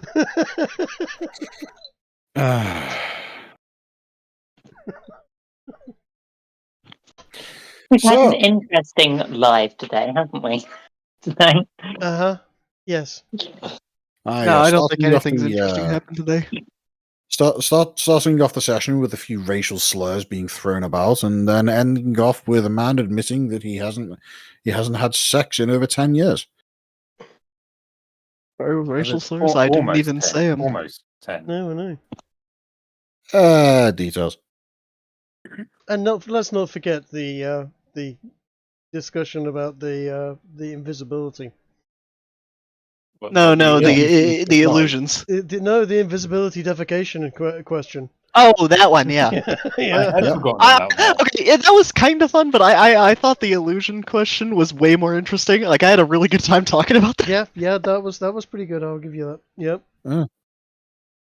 Right. Well, are we going to wrap it up then for this evening? I think we should. I Okay. think we should wrap it up for the evening. Cool. Well, I have the Donald's little speech ready, so it shouldn't be too hard to deliver on Friday.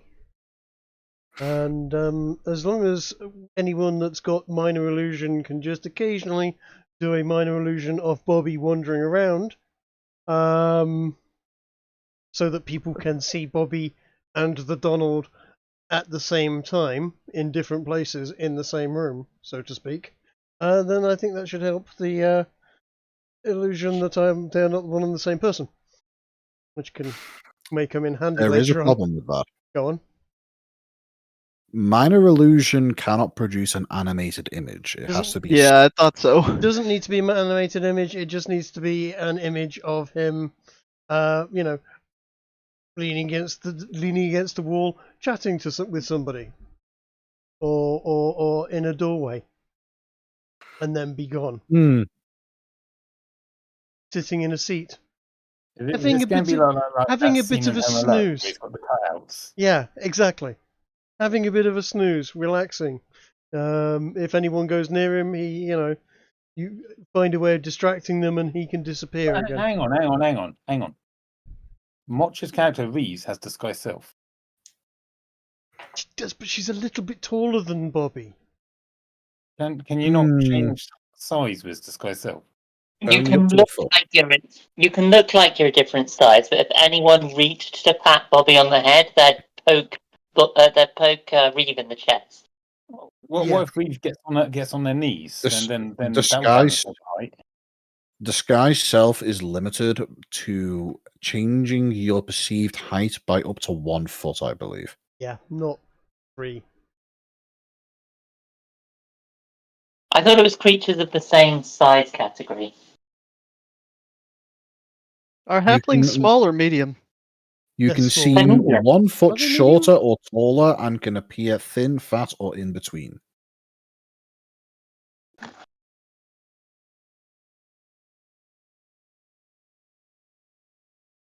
Mm-hmm.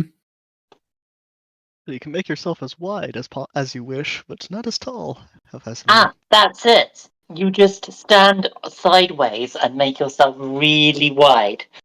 And put the head on the top. One more problem. You can't change your body type, so you must adopt a form that has the same basic arrangement of limbs.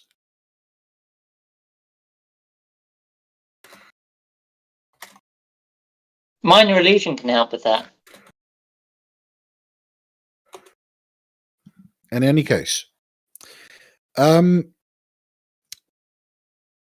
disguise self is pretty much exclusive for people of the same size category. So, if you guys wanted to create a copy of Bobby, it would have to be Piper who does the recreation, or at a stretch, Codgar.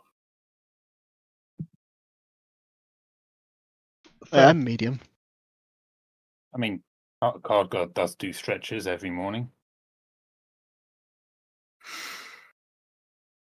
So, to those who need to get going to bed, I recommend you do so. And Trig, is the stream over yet? I will wrap the stream up right now by saying that's been loads of fun, and we will be back on doing this again on Friday, rather than the long break we've had. We're going to be doubling that up by having 2 episodes this week. Good to have you back, James. It is. Yes, it's good to be back. The previous cancelled session was, I do apologize. I just wasn't in the right headspace for running a game that day. But as you can tell, that was a temporary affair. Indeed. That's all right. As they say, no D&D is better than adventure. Right. Good night, everyone. Good night, everybody.